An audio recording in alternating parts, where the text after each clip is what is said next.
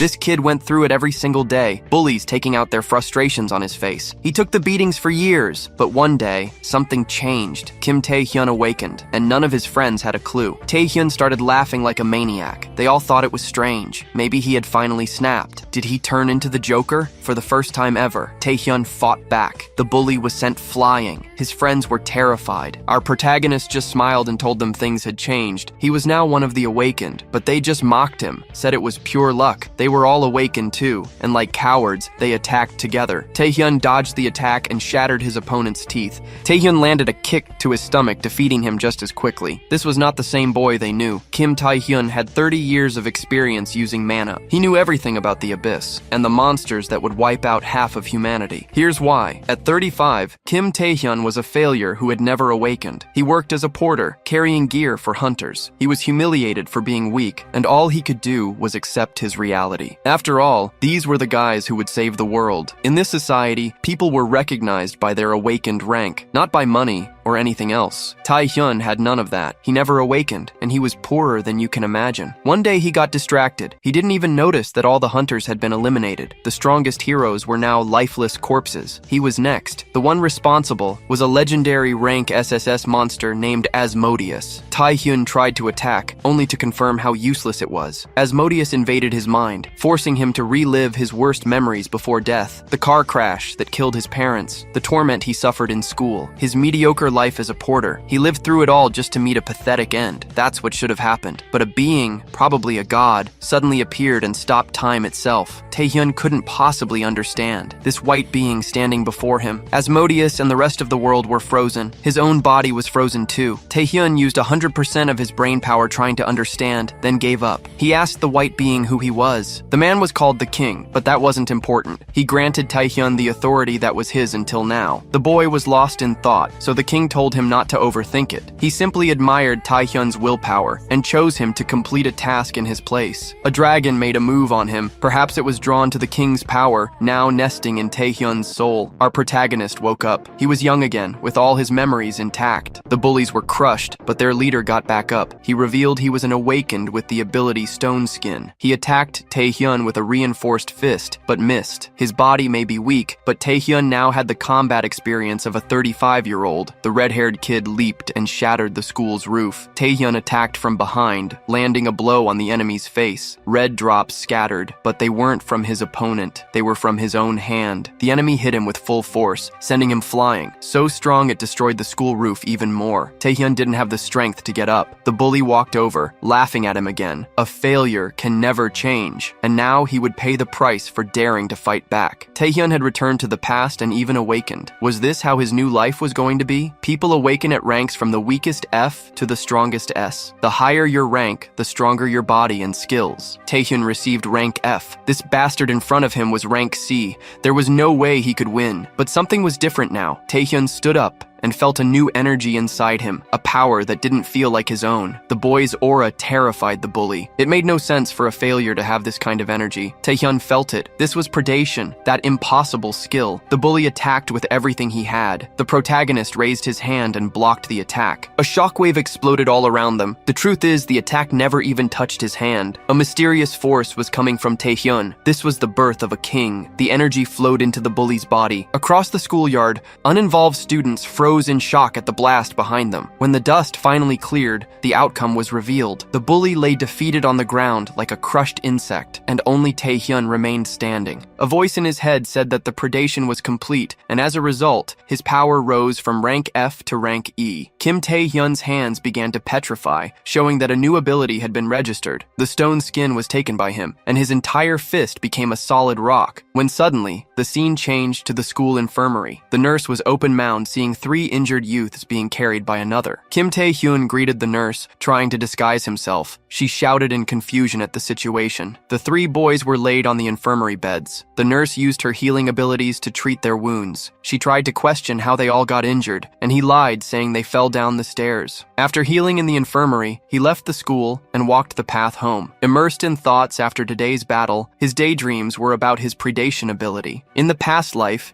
he trained all his life to increase the rank of the ability, but today, in just one fight, he managed to increase its rank. An F rank ability that can surpass the strength of a C rank and also steal other abilities from defeated opponents. He was filled with questions about why that king gave him this ability and why he returned to the past. Even with countless unknowns, he thought there was only one thing to do now, and that was to learn more about predation. Finally, he arrived at his house. He looked nostalgically at his home, as it had been years in his memories since he last returned. He remembered that when his parents died, he started living with his uncles. A smile appeared on his face. He entered the house thinking if he should look for more information before his uncle arrived later. He reached the living room and saw 3 unfamiliar men and his cousin. He asked why he wasn't at school, but then his eyes widened as he realized something. The box his cousin was opening was full of money, and memories of his past life returned. He remembered how his cousin wanted to be with the delinquents and stole all the money from home, causing a huge mess. The bullies questioned who he was. Hwang Jae-am replied that he was his cousin. The blonde bully threatened Kim Tae-hyun not to meddle in their problems. He put his hand on his head as a way to show superiority, but he didn't show any sign of weakness. On the contrary, he was excited to have the chance to test his powers. The blonde didn't even have time to react to the punch he was about to receive. With one punch, he was knocked to the ground by Kim Tae-hyun, almost losing consciousness from the impact on the ground. Hwang Jae-am and the others were shaken by the situation. He raised his hand, preparing to activate his powers. The blonde put his arms in front to protect himself. He was scared, expecting some firepower to come out of his hand. Kim Tae-hyun was also excited, but the voice in his mind said that the ability to steal skills was currently inaccessible. The blonde looked wondering why no power came to him, while he was surprised that predation hadn't been activated. A blow came his way while he was distracted. He had been punched by the guy he was holding. He was thrown to the ground by the force of that punch. The blonde ordered the other 2 to attack him. One shot his viming power while the other blew poisonous breath, and the blonde used his thorn ability. The 3 attacks came towards him. Kim Tae-hyun was surprised by the speed of the attacks. A pressure erupted from the 2nd floor of the house. They watched the purple smoke of the poison. The blonde taunted Kim Tae-hyun with his words, thinking they had won. But then he noticed something in the middle of the smoke. Again, the crimson aura shone, standing out in the smoke. The presence of a hungry predator was forming in Kim Tae-hyun. He complained about his ability coming and going when it wanted, instead of when he commanded. The 3 delinquents were still shaken by the sight they were having. He shot forward with his fist, covered in stones, and hit the blonde's face. He reveled in the oppressive power of his strong ability. A few moments after winning the fight, he looked content at the unconscious bodies of the delinquents on the ground. He discovered that the attribute window was only visible to him. It detailed his abilities, but not everything was informed. The information not mentioned were the activation conditions of the predation ability. Besides that, the passive effect of nullifying other abilities was also not mentioned in the attribute window. He continued thinking and pondering other ideas in his mind, but he put those ideas aside for the moment. He saw his cousin kneeling on the ground, apologizing. Hwang Jae-young said he was reflecting on his reckless actions after seeing an impressive side of him. He also said he would be his subordinate and follow any order he gave. While the young man spoke, Kim Tae-hyun thought about what to do with the other incident that happened today. He said he forgave his cousin, and he stood up like a fox. But in exchange for forgiveness, he had to follow him to do something. At an abandoned train station, warning signs were placed in front of the main gate. The 3 agents looked stunned at something ahead. A portal was about to suffer a break. Portal break is a phenomenon where monsters from the abyss open a path to reality, and if left unchecked, it can lead to something worse than a natural disaster. The agents said the last portal break happened 10 years ago, and that the monsters from this portal were spreading too quickly. The assistant asked if they should start evacuating the neighborhood, but received a negative response from the supervisor, whose ability was called Barrier, and his rank was B. By their measurement standards, this portal was rank C, so the strongest monster from this portal was also C. While the agent boasted about his superpower, the monsters forced their way through the barrier and managed to break it. The leader quickly reacted to the monsters behind him. With a kick, he cut off the head of a Cyclops monster. He says that as rank B awakeners, they are more than enough to face the danger of that portal. Hwang Jae-hyung runs after his cousin, questioning if the group of agents mentioned earlier would be okay since they are quite strong. He continues emphasizing what has already been said as they run to the train station. Kim Tae-hyun responds that although the initial mana of the portal is rank C and the control personnel are rank B, they will have no problems with rank C opponents. opponents. Hwang Jae-hyung complains that this is exactly what he was talking about, but Kim Tae-hyun says that this would be true if the portal was really rank C, surprising his cousin. The area around the portal was full of dead monsters. The group leader analyzed the bodies, wondering how those rank C monsters broke his rank B barrier. He turns to the gate again, realizing that the mana flowing from the portal is stronger than he estimated. Then they see more creatures coming out of the portal. The creatures touch the barrier, already crack it. The three look at the scene without words. The monsters break the barrier and disorient the three with a display of power. They easily exit the portal entrance towards the people, and the huge monster that accomplished this feat was a giant ogre of rank A. The leader is stunned that the portal is not rank C, but rank A, and a huge explosion is triggered throughout the station. Hwang Jae-hyung asks his cousin how he knew such information. Kim Tae-hyun had no way to explain it to him, so he responds that it came from his intuition. In front of the two, a crowd of normal people was fleeing from the monsters chasing them. The woman at the front of the crowd said to run because it was a portal break. Hwang Jae-hyung looked perplexed as his cousin had told the truth, and Kim Tae-hyun told him to do what he had asked him to do earlier. He asks his cousin what he would do in that situation. He only responds that he will take care of the monsters himself and then meet them later. The city scene at night is illuminated by the building lights. A man reports on the portal break situation and says it won't be possible to provide reinforcements due to the members' unavailability. He also adds that the only solution to this crisis would be a rank A awakener, so he turns to see the man behind him, a rank A awakener, and asks for his help. He was nicknamed Lunatic Blade on Hyeon-soo, who told everyone not to worry because he'd hero was arriving. His greatest specialty was the 8th grade syndrome. Kim Tae-hyun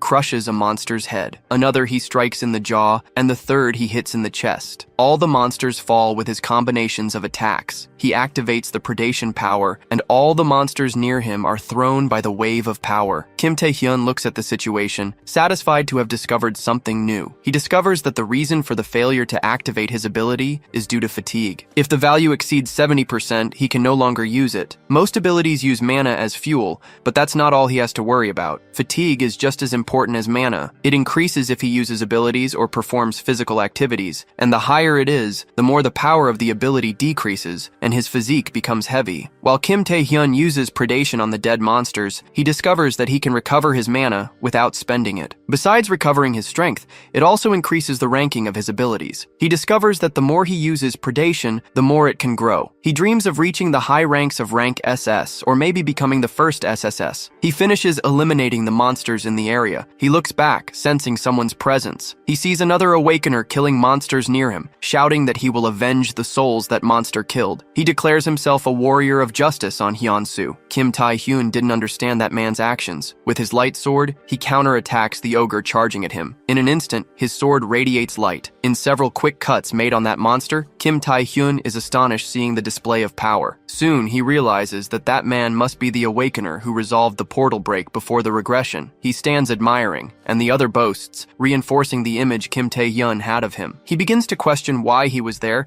since in the regression the other was fighting in another city. So he begins to pray for the dead souls he found along the way. Before understanding anything, the attribute window informs the presence of an ability. He is startled by the vision he had. Someone comes from behind and stabs his heart. He spits blood without seeing the man behind him, and the assassin laughs for eliminating his target. The city seemed destroyed by the monster commotion, and the atmosphere seemed silent in a clothing store. Hwan Jae-young observes the nurse lying down. She appeared to be in a deep sleep. He prepares his mind and heart in front of the nurse while remembering Kim Tae-hyun's words. He hears that many people will die that night, and one of those people is the nurse, surprising him. She was apparently doing relaxing activities instead of evacuating, resulting in her death. With the sleep ability, he could put the nurse to rest and take her to a safe place. Kim Tae-hyun promised he would take care of the rest. He wonders how his cousin knew all this. Then the pieces connect in his mind. He questions it, but all the evidence points to this. He believes that Kim Tae-hyun awakened an ability to foresee the future. He can't help but exclaim how amazing this is in his head. He was sure that nothing would go wrong according to his cousin's prediction. He looks nervously at the scene before him. It seems that the other managed to escape the grasp of the invisible assassin. Pressing the wound to stop the bleeding, he questions who attacked him. The assassin is surprised that that he survived even after hitting a vital point,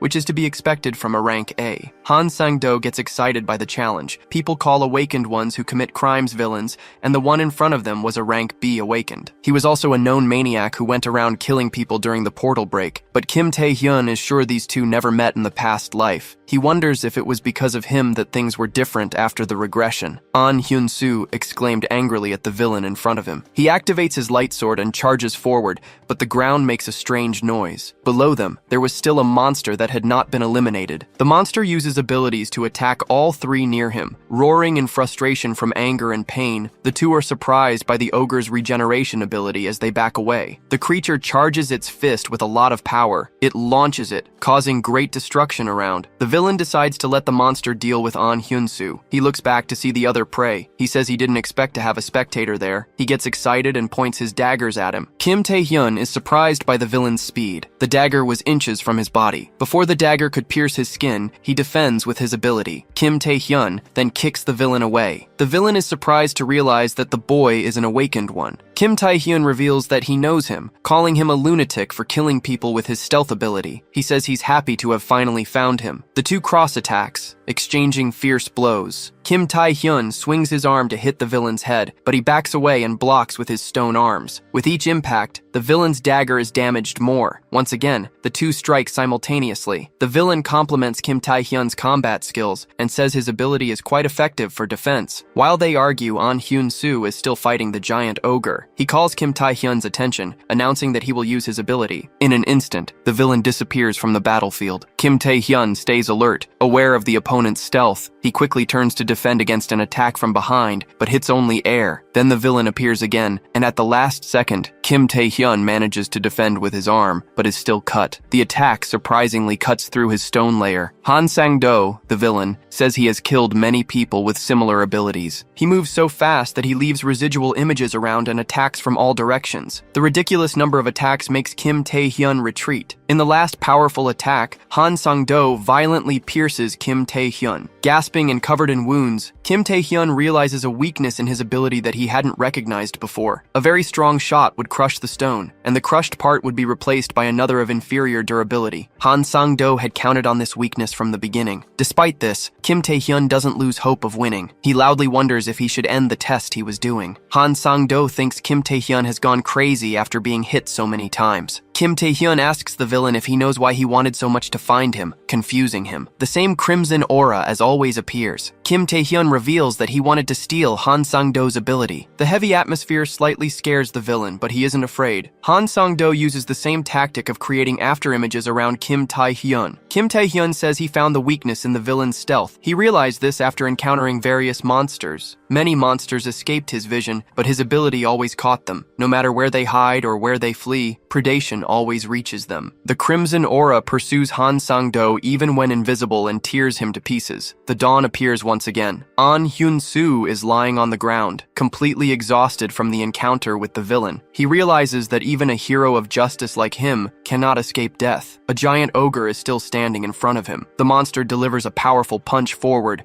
aiming to hit the ground where An Hyun-soo is. The ogre waits for the dust to settle to see the blood, but finds nothing he expected. Kim Tae-hyun is surprised to see how worn out the ogre is. He'd saved An Hyun-soo from death at the last second. Later that same day, the couple opens the door and is surprised. They see their son and nephew returning home. Tears of joy fill their eyes. They were very worried that monsters had killed them, but their son says nothing happened. Then he says the house was a mess, as if someone had turned everything upside down. And again, Hwang Jae-hyun nervously says nothing happened. On the cell phone, the latest news channel was on, alerting that the portal break was completely resolved that morning. But considering a possible subsequent break, schools would be closed for a week. The news of survivors increased using the public. The cleanup team sent to take care of the portal was in the hospital being treated. The school nurse said she suddenly woke up in another place after sleeping. And in the interview, with the only awakened president at the scene, he only said that the hero who saved those people was not him, but another unknown person. However, the corpse of the giant ogre was not found, and the identity of the villain who attacked the city has not yet been discovered. People realized that the preventive security measures were not enough. While watching the news, Kim Tae-hyun is glad his name was not mentioned. He stops walking after reaching his final destination of the walk. Now he can have 3 abilities, the most recent being stealth. At his current level, it is very difficult to use all three, because he doesn't have enough mana, and if he uses too much, he will end up getting tired quickly. Then he remembers that only solution for this is potions. Potions are elixirs created for various purposes, such as recovering mana and fatigue. But potions are very expensive, which is why he was walking in this abandoned area. He planned to hunt, but to hunt, he needed a legal license to use his abilities in public. If he couldn't use his abilities in public, then he could only explore undiscovered dungeons like the one he was in. After crossing the narrow corridor, he encounters huge arthropod creatures and giant spiders. The humanoid creatures show enough intelligence to speak and mock him. He realizes that the power of these creatures was comparable to rank B, but having a few of them was not enough for him to level up. The spider sisters perceive the insult directed at them and begin to attack. They all fill their mouths with venom and then fire at him in a combined attack. They already sang victory after the combined attack. But the predation ability nullifies the effects of the venom, leaving him practically unharmed. The three are surprised because for the first time, a human resisted their venom. The screams in that abandoned railway were intense. The attribute window showed success in stealing the ability to paralyze opponents. The Korean Players Association building was a huge skyscraper. A meeting room was properly guarded by 2 guards. 3 people were sitting waiting in that room. The one sitting in the middle was a new HR manager of the association, Go Tae-wook, and the other 2 were the best players in all of Korea. Player is the word to define an awakened legally allowed to use their abilities for exploring, cleaning dungeons, and so on. Currently, there are only 5 top players in the newly created Players Association. Among all the guilds created, the 4 best guilds were the Indivisible Fighters, the Alchemist Artisans, the Wizard Sorcerers, and the Informant Wanderers. And the agency that controls these 4 guilds and all other players was the Players Association. In front of Go Tae-wook were the Guild Master of the Wanderers, Yu Ae-yong, and the President of the Players Association, Cheap Chin-wei. Both are rank S players. The President asked Yu Ae-yong if she discovered anything about the Evil Guild. The Evil Guild is a criminal organization formed by the most ruthless criminals among the villains. The recognized members of the Evil Guild always wear golden rings with 3 skulls embedded in them. She hands over some papers with the recent movements of the Evil Guild and a list of their targets. Then she says she knows that wasn't the only reason she was called. And the President immediately asks for her opinion on this case. She, confused, doesn't understand his question. He questions when she took the player test and is told that she did it at the age of 19. Then she understands the meaning of the question. The President smiles in contemplation at her astuteness,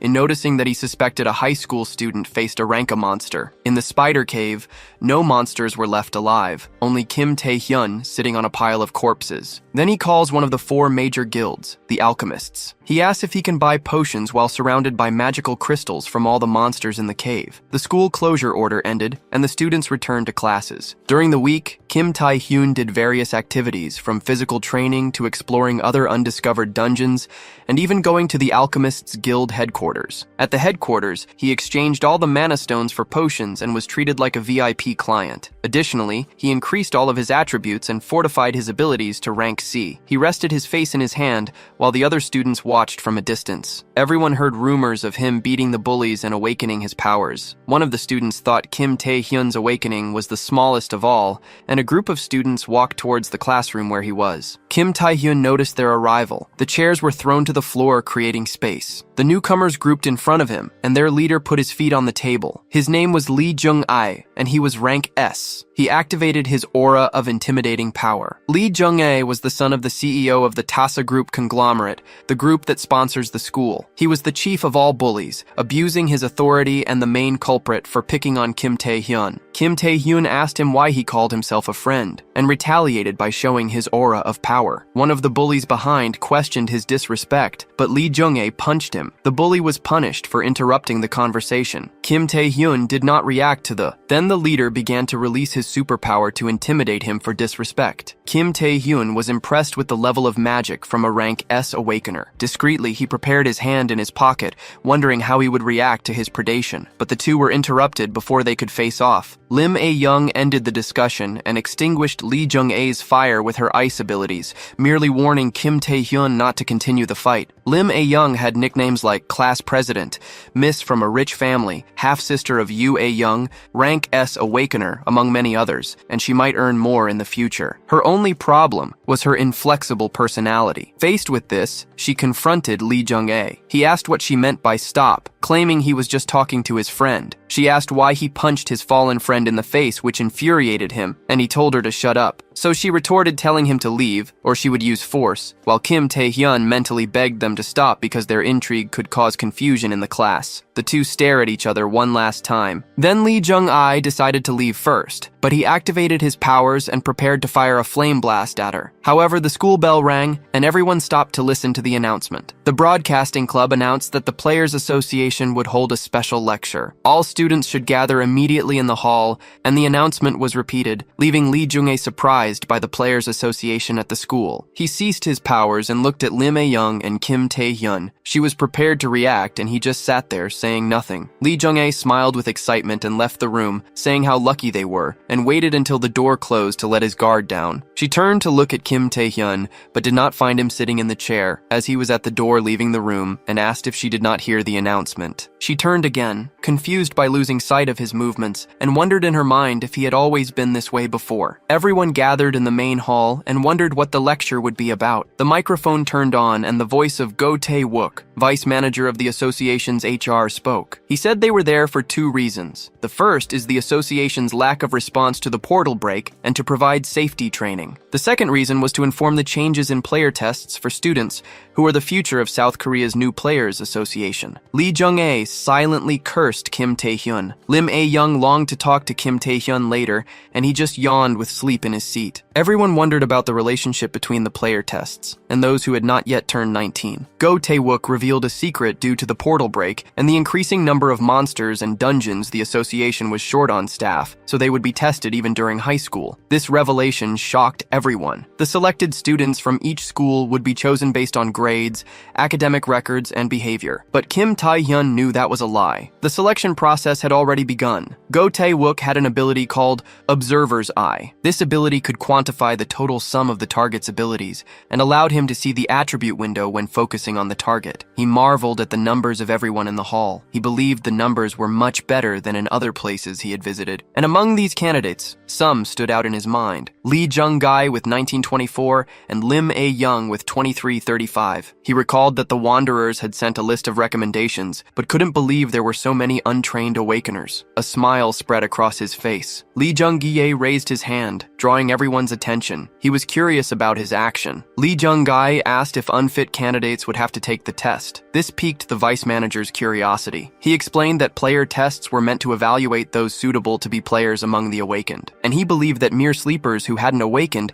had no right to hear this lecture, clearly referring to Kim Tae-hyun. To become a player, a complex number of abilities should be evaluated. Lee Jung-gae continued his eloquent speech. His goal was clearly to humiliate Kim Tae-hyun, and he managed to elicit laughs from the other students. Kim Tae-hyun realized that Lee Jung-gae was very determined to confirm if he had awakened or not, and he stared back, waiting for proof. Lim A-young disagreed with his actions, but she remembered Kim Tae-hyun's lack of manners for a moment. This made her hesitate to. Then Go Tae-wook said it depended on the student to decide whether to participate or not. He continued provoking Kim Tae-hyun. He knew Lee Jung-gae was right, and that he couldn't take the player test if he didn't prove to be awakened. However, he knew the observer's eye could be used on him to get a recommendation without doing anything. From afar, Go Tae-wook watched the students. He evaluated Lee Jung-gae's behavior as pathetic for tormenting others. Then, his eyes turned to Kim Tae-hyun. The observer's eye couldn't verify his information. This realization surprised him greatly. Then, Kim Tae-hyun began to challenge Lee Jung-gae. This confused everyone who witnessed the situation. Kim Tae-hyun then said he would lead the lecture and show the middle finger to Lee Jung-gae. This bold action made Lee Jung-gae furious. Go Tae-wook still couldn't accept that his ability didn't work. Even with the association's president and the Wanderers guildmaster, this kind of error had never occurred with his ability. Kim Tae-hyun left the hall, and Go Tae-wook couldn't identify why his ability didn't work on a child like him. A few steps before the door, he stopped. He tried incessantly to use his ability to see him, but never succeeded. Kim Tae-hyun turned and allowed his ability to be checked. Go Tae-wook was instantly surprised. A terrifying aura surrounded him, and the power above his head was measured measured at over 5,000. Sometime later that same day, Kim Tae-hyun was reading numerous books in the library, searching for clues about the king, but was interrupted by the group of bullies he had defeated before. They said Lee Jung-gae was looking for him, and that he should get up, and he boldly challenged them, refusing to follow their orders. They were momentarily silent but mentioned his aunt's restaurant. This shook him a bit. He took his eyes off the books and raised his head, and they said the leader sent them to say that they insulted Kim Tae-hyun, calling him a pathetic orphan who only caused trouble for his uncles. The bully with closed eyes didn't see the attack coming his way, and the library exploded with the pressure of the blow. All the bookshelves were destroyed. The bully was held by the neck with his mouth bleeding. The other two were easily knocked out. Then Kim Tae-hyun simply asked where Lee Jung-gae was so he could find him. In the same main hall after the lecture ended, there was no one in that place. Lee Jung-gae and his bodyguard waited for Kim Tae-hyun to arrive. The bodyguard was slightly surprised. Since Kim Tae-hyun arrived, he had continuously cast negative status abilities. Before the oppressive aura, none of the abilities had an effect, as he suspected Kim Tae-hyun had awakened and was called for a conversation, but he didn't respond. He continued saying he didn't want to threaten him, but to recruit him. He revealed he planned to create a guild as soon as but Kim Tae-hyun still didn't give any response. He said he wanted to recruit other geniuses to work for him. He pointed to Kim Tae-hyun as if expressing recognition of his talent. He ordered him to forget his past grudges and promised to bring fortune and honor to his family and lift them out of the mud. Kim Tae-hyun finally responded, saying how much nonsense he was talking. He activated his ability, preparing for combat. With his stone skin fully formed,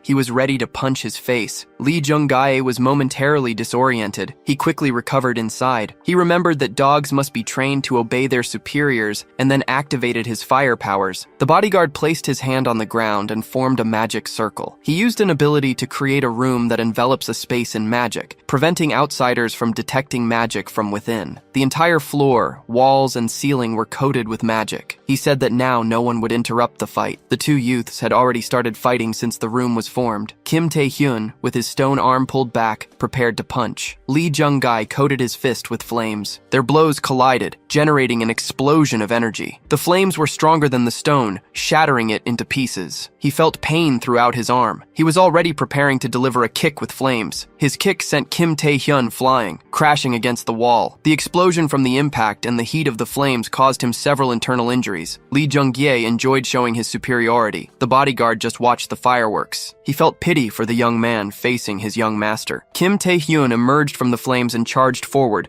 but the attack was blocked and he immediately prepared to counter. He raised his fire-loaded hand towards Kim Tae-hyun. He unleashed an explosion of fire in his face. The bodyguard continued to observe calmly until he discovered something unprecedented. After the flaming blow, the flames ceased. Quickly, Kim Tae-hyun recovered and retaliated with another stone blow. He began to overpower Lee Jung-gae. The two struck at the same time, but Kim Tae-hyun's fist hit his face first. With the force of the blow, it sent him flying. The bodyguard couldn't believe that the young master was overpowered with brute strength. Lee Jung-gae showed difficulty getting up. He pressed on what Kim Tae-hyun had done to his body that wouldn't move. The bodyguard was surprised to hear that his body wouldn't move. He discovered that physical strengthening wasn't Kim Tae-hyun's only ability. He was thrilled that his paralysis ability worked. The paralysis ability can easily pierce through rank as resistances. Stealth is immediately nullified against long-range fire attacks, and predation as a last resort shouldn't be used lightly. So the goal was to accumulate paralysis through physical combat. He discovered that the status effect of abilities has a greater effect when used in direct attacks rather than at a distance. Therefore, the last damage caused by several attacks containing paralysis could penetrate under the opponent's high rank as resistance. The bodyguard was speechless at the sight of the young master losing. He claimed in his mind that Kim Tae-hyun was a genius, but the fight wasn't over yet. Lee Jung-gae was lying on the ground suffering from paralysis. He admitted to underestimating too much. Then he pulled a purple crystal from his pocket. He crushed the crystal between his fingers. The fire giant formed in front of Kim Tae-hyun. Lee Jung-gae announced that he would fight seriously with the flames on his body increasing in heat. He propelled himself forward with his flames. The fire titan threw a powerful punch but missed its target by a hair. It let out a shout at the titan's height, with his arms entirely covered in stone as he prepared to punch. But the titan retaliated with a breath of fire. Their attacks collided in the middle of the room. The flames slowly consumed the Rockster ability. The stone protection was destroyed, and Kim Tae-hyun was thrown by the explosion's force, crashing hard to the ground. The bodyguard still watched the battle unfold. He recognized that the titan was the true form of the young master's Heart of Fire ability. The purple crystal used earlier manager, was a mana amplification stone created after refining stones found inside monsters. Thanks to the amplifying stone, Lee Jung-gi could use the full power of his ability. The bodyguard worried about other things beyond the use of that stone. He shouted for the young master to stop, or he would end up killing Kim Tae-hyun. He also warned that it was too much power for him to handle,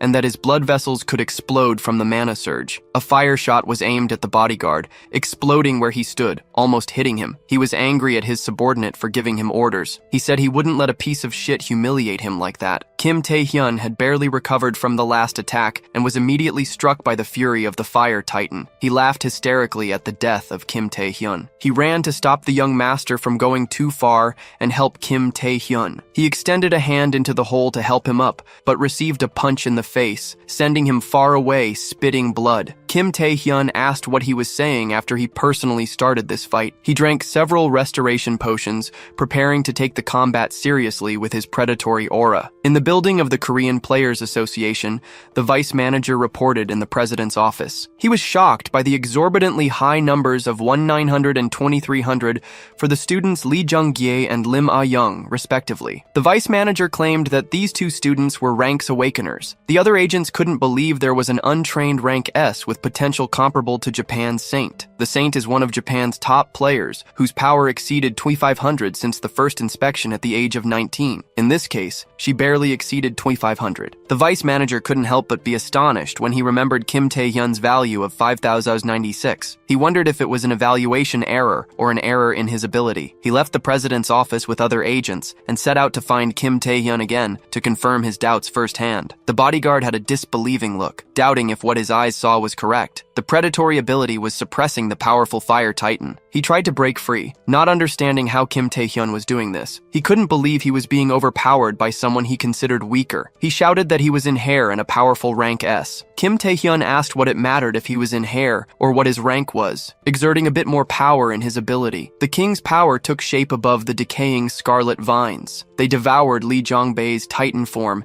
and the entire court was destroyed in reaction to the power. The entire gym was destroyed. Lee Jong-bae was unconscious on the ground. The bodyguard trembled intensely. Kim Tae-hyun watched ahead with surprise. The bodyguard had protected the young master by throwing himself in front at the last moment to pull him from the attack during the predation. Fortunately, he acquired the ability in time. He asked what he planned to do and how he would handle the consequences. Kim Tae-hyun questioned how he could act brazenly after getting involved in the fight. He stated he wasn't the type of man who would flee from such a threat. He denied having a plan to kill Lee Jong-bae, but insisted that he deserved fair compensation for his life. The bodyguard's face turned pale upon hearing Kim Tae-hyun suggesting that 1 billion won would be enough to keep the haired Lee Jong-bae alive. Outside the gym, several students gathered around the explosion. While everyone wondered if they were villains, Lim Ah-young recognized whose flames those were. She furrowed her brows with Lee Jong-bae's name in mind. Then the scene of Kim Tae-hyun being bullied flashed through her mind. The nurse tried to calm all the students, but Lim Ah-young ran ahead of everyone towards the gym. The nurse was surprised to see her running. She was a few meters from the door, regretting having just watched those two in the gym without doing anything. She entered without fear, running through the flames. She wished in her mind that Kim Tae-hyun hadn't died in the explosion. Then she saw the previous scene unfold completely differently in her mind. She had no reaction while he talked to her. She questioned him about what he did to defeat Lee Jong-bae, but Kim Tae-hyun, not wanting to explain, lied, saying he fell down the stairs. The lie couldn't be more obvious,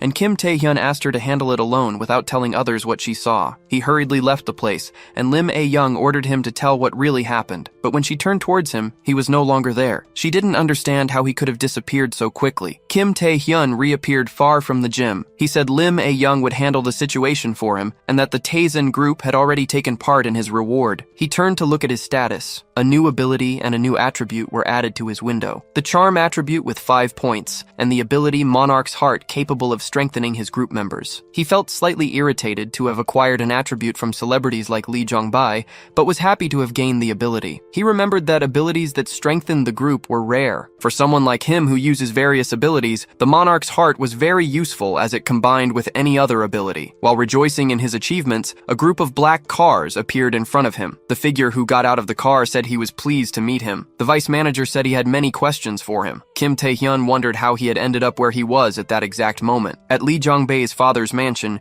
he was informed that his first and only son was in the hospital, and that the aggressor was demanding 1 billion won for his son's life. His hunting dogs barked fiercely. The bodyguard trembled with fear in front of his boss. He apologized and said he had nothing to say about it. The boss told him to do whatever Kim Tae-hyun asked, surprising his subordinate. Mockingly, he said that Kim Tae-hyun was a brave kid. He raised his right hand from the armrest of the chair. He snapped his fingers, signaling for his other subordinates to enter. The bodyguard recognized the people who entered. He shouted to his boss to remember that the opponent was still a child and that he was being too cruel. The boss told him to shut up and said he wouldn't tolerate a dog barking. Lee Jong-soo smiled cruelly at his subordinates in front of him. At the moment when the vice manager asked what he did in the gym, Kim Tae-hyun wondered which of the two events he was referring to. He pondered about the chances of the manager getting involved in the problem he had with Lee Jong-gae. With few options, he tried to rely on luck and asked if he was talking about the explosion. The vice manager was surprised by the question about the explosion. Then he looked back and said he would take care of that another time. Kim Tae-hyun confirmed that the vice manager didn't know about his involvement in the gym explosion. A smile appeared on his face, and he asked if they didn't already know what he did. After leaving him confused, Kim Tae-hyun said he knew he came there to invite him to take the player test, trying not to make it clear which theory he based this on. Then, Kim Tae-hyun revealed his aura. The number 5214 appeared above his head. He replied that it was because of this great number displayed on him. The vice manager was astonished, unable to believe what his eyes were seeing. After seeing the numbers on his head increase, he was sure that Kim Tae-hyun's strength was real. Then he asked Kim Tae-hyun another question, asking what happened to his clothes. Kim Tae-hyun finally noticed the damage to his clothes. At Kim Tae-hyun's house, his cousin was shouting very loudly. Hwang Jae-young asked to confirm if he was really going to take the player test, which Kim Tae-hyun confirmed. With his cousin's confirmation, his jaw dropped. Then he knelt before the great Kim Tae-hyun. He said the Tizen group would solve the gym problem and that he could just focus on training for the player test in a month. His phone rang on the table. Outside his house, two people were waiting. These two were wondering why the association was protecting the house of a mere student. The masked man had just defeated the association agent, while the black masked one watched the house. These two were a two-person assassination unit, the Black and White brothers. The elder used the codename Black, and his abilities were stealth and physical enhancement. The younger used the codename White, and his ability was only stealth. The black masked one laughed on the roof, planning the death of the mere student. He turned to look at his brother, but was left speechless when he saw him being beaten. He quickly drew his hidden blade, asking who was hitting his brother. Kim Tae-hyun let go of the white masked villain. The black masked one had no time to react. He received a full knee strike from the one who was supposed to be his target. A few hours earlier in the gym, the bodyguard said he could make the decision to keep the event quiet and to hand over 1 billion won alone. Kim Tae-hyun said he wasn't evil enough to throw that duty on the minions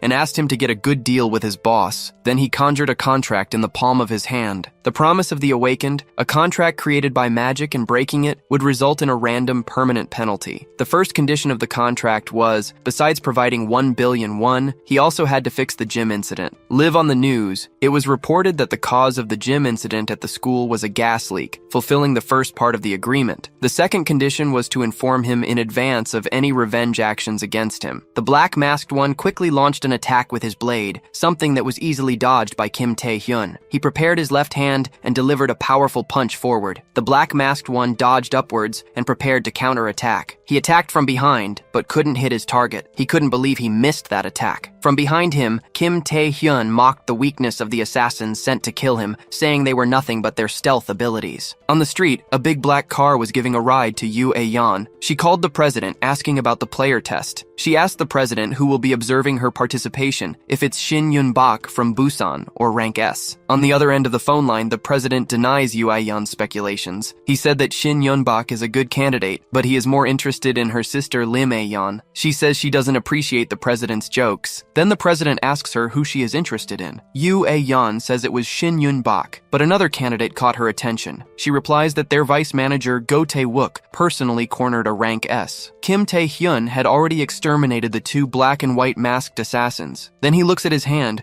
and realizes once again that he is having trouble using his predation power. The attribute window says that he is unable to use predation due to his physical incapacity. On the streets in front of Kim Tae-hyun's house, the black and white masked assassins were exposed on the street. Agents of the vice manager Go Tae-wook complain about the horrible conduct of attacking high school children by the assassins. Go Tae-wook thanks Kim Tae-hyun and asks if he knows who paid them to assassinate him. Surprised by the question, he decides not to tell, saying he doesn't know anything. Go Tae-wook wonders if the participant list was leaked. Kim Tae-hyun thinks it could be a problem if the Taejin group knows too much about him, but he thinks they are the least of his problems now. He tries to exert control over his ability, but unfortunately his physical capacity is insufficient to use it. He starts walking back home while thinking about how to increase his status to be able to use predation again. Predating monsters or awakened ones are flawed methods because they require using the ability. After pondering for a few moments, he realizes there is only one way. The next day at Blackhead Academy, the personal trainer Yura welcomes the new visitors to the academy, the training center of South Korea's new association. After introducing herself, she notices that the two are children. She starts to say that this place is not for children, but Kim Tae-hyun pulls out a black and gold card. Yura stares at the VIP card in his hand. She recognizes it as a card from the Alchemist's Guild. She wonders about the identity of this boy who came to her today. Worried about causing a problem if something goes wrong, a muscular figure appears to save Yura. The muscular man says that money is not enough to get in. This man was the Iron Man, not officially a player, but an awakened rank B. Hwang Jae-hyung, confused by the situation, asks what they were going to do now. Meanwhile, a small group of bodybuilders watch the situation. The Iron Man, killer of rookies, had found his new prey. The muscular man continued posing. Kim Tae-hyun couldn't understand anything he was saying and commented that he was barking like a dog. This comment caught his attention. Hwang Jae-hyung and Yura were shocked at how rude he was being. He asked Kim Tae-hyun if he was calling him weak. He responds by asking if he wants to settle it with a bet. The loser pays for a year of the winner's membership. He laughs complacently at the challenge he imposed and accepts. Immediately,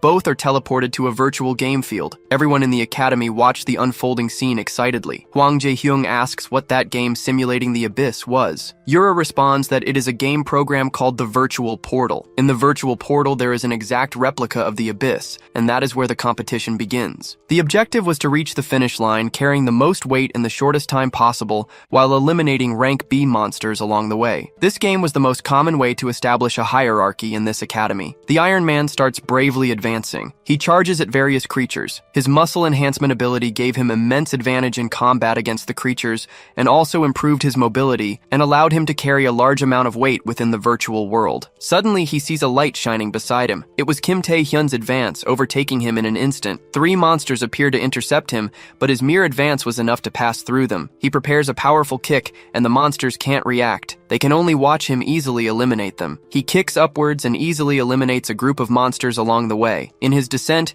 he eliminates those he passed by. The virtual monsters can only see him arrive before they die. He sees the massive amount of points Kim Tae-hyun is scoring ahead of him. He is extremely shocked by this sight. Everyone else in the academy is also shocked. Only Hwang Jae-hyun is cheering for him. He turns his gaze to the Iron Man and thanks him for paying for a year's membership for him. Time passes, and today is the day the player tests begin. Everyone was anxiously waiting for this opportunity. Journalists observed from a helicopter looking at all the candidates. The ones people were most eager to see were Iron Fist Hong Jung-wook, the druid Lee Gil-sun, the god of thunder Shin Yun-bak, and the next Saint Lim Ah-young. Besides these, many other talents were expected to participate this time. Many others were also interested in watching this show. A young reporter was exhausted from the distance she had to travel. She was saddened because if she didn't cover this story, she would be fired. After seeing the immense number of people who came to see this exam, she didn't think she would be able to interview any of the awakened who would take the test. While she lamented lying on the ground, Kim Tae-hyun approached from behind the crowd. He wondered why there were so many people, and his voice caught the attention of reporter Kim Gi-ja. She quickly assumed Kim Tae-hyun might be a candidate. She sneaked behind him, asking if he would let her do an interview. A view from above showed the entire stadium. In the waiting room, Kim Tae-hyun was called minutes before the test began, almost late due to the interview he gave. He entered the closed room and found hundreds of people inside. Everyone was waiting for the test to begin.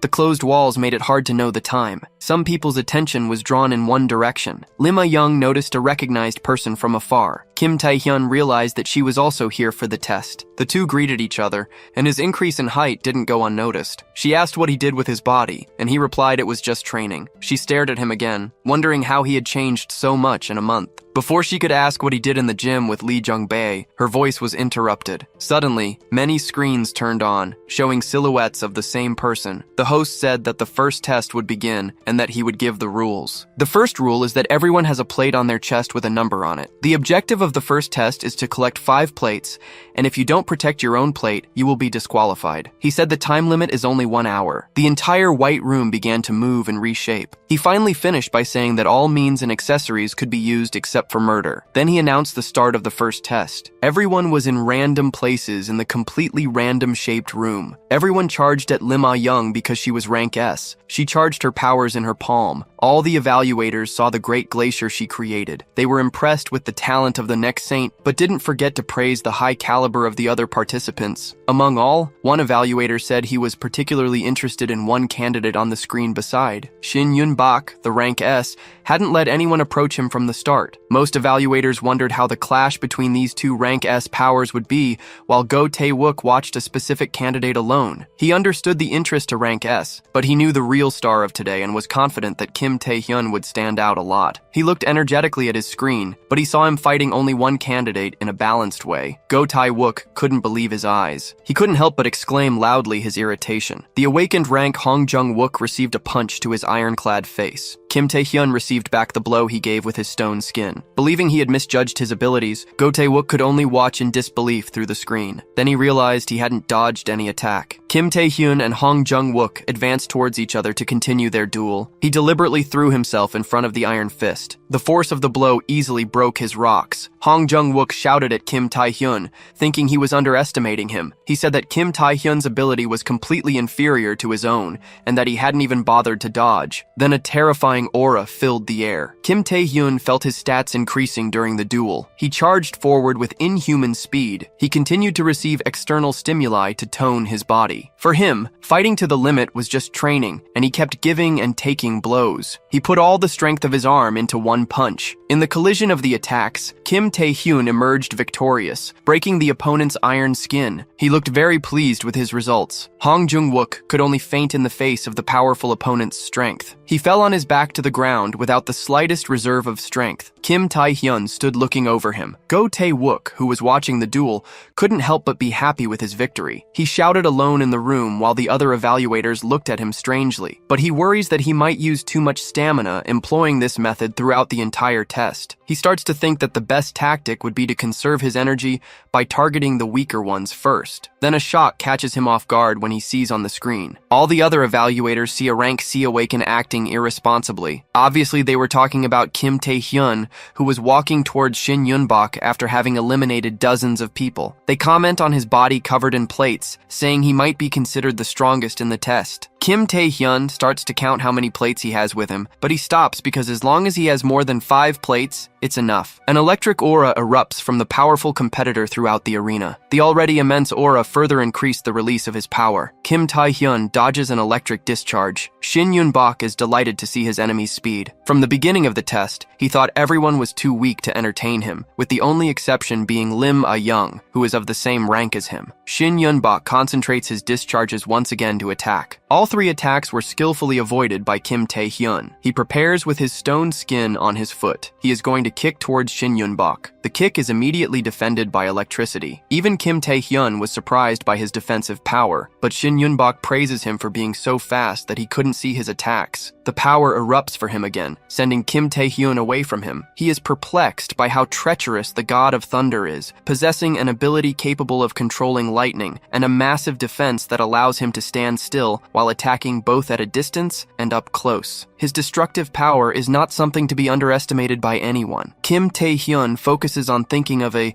that doesn't use predation, which is currently unavailable to break through his impenetrable defense. Shin Yun-bak sees that he isn't coming to him, so he asks if he wants him to advance as well. He is astonished to see him running so fast towards him. He charges an enormous amount of lightning into his hand for the attack. He narrowly dodges by turning his neck to the right. Then a charged kick is delivered, but is also successfully avoided. Hands charged with energy head towards him again. Numerous successive attacks from Shin Yun-bak were made, even destroying the arena. He was having a lot of fun with the excitement of that battle. Then he grabs Kim Tae-hyun's hands and discharges all his lightning into him. He is paralyzed by the immense energy running through his body. body. Shin Yun-bok shouts that he should be running if he wanted to withstand fighting him. Kim Tae-hyun grits his teeth and ignores the pain of the electric current passing through his body. He puts everything into making his stone arm grow, but the electric power breaks all the stones immediately. At the same time, it produces a Kim Tae-hyun raises his arms to cover his eyes, but Shin Yun-bok jumps to deliver his next electrifying attack with full force on him. His hand descends,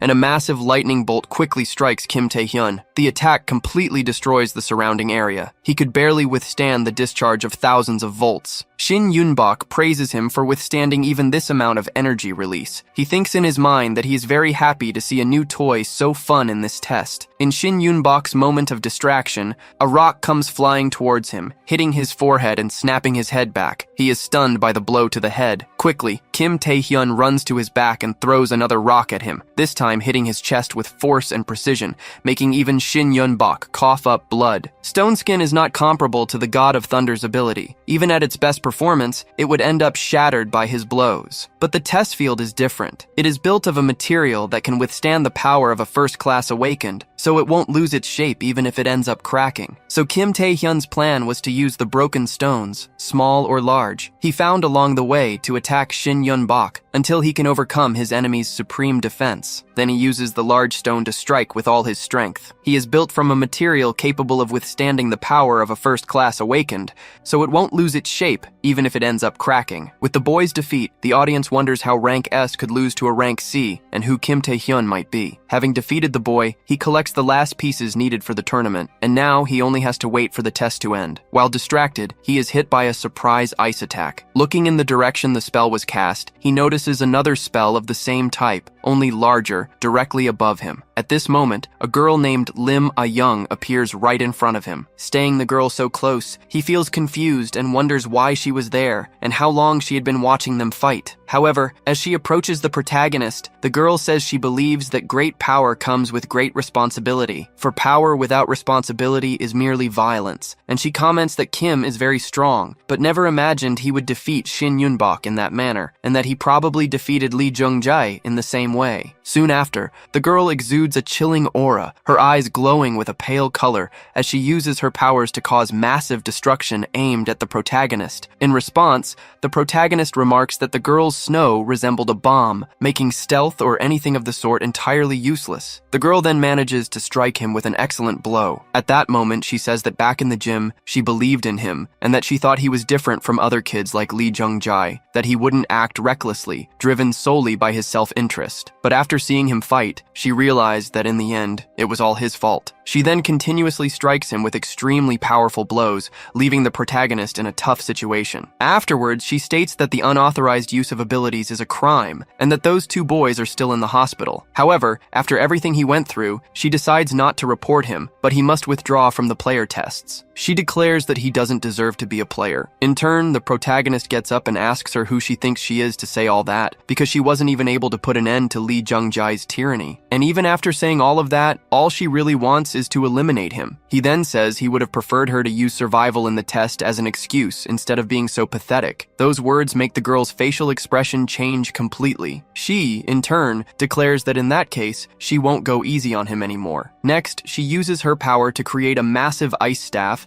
and says she will eliminate him with it. At this moment, the protagonist realizes that after being shattered thousands of times, his stone skin has lost its functionality. Even if he uses stealth, he'll be detected by her area attacks, and the attribute boost granted by the monarch's heart is already active, but isn't enough to turn the tide. However, predation is still sealed, and to make matters worse, he has no stamina to paralyze her as he did with Lee Jung-jae. So, in the end, he only has one chance left to win. The battle between the two continues, causing massive destruction in the arena. Amid the brilliant light emanating from the arena, the entire audience wonders what is happening, as they can't see anything at all. However, as the arena's light begins to dim, everyone is shocked by the scene they witness. The scene they see is the protagonist and the girl on the ground locked in a kiss. But it wasn't just a kiss. In reality, it was a paralysis ability. Status effect abilities that cause abnormal conditions at close range instead of long distance, and whether directly or indirectly, they have an extremely high chance of success. The protagonist infused paralysis into his blood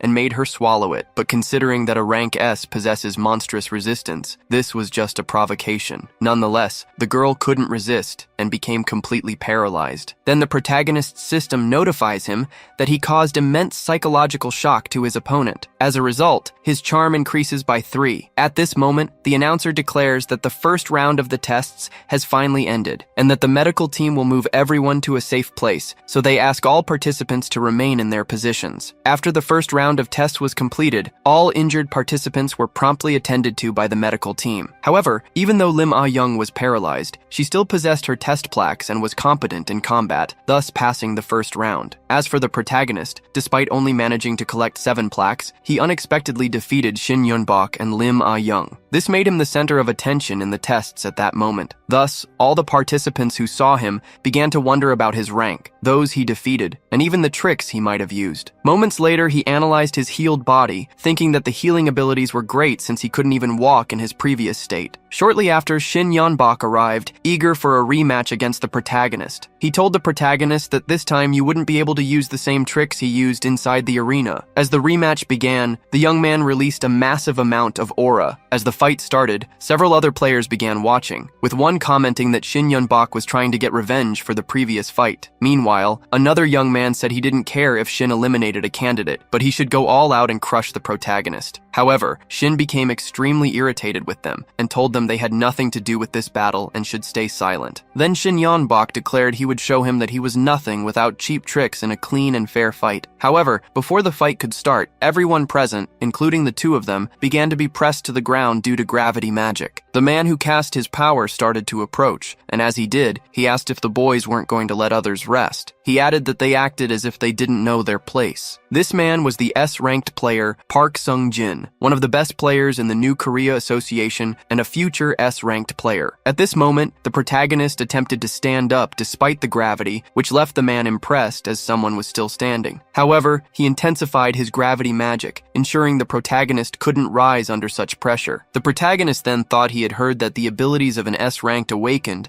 and an S-ranked player were on entirely different levels, but he hadn't expected it to be this different. Meanwhile, player Park asked if he was withstanding all that pressure, noting that even veteran players couldn't endure so much. Before he could increase the pressure further, he was interrupted by the doctors responsible for the players. One of the doctors demanded to know what the hell he was doing to the kids who had just been treated, and whether he was trying to eliminate them all before the second round began. However, Park claimed he wasn't trying to eliminate them, but rather to control the situation. The doctor then accused him of lying, stating he knew Park did this every year to test the players' abilities. Meanwhile, unlike the other players who were completely unconscious due to Park's pressure, the protagonist managed to stand, leaving the man astonished. Impressed with the protagonist, Park asked for his name, to which he responded that he was Kim Tae-hyun. Park then thought to himself that Kim must be a C-ranked player who defeated Shin Yeon-bok and Lim, and noted it had been a long time since someone had piqued his interest this much. Placing his hands on the protagonist's shoulder, he said it was clear he aimed to become an S-ranked player,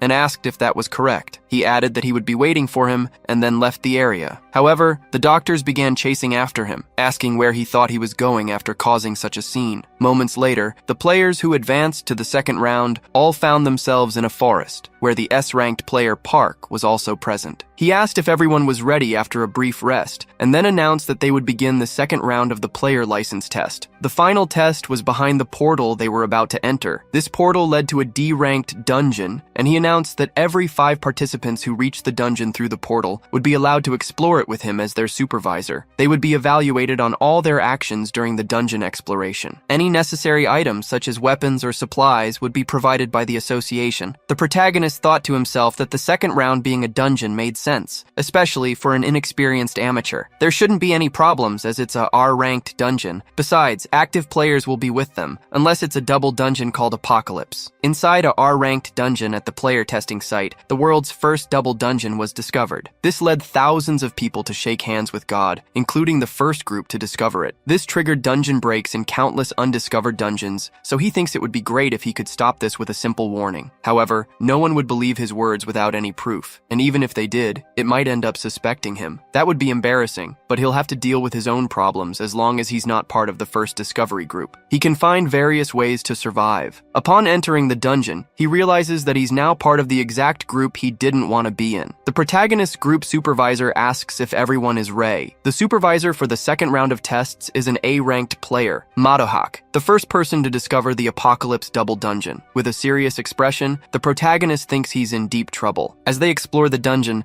they encounter monsters but manage to defeat them with ease. The group's inspector applauds them for showing remarkable combat intuition, even though it's their first real battle. He says they definitely have what it takes to become players. At this moment, a girl in the while observing them, the protagonist wonders why, out of all the teams, he ended up with the first discovery team, and he has no doubts about it. The ring Madohawk is wearing is the only item the first discoverer of the double dungeon was using. That is the Sage's Ring, a unique rank item that increases strength, stamina, speed, and mana by tenfold. At this moment, he thinks that the Apocalypse Dungeon is definitely rank S, and if he falls into it, he won't have a chance to survive in his current state with predation sealed.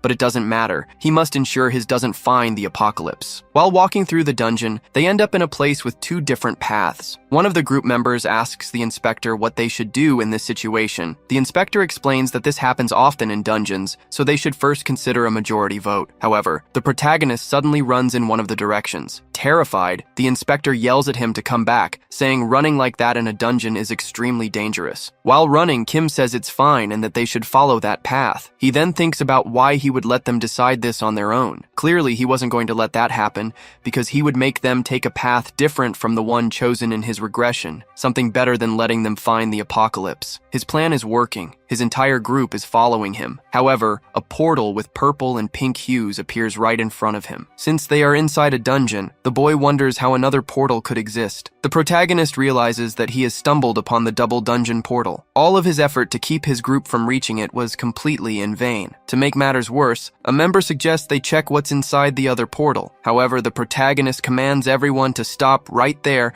and asks if they can't tell just by looking. After all, another portal different from the dungeon entrance is strange, no matter how you look at it. He insists they need to report this unusual incident before doing anything else, and asks Madohawk if he agrees. Madohawk replies that it's indeed his first time seeing something like this, and that by the rules, reporting it to HQ would be the right thing to do. However, he suggests they try it just this once. He says he understands what the protagonist means, but the mana he feels inside the portal, unlike its appearance, doesn't seem dangerous. Besides, it's just a rank D dungeon. Even if something happens, he, as an A rank player, is present. He concludes that either the association prepared this portal, or it's an extremely rare occurrence. Therefore, exploring this dungeon will earn them good points in the test. At this moment, the protagonist asks if Madohawk has lost his mind, as he isn't acting according to the rules. However, Madohawk questions whether someone who doesn't even know how to work as a team should be saying that. Hearing these words from their inspector, the entire group turns against the protagonist's idea. After all, just moments ago he was running carefree through the dungeon, ignoring all the danger. One of the boys in the group said that even if the protagonist was a little skilled, he shouldn't forget his place. Another boy remarked that he couldn't believe the protagonist was talking back to an active player, calling him arrogant. Since most of them decided to side with the inspector, they chose to enter this other portal. In an attempt to stop them from entering, the protagonist said he needed to speak to the inspector. However, with a snap of his fingers, the inspector filled the entire area with light. Upon entering the dungeon, the group noticed something strange and suspected that this was actually an S-ranked dungeon. At the end of the corridor, they spotted a giant, terrifying statue holding an enormous sword. The group began questioning the inspector,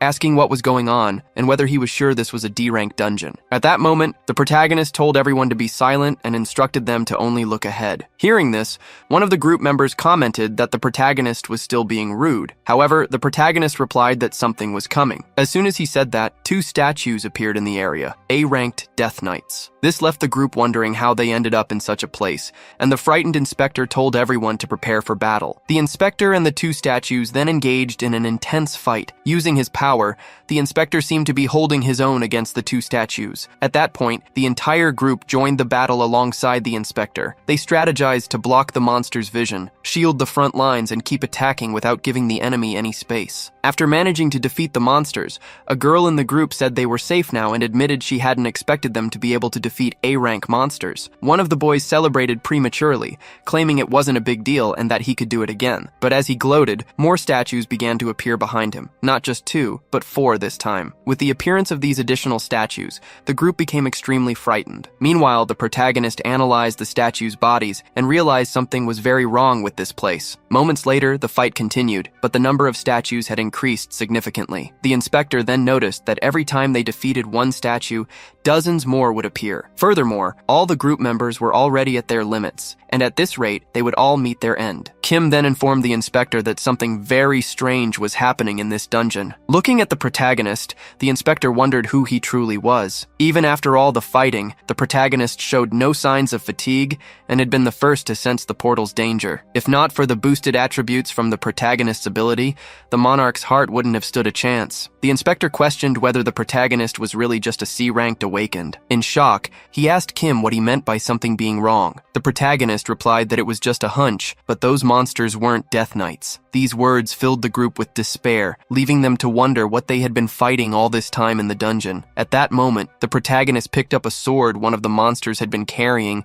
and declared that he would find out right then. He then charged toward the statues with full force. However, he ignored all the smaller statues and headed straight for the largest one. His attempt was successful, and he quickly destroyed the largest statue. Upon its destruction, the entire dungeon's scenery changed completely. The protagonist then revealed that it had all been an illusionary trap. It was a tactic designed to drain the energy of intruders by showing them a false environment and imaginary enemies. One group member, frustrated, exclaimed if all their hard work had been for a mere illusion. A girl also asked if this meant worse monsters were about to appear. The inspector, still perplexed, asked how the protagonist had known it was all a trap. After all, he couldn't have ever fought a Death Knight either. The protagonist replied that even though he didn't know much about it, there was no way the enemies could have been that weak. These words left the inspector completely unsettled. However, the protagonist said they should keep moving before they ended up becoming a memory. Even after the illusion disappeared, things didn't improve. Following the manifestation of the apocalypse, the dungeon's space was completely transformed. The wounds sustained during the illusionary battle worsened gradually, but they couldn't afford to wait for help. Stuck's only hope is to find the exit of this dungeon. After walking for a while, they finally come across a portal. Despite finding the portal,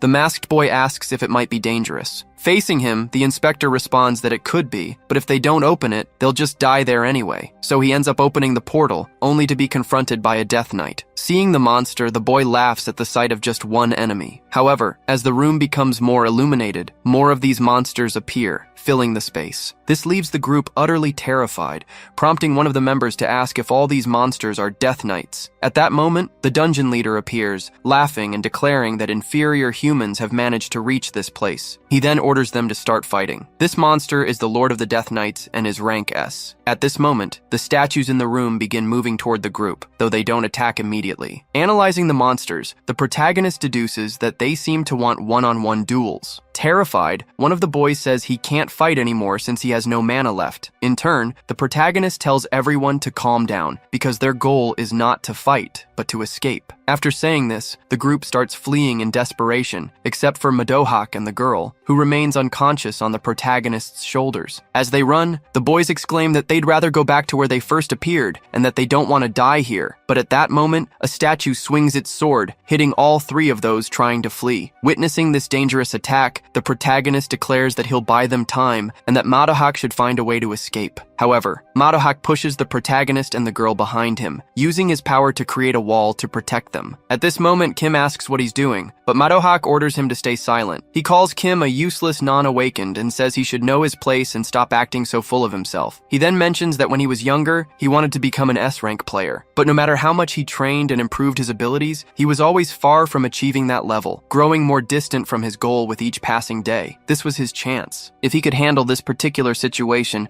maybe he'd start being treated like an S rank. But in the end, this is how it turned out. At that instant, a statue charges at him, but Madohak easily handles it. After defeating the statue, he says that Kim is different, and that infuriates him, but he also admits that Kim has talent for it. That's why Kim should take the injured and flee as far as possible. As their supervisor, fighting the statues is his duty. However, when the protagonist looks at the injured, he realizes they are no longer alive. Moments later, the wall created by Madohak is completely destroyed, and Madohak is utterly defeated, losing his life in the process. The statue that took Madohak's life raises its sword toward the protagonist, challenging him to a duel. Cornered in this situation, he looks down and spots the ring was wearing. At that instant, the statue attacks him, but he manages to dodge and grabs the man's ring. As he runs, he places the ring on his finger, thinking this is his only chance to make it out alive. He then commands the ring to awaken, causing a small explosion of energy that destroys the statues attempting to kill him. At this moment, the dungeon boss is shocked, wondering what kind of power this could be. By putting on the ring, all the conditions for its use were fulfilled, unsealing predation. Additionally,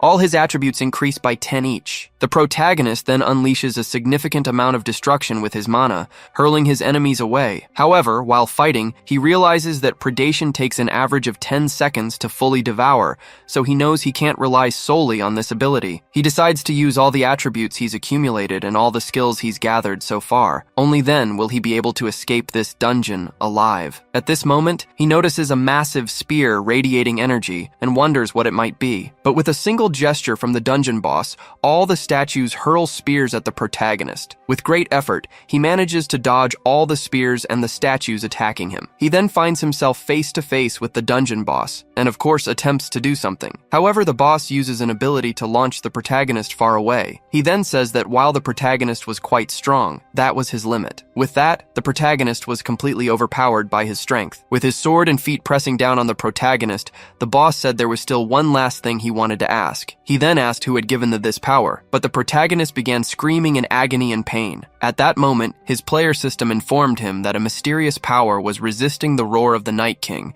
and part of this resistance had succeeded. The dungeon boss then mentioned that he already knew the protagonist, unlike normal humans, could understand his language. He asked again about the nature of this power. At this moment, the scene changed slightly, and in front of the protagonist appeared a massive figure of a monster with long horns and 4 arms. Looking to his side, the protagonist noticed the bodies of his fallen group members. Behind him stood the dungeon boss. Meanwhile, he thought that nothing looked the same as before. He began to wonder what exactly this ability called predation was, and how he, a mere human, started to understand the languages of monsters. He realized he had been entirely ignorant of everything, only gaining this power and a chance, and yet nothing seemed to have changed for him. At that moment, the boss launched a dangerous, fatal attack. Even faced with such danger, Kim wondered why the king had given him this power. He then heard a voice saying that the reason had already been told to him. A man without clothes appeared under a light and said it was simply because he had been moved by Kim's determination and tenacity. The man also told him that he didn't mean to change, but simply move forward. Apparently, all of this was a dream. However, when Kim opened his eyes, they were reddened, and he bore an expression of anger. The dungeon boss, seeing this, commented that the protagonist seemed to have no strength left to answer him. He then called Kim a pathetic human and declared this would be his end, preparing to deliver the final blow. But before the attack landed, the protagonist managed to react using a strange power that destroyed several statues in an instant. Seeing the protagonist's response, the boss became excited and asked if Kim was trying to go into a frenzy with this ability in his current condition. At that moment, Kim began increasing his mana by 1. Completely thrilled by the fight, the boss declared it was excellent to see Kim's final effort and that he would entertain him until the very end. The boss then charged at the protagonist with a strike, making his sword exude mana with tremendous force. Thinking he had struck the protagonist, the boss realized the powerful attack had no effect as Kim easily stopped it. Kim then asked if the boss was curious about the true nature of this power. As the boss expressed his desire to know more, the protagonist told him to find out for himself. As his strength and power increased, Kim's system notified him that he had just advanced to rank B. Kim then delivered such a powerful blow that the boss was sent flying. Afterward, Kim continued defeating the other statues with overwhelming strength. Realizing he was close to defeat, the boss questioned how an inferior human like Kim dared to achieve all this. The boss attempted to use an ability to trap the protagonist, but it failed entirely. At this moment, the protagonist declared that his power was not that of a human. It was the power of the king. Finally, Kim launched a crushing attack that the boss likely would not survive. With this victory, his system notified him again that he had acquired a new ability. The registered ability was called the Spirit of the Night King. Moments later, several hunters gathered in front of the portal to analyze it. Players Player Park then asked a woman what the magical reading of the portal was. She responded that it was an S-rank portal. She added that an evacuation order had already been issued, but the distortion inside the dungeon was causing delays in the withdrawal. As a result, she wasn't sure if a support squad would arrive before the dungeon break occurred. Player Park thought to himself that at this rate, everyone inside the dungeon would be doomed. Thus, he decided he would have to intervene alone to ensure their survival. The portal then began emanating an even greater energy, leading them to believe the dungeon break was already happening. For safety, Player Park told everyone to prepare for the worst-case scenario. However, from inside the portal, only the protagonist emerged. Kim said it was close, but he had managed to return from the dungeon. Thanks to the protagonist, the dungeon incident was resolved, and the test participants were able to evacuate without significant issues. The results of this round were decided based on the evaluations from before the second round of exam. Additionally, the corpses were recovered and returned intact to the families of the deceased. It was decided not to reveal who cleared the Apocalypse dungeon. Moments later, the director speaks with two hunters, one being Park and the other unidentified, mentioning that they had to endure retaliation from the corporation. However, if they told the truth, it was obvious the protagonist would become a target of the press and villains. With those words, the two players understand the situation, and the director thanks them for their comprehension. He then asks what they thought about the protagonist who cleared the S-rank Apocalypse dungeon. In response, Player Park states that if the protagonist managed to clear an S-rank Apocalypse dungeon alone, he must at least be on the level of an S-rank player. However, the other player says that since his current rank is lower than S-rank, it's difficult to estimate his true power. Hearing this, the director asks what they mean by those words, and the two players begin to exchange glances. At that moment, one of them replies that there's a high chance he is at the level of national power. Back to the protagonist, he finds himself in a place with a completely red sky, surrounded by several extremely powerful monsters. Staying in this scene, he wonders how he ended up in the abyss. Moments later, the king appears in the sky above. Upon his appearance, the monsters attempt to attack him, but with a single motion, he reduces them all to dust. The king then declares that he will be waiting for the protagonist in the deepest corners of the abyss. After that, the protagonist wakes up in a hospital bed, where he was admitted due to all the injuries he sustained in the S-rank dungeon. Upon waking, he wonders if it was a dream, but realizes it couldn't have been as it felt too real to be just a dream. He also reflects on what the king meant by waiting for him. He notices his predation ability, a skill even S-rank monsters are aware of, as well as his understanding of the monster language. This leaves him with even more questions. He concludes that becoming stronger and going to the abyss is the only way forward. After this, he checks his player statistics and finds them exactly as he suspected. He had a Lord of the Death Knights, but he truly has advanced to rank B, and with these attributes he can rival an S-rank player in the spirit of the Night King. After all, he is certain that predation is the skill that once crushed him with overwhelming force. At this pace of growth, it won't take long before he reaches the level of national power. Through the doors of his hospital room, it seems someone is trying to enter. However, the guards refuse to let them through, prompting the visitor to complain that it's outrageous they won't let her visit a sick person. Even as the president of the association, she calls this behavior truly wicked. She bursts through the door, asking the protagonist if he doesn't agree with her. Looking down, he notices that everyone who tried to stop her from entering is completely unconscious. After asking the protagonist if he agrees with her, she surprisingly calls him dear. Moments later, inside a car, a young man suggests to the guildmaster that it would be better if he drove instead. However, the woman replies that it won't be necessary since the protagonist is her guest and she should handle it. The protagonist then asks what the guildmaster of the Wanderers, one of the 4 great guilds, might want with him. The woman responds that she's just taking him home after his hospital discharge, while also checking out the one who survived the apocalypse. At this, Kim sarcastically remarks that if her reason was that trivial, she should have at least come up with a more plausible lie. The woman laughs and admits he's quite clever. She then asks if he knows what will happen in the 3rd round, and the player tests. The 3rd round will be a survival game similar to the 1st round. At this time, outsiders will be able to watch as part of the audience. Because of this, his abilities will be fully exposed to the public. All the guilds will undoubtedly start vying for the low-ranked Awaken who managed to clear an S-rank dungeon. She asks to make him an offer he cannot refuse before that happens. Whether it's money or fame, she's willing to give him anything he desires to join the Wanderers Guild. After that request, the car fell into complete silence, creating a hostile atmosphere. After thinking over the offer, the protagonist simply declined, despite it being a great opportunity. Bowona hadn't expected this response and was left in shock. Moments later, the protagonist, along with the other two, the guildmaster and another young man, stopped in an alley. The protagonist thanked them for the ride, but said he would walk the rest of the way. The guildmaster, in turn, asked why he had refused the offer and whether he had even listened to her proposal. After all, whether it was money or anything else he desired, she was willing to make it happen for him. She then asked if he had declined because he had received an offer from another guild, or if he had misunderstood something by mistake. Kim responded, saying she shouldn't take the wrong way as he had no specific reason for declining. He had no other guild or conditions, and then asked if the Wanderers Guild was really that special. In the end, he said he refused simply because he didn't want to,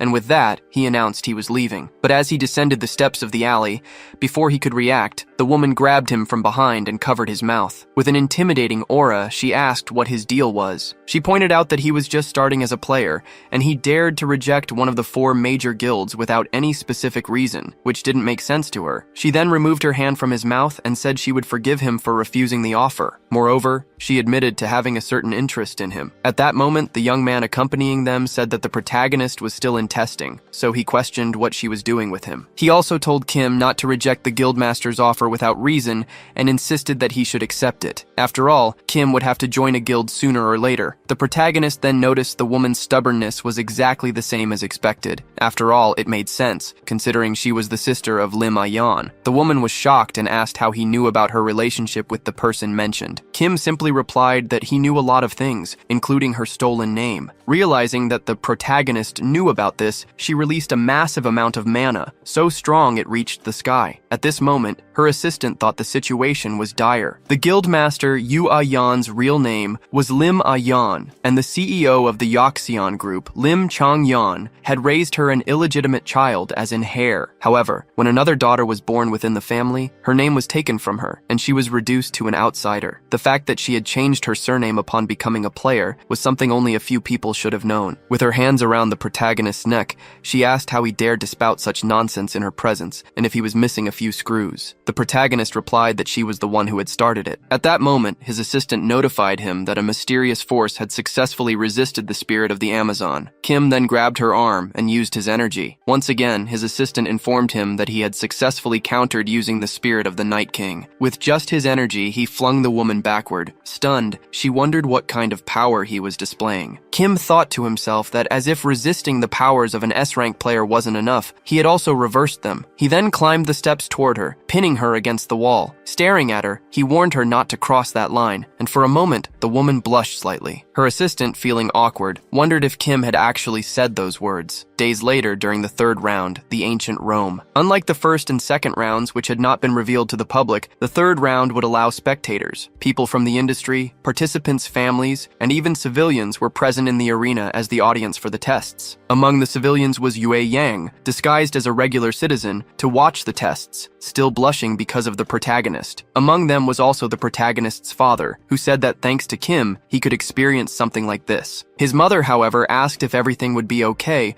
as she had heard that player tests were extremely challenging. At that moment, a young man told her not to worry about it because Kim was incredibly strong. He added that Kim could defeat all the players with a single strike. This young man, fully confident in the protagonist's abilities, is Gwang Jae-young, his cousin, and also the president of the protagonist's fan club. Shortly after, a woman who overheard them in the stands thinks she needs to land a headline this time. Her name is Kim Gi-ja, a rookie reporter working for SSY Economics, and she is on the verge of being fired. For a moment, she recalls her last interview, which was discarded because it was with a low-ranking awakened. She also considers the possibility that the protagonist might have been disqualified from the tests, and with tears in her eyes, she knows she could lose her job if she doesn't land a good interview. At that moment, another young man in the stands asks the woman if the atmosphere doesn't seem a bit strange. Hearing the man's words, the journalist notices that countless high-ranking awakened veterans and even Lee Gilson, a promising A-ranked candidate for the player test, are all staring at one person. This makes her wonder if they're all planning to team up to take down the protagonist for target,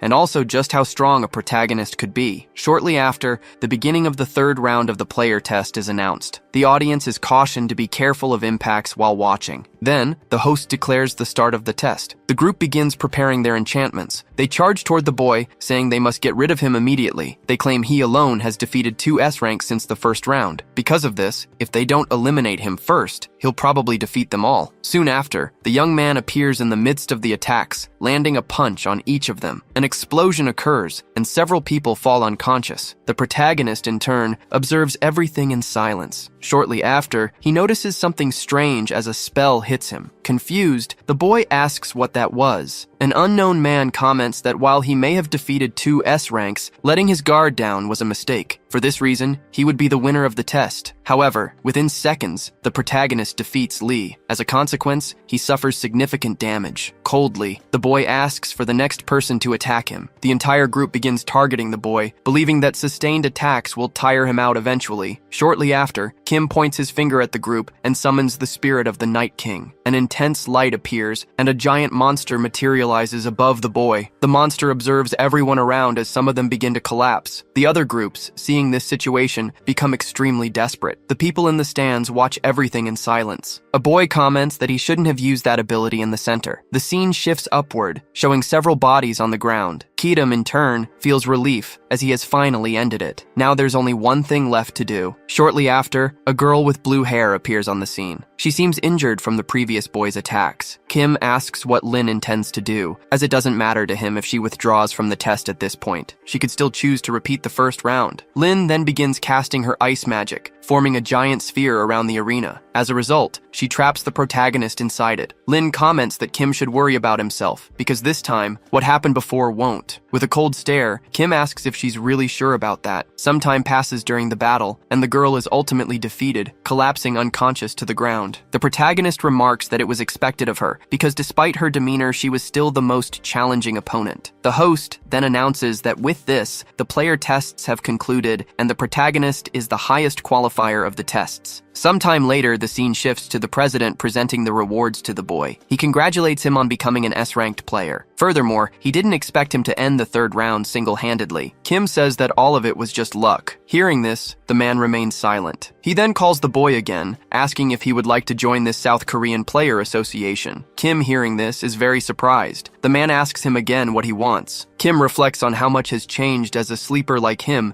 became an S rank and even the highest qualifier in the test. He even received an offer, not just from a leader, but from one of the greatest guilds, which is also the largest association in New Korea. For this reason, the more he thinks he understands this world, the less he knows what might happen next. However, there was still something he wished to do. As a result, he ended up refusing the offer, believing that instead of being a member of the 4 major guilds of the association, it was better to work alone. For that reason, he wanted to apologize for not being of help to the man. Hearing what the protagonist said, the man was surprised. He began laughing heartily, saying he had never imagined that Kim would claim to be better off alone rather than with the great guilds or the association. This showed that the young man truly had a high level of confidence. Because of this, the man suggested he should try something else instead of joining the association. He asked if Kim might be interested in participating in the Asian exhibition games. Sometime later, the scene shifted to the protagonist inside a dungeon, surrounded by numerous monsters. However, they were all defeated easily. Kim felt relieved that another dungeon had been cleared. He then recalled what the man had said about the Asian exhibition games. It was a festival where associations or guilds from each Asian country selected 5 representatives. These representatives would hunt monsters and compete against one another. However, to be chosen, one needed a track record of achievements that showed the monsters they had defeated. A flashback appeared, showing the man saying that given the protagonist's pace, he believed it would be a great option for him. Kim thought that talking was easy because he had only just become a player. To reach the level of merit that others had taken years to build, you would need to hunt monsters in much stronger dungeons. Yet despite clearing all the dungeons that had appeared in Korea over the past month, not only did he fail to accumulate significant merit, but he also didn't grow as he had hoped. As expected, it was all extremely dangerous. Even so, there was no other choice but to go to that place. The scene then shifted to a mansion, where a glass seemed to be falling in slow motion. At the same time, a man appeared to be strangled by someone. The man begged the president to calm down. The enraged man shouted that the Herr de Tessu was still in the hospital, and while the culprit had done that, he was walking free at that moment. He asked how he was supposed to calm down under such circumstances. Moments later, the man collapsed unconscious to the floor. At that instant, a girl appeared saying there was a visitor from the malicious guild. The man questioned why they still hadn't dealt with the protagonist after all the money he had given them. He declared that he would handle it himself, but he was startled when an intimidating aura surrounded the door. An unknown man appeared, apologizing for his son, but insisting it was better to calm down. He asked if Tessa's goal was really to waste time on that kid. Introducing himself, the man said he was the vice master of the malicious guild. He was known as Shadow. The scene then shifted to a portal in another location. Meanwhile, someone seemed to be coming out of it. Shortly after, a man called out to him as he stood in front of a door. The man addressed him as a ranked player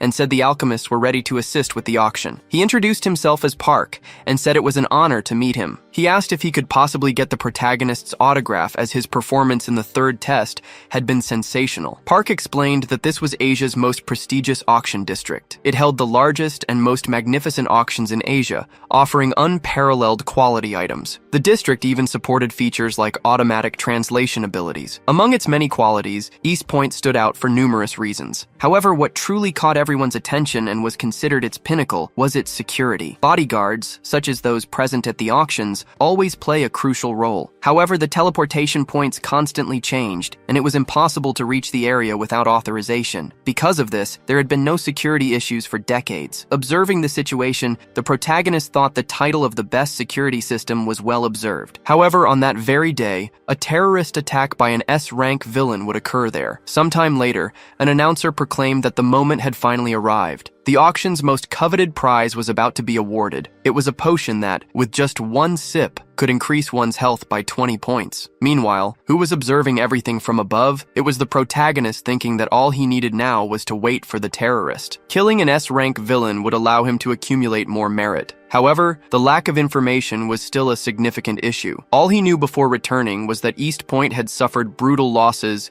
and that the head of the terrorist attack was an S-rank villain named Narendra. For this reason, he wanted to know who had stopped that man. At that moment, the security guard appeared. Kim, in turn, asks who was in charge of security at that location. The security guard questions why he wants to know, and the protagonist responds that it's just out of curiosity. At that moment, the announcer starts speaking again. He mentions that several S-rank players are present at the location, and they appear to be heading toward a specific area where they end up encountering the protagonist. An unknown man asks if by any chance his name is Kim. The security guard says the man is an S-rank player from Japan and the chief responsible for security at that location. For this reason, Kim should be extremely cautious around him. The guard explains that he is known as the demon among players, notorious for betraying even his own partners when it suits him. Greeting the boy, the man says he heard that Kim is an unprecedented genius from New Korea. For this reason, he never expected to meet the boy at that location. Observing the situation, Kim is surprised because the man is greeting him with his left hand. Immediately after, Kim returns the handshake in the same manner. However, he feels something unusual when their hands touch. It seems like he receives an electric shock. The man is surprised and says he can't believe Kim endured that. For this reason, Kim must truly be an S-rank player. At that instant, something strange happens. The people around them begin collapsing to the ground. Kim thinks that if they fought there, civilians could end up getting involved. The man comments that it seems he went a bit too hard on the rookie, who just became an S-rank. Shortly after, he releases the protagonist's hand and steps closer to him. He says not all S-ranks are the same and that, while he doesn't know why Kim is there, he should stop any nonsense and stay in his place. As he walks away, he tells the boy to enjoy the rest of the auction. Watching everything, Kim remains silent, thinking this situation is more complicated than he expected. The scene then cuts to another building. A group of people appears to be heading toward another group. Someone asks who these people are and how they managed to get inside. An older man replies that it doesn't matter how they got in since there's only one portal control room in the building, and if they've reached that area, their target is to be eliminated. He adds that the task should be left to him, because an A-rank player can handle it easily. Time passes. The scene shifts to a monster defeating several people. The older man seems to have been defeated as well, and an unknown man observes him with a menacing gaze. Soon after, more people arrive, and a man comments that there was a setback at the auction. He mentions that the S-rank player from Korea is present at the location and asks what should be done. Nero wonders if that man really thinks he can do whatever he wants, even with him there. For this reason, no one will escape his divine judgment. The scene then cuts back to another location. At that moment, the building explodes. Apparently, the auction inside it is also engulfed in flames. It's revealed that the protagonist is also at the location, and the explosion seems to have hit him. In a matter of seconds, all the buildings appear to be on fire. Returning to the security guard, he asks if the protagonist is okay. He says they need to evacuate immediately. Kim thinks that it doesn't make sense because he knew there would be an attack, but he didn't expect explosions everywhere. Because of this, he wonders how the villains infiltrated and how the bombs were planted. However, he decides to set that aside as there's something more important. Looking ahead, he notices a man holding a weapon and taking people hostage. The man threatens that anyone who resists will get a bullet to the head. In seconds, man is easily defeated by the protagonist. The security guard, observing this,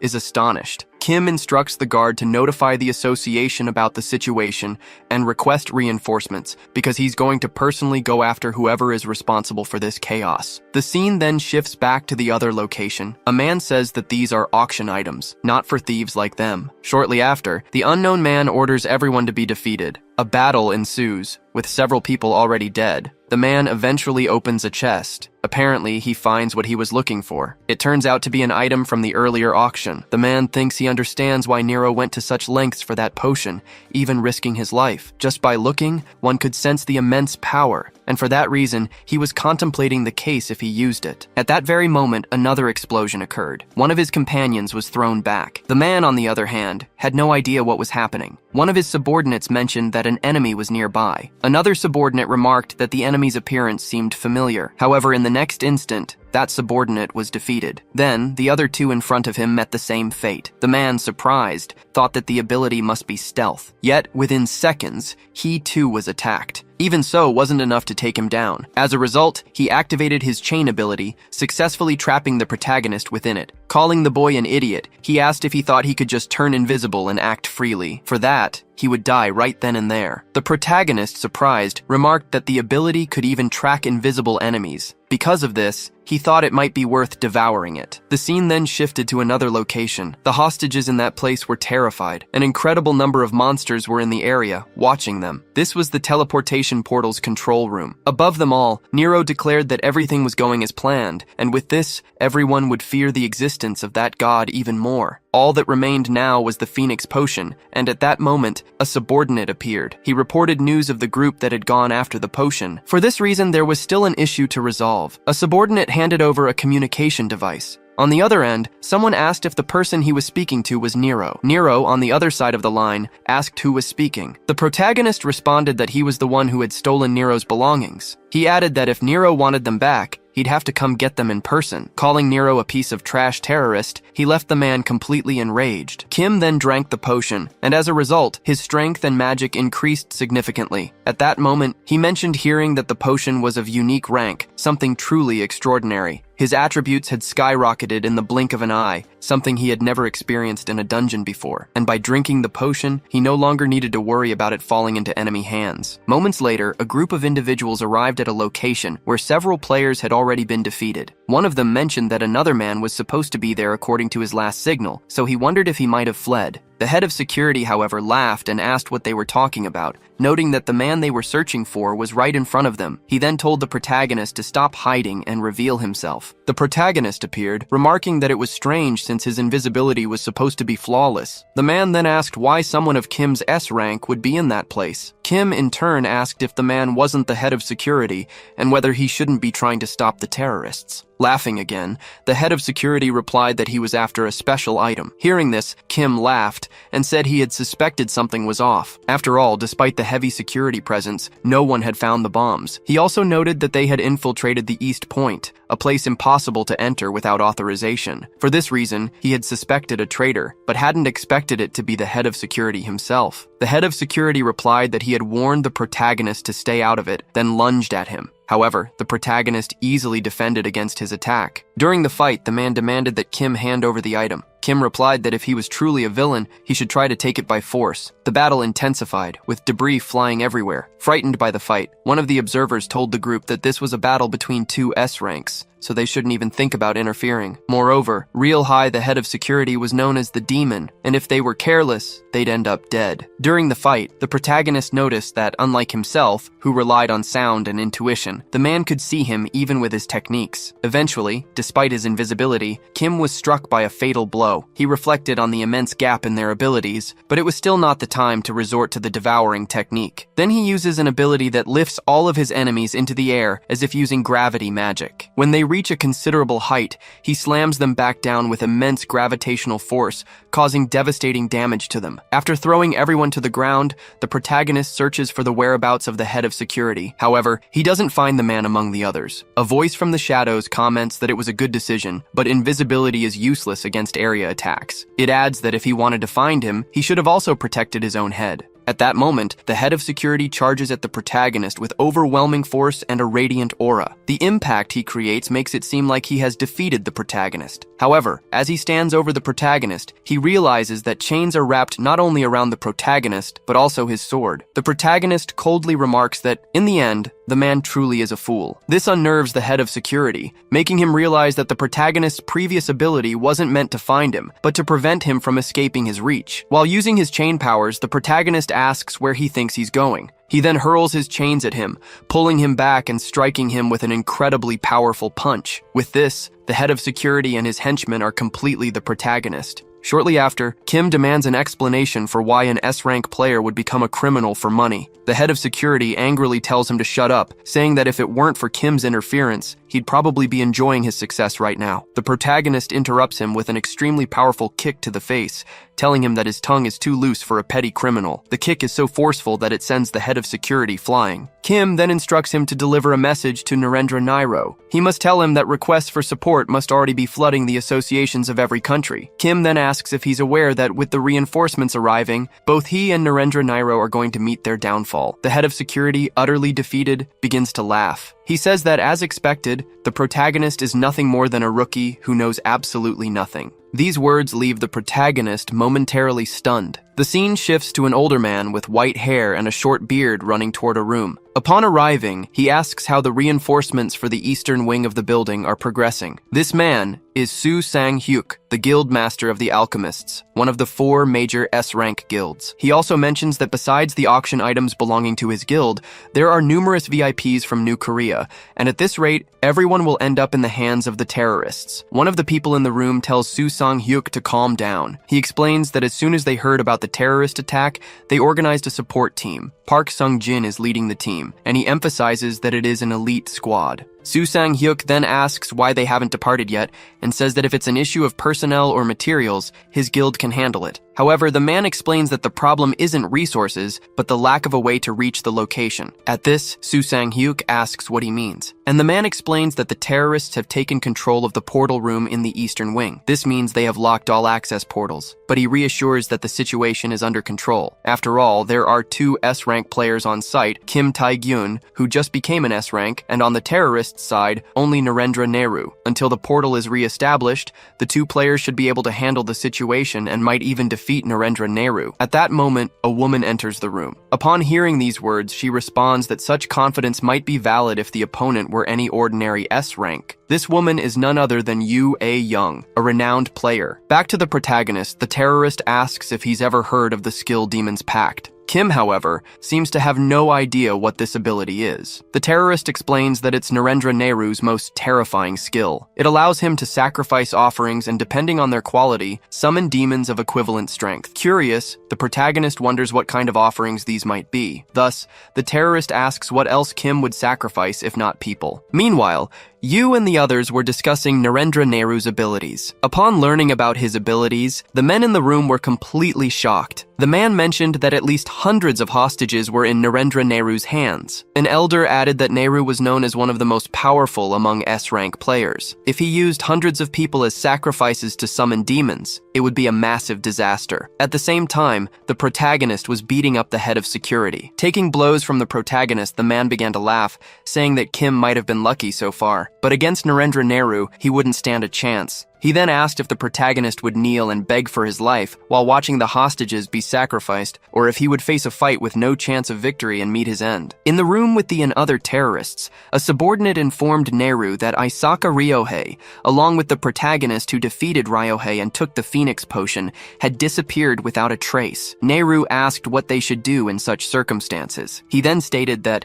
as it would be impossible to confront them directly, the protagonist was likely waiting for support from the association. At that moment, Neru used his power to sacrifice 2 hostages, declaring that if Kim didn't show up, they would simply need to drag him out. He also announced that the festival in the name of the gods should begin. But before he could harm the hostages further, the room suddenly became pitch black. His subordinates questioned why this was happening now, even though the bomb had detonated some time ago. Even in total darkness, Neru noticed that the captured hostages had vanished in the blink of an eye, which could mean only one thing. Shortly after, the protagonist appeared behind Neru with his magical chains. Using his chains, Kim landed a hit on Neru. Believing he had won, Kim celebrated prematurely, thinking he had captured him. But from the folds of Neru's head, several snakes appeared to counterattack. These snakes, imbued with fire abilities, caused a massive explosion to protect their master. Despite the explosion, the protagonist managed to evade it. Observing the situation, Kim wondered what kind of madness it was to hide monsters inside one's own head. Near the hostages, one of them asked if he was player Kim and if he had come to save them. Terrified, the hostages begged for help, saying that these monsters had appeared out of nowhere. Another hostage promised a reward if the protagonist saved them. However, Kim told them they were getting in the way and used his chains to fling them to safety. Immediately after, several of the villain's monsters charged at Kim. They seemed to land a powerful hit, but Kim emerged unscathed. Using his previously cast magic, Kim attempted to press the monsters to the ground, but had no effect on them. Even with his abilities, the monsters managed to move and counterattack, leaving Kim shocked. As the monsters swarmed toward the protagonist, Neru laughed and called him Knave. He explained that the creatures born from his demonic pact were entirely different from the monsters Kim had faced so far. Thanks to his pact with the demon, Neru had total control over all the monsters he created. His power made them much more resistant and far stronger than ordinary creatures. He'd also remarked that just because Kim had defeated the head of security, he shouldn't think he could challenge the gods. Meanwhile, the hostages noticed that the protagonist was being completely overwhelmed.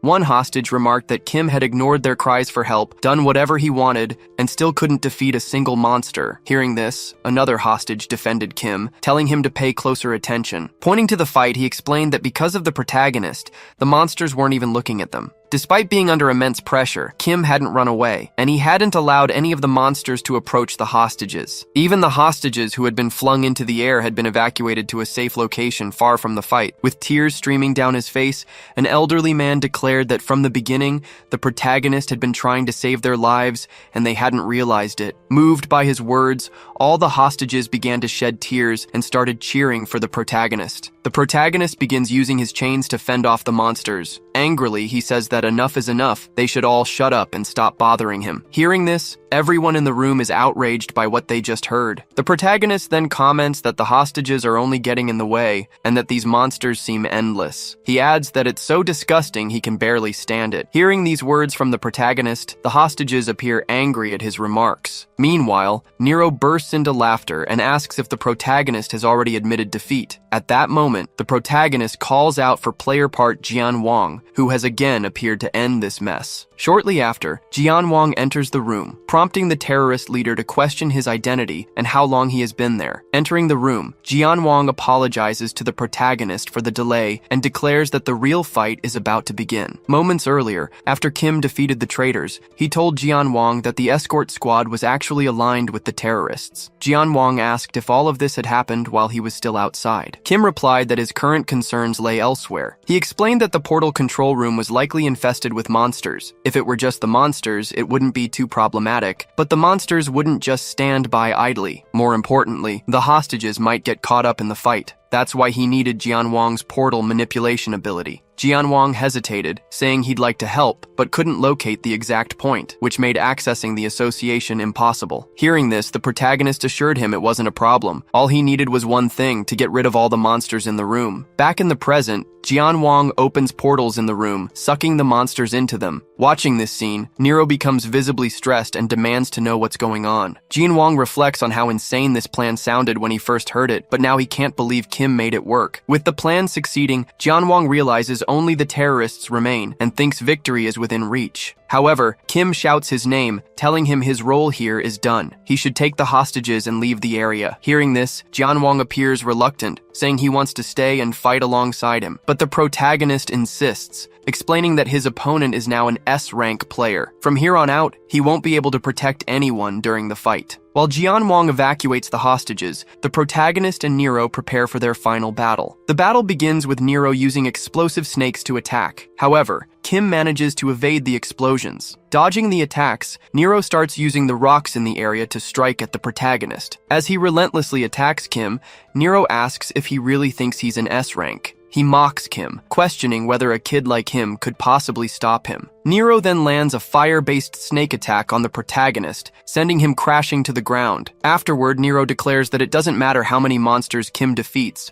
or how many hostages he saves. If he can't defeat Nero, all of his efforts will have been in vain. While Kim lies on the ground, Nero calls him a filthy heretic. As punishment for defiling God's name, Nero says Kim must pay with his life and orders his remaining monsters to attack him. Just as the attack is about to hit, the protagonist starts laughing and asks what all the shouting is about. Still lying down, Kim tells Nero that he's the one who's about to meet God. At that moment, the protagonist unleashes all the energy he had been suppressing during the fight. This leaves Nero completely stunned, wondering if Kim had been hiding all this power the entire time. Laughing at the protagonist, Nero admits that Kim might actually be a first-rate sacrifice. But he adds that Kim isn't the only one with tricks up his sleeve. Kim hears coughing noises and looks around, noticing 3 of Nero's henchmen in bad shape. One by one, the 3 begin to disintegrate. Nero recites the words to complete a ritual sacrifice using the lives of his henchmen. As a result, an S-rank skeletal dragon with a green aura materializes. Meanwhile, Jian Wang is battling other henchmen to keep the hostages alive. One henchman asks what's up with these people, while another suggests they must have escaped from an upper floor. Thus, the man said that since they had escaped from above, there would be no problem in taking their lives. But before they could do anything to harm the hostages, their lives were taken as sacrifices for Nero. Still fighting, Kim continued to be increasingly pressured by the dragon. Riding on the back of the monster, Nero told Kim that dragons remain the strongest. Desperate to survive, Kim attached a chain to the ceiling to pull himself to the next floor of the building and escape. At that moment, he wondered where that monster had come from. However, with little time to think, the monster appeared before him once again. Before Kim could react, the dragon struck him with its tail, sending him flying. Meanwhile, Nero shouted frantically at the protagonist to die. Momentarily, Kim tried to use a power against the dragon, but it had no effect on the creature. With this failed attempt, the dragon unleashed its green flames, completely obliterating the area. Observing this, Nero remarked that it was unexpected, that despite receiving such a powerful attack, Kim had still managed to survive. At the same time, the protagonist clung to the walls with his chains, but he was in a devastated state, completely battered. At that moment, Kim thought that the monster was absurdly strong. He couldn't believe he had barely managed to withstand its attack, even using the full power of predation. This made him question if it was truly S-rank, but considering how much force it was exerting, there was no way its Ophid oral ability could come out unscathed. Even in this condition, the protagonist realized that Nero was nearing his limit. With that, if Kim persisted a little longer, he might be able to survive. Immediately after, Nero starts laughing and calls him a filthy unbeliever. He says he can see what he was. Since a direct confrontation didn't work, you must be thinking of stalling for time. In his words, that wouldn't be a bad strategy. However, Nero tells him he must know that his petty tricks won't work against him. Next, Nero moves with his dragon toward the hostages to destroy them all in a single blow. He strikes the building, causing massive destruction. Immediately afterward, reinforcements manage to establish a full connection with the emergency portal to send them to the coordinates of the eastern point of the building. At that moment, a woman says that her country and New Korea are the only countries connected, and even for a player like him, she thinks entering the portal now could be very dangerous. Hearing this, the player says that's nonsense, and he also tells her to think about how much danger the boy must be in at this very moment. This leaves the woman a little thoughtful, and the man says they will enter the eastern point right now, and that they will take out some terrorists and rescue their companions. On the other side of the portal, the hostages attacked by the dragon are miraculously still alive, and right in front of them is as the protagonist fighting to protect them. Laughing, Nero says he already expected the protagonist to make the choice to protect them, and in that case, he tells him he should burn to ashes. Seeing the protagonist in dire straits, the man tells him not to worry about them and asks what good it would do if he ended up losing his life. Hearing the man's words, the protagonist thinks he's right, since he cannot win in a direct confrontation. The only way to defeat Nero is to push him to his limit, but even so, he still cannot give up. With this in mind, he thinks about how he could save all the hostages. While pondering a way to save all the hostages, he suddenly hears a voice in the background saying they couldn't longer. Hearing these words, the protagonist looks behind him in astonishment, but sees no one other than his fallen companion on the ground. Then something strange happens to his power. As the rank of his protection is being temporarily adjusted, his power rank increases to A. Then his powers surpass their limits, and his body can no longer handle the predation power. This leaves the protagonist confused, wondering what was happening to him, since all his powers were temporarily increasing, and his predation had already reached rank S, though it was recently rank A. With so much energy being released by this power explosion, the entire scene becomes ominous, making Nero wonder what was going on. As the protagonist's power continues to grow, his player system notifies him that predation cannot be deactivated. While seemingly agonizing in pain, he wonders if the predation has spiraled out of control. Thinking about the voice he heard moments ago, he wonders if the king had given him these powers. As his body disintegrates, he thinks this is ridiculous and questions if he will really die this way, a meaningless death to him after everything he has done to get to where he is. For him, no matter the cost, he cannot die this way. Even wanting to fight as his body disintegrates, he falls to the ground, unable to move anymore. Observing this, Nero wonders if he forced himself to lose control of his own ability. However, a devastating energy begins emanating in the area, making him question what kind of ridiculous amount of energy this is. For Nero, the hardest thing to understand is that the protagonist couldn't handle the power of the ability and pass out, yet he wonders why the ability hasn't stopped even though the protagonist is unconscious. Nero then asks how a mere filthy unbeliever dares to do this, and says that if he intends to kill himself to oppose a god, that Nero will kill the protagonist with his own hands. He then advances with his dragon toward the young man, but a blast of power is launched against him, and his dragon loses one of its legs. Nero is confused and wonders what is happening. Soon after, the old man realizes that the protagonist is still standing, and that around the building are several enormous, furious monsters. Kim Tae-gyun laughs as he remembers the man calling himself a god. Frightened, Nero questions who that person is, as that is no longer the protagonist. The young man in turn says the old man shouldn't worry about it because he was already dead. Then he uses his new ability, striking Nero and his dragon directly. Momentarily, the protagonist finds himself in his subconscious. After that, he is bound by chains. He questions whether it was stone skin or paralysis. A demonic entity appears above the boy. While in agony, Kim Tae-gyun says those were his abilities. The demon laughs upon hearing that, mocking the fact that the power never belonged to the protagonist and that he must pay the price for what he consumes. The creature then advances toward the boy. However, the protagonist falls out of his bed and wonders if it was all just a dream. He then notices he has no injuries and that his right arm, which had collapsed due to consumption, is also fine. Shortly after, Seong-jin enters the room. While they eat lunch, the man says that the house was prepared for the boy by the association and by the alchemists as a response to the terrorist incident. He then mentions that Ryo-hai had been arrested and that, considering the scale of the terror, many people had survived and that the boy's relatives had visited him. Seong-jin then comments that the medical results showed no health issues for the young man and that he stayed because he was concerned about the minors. The protagonist remains silent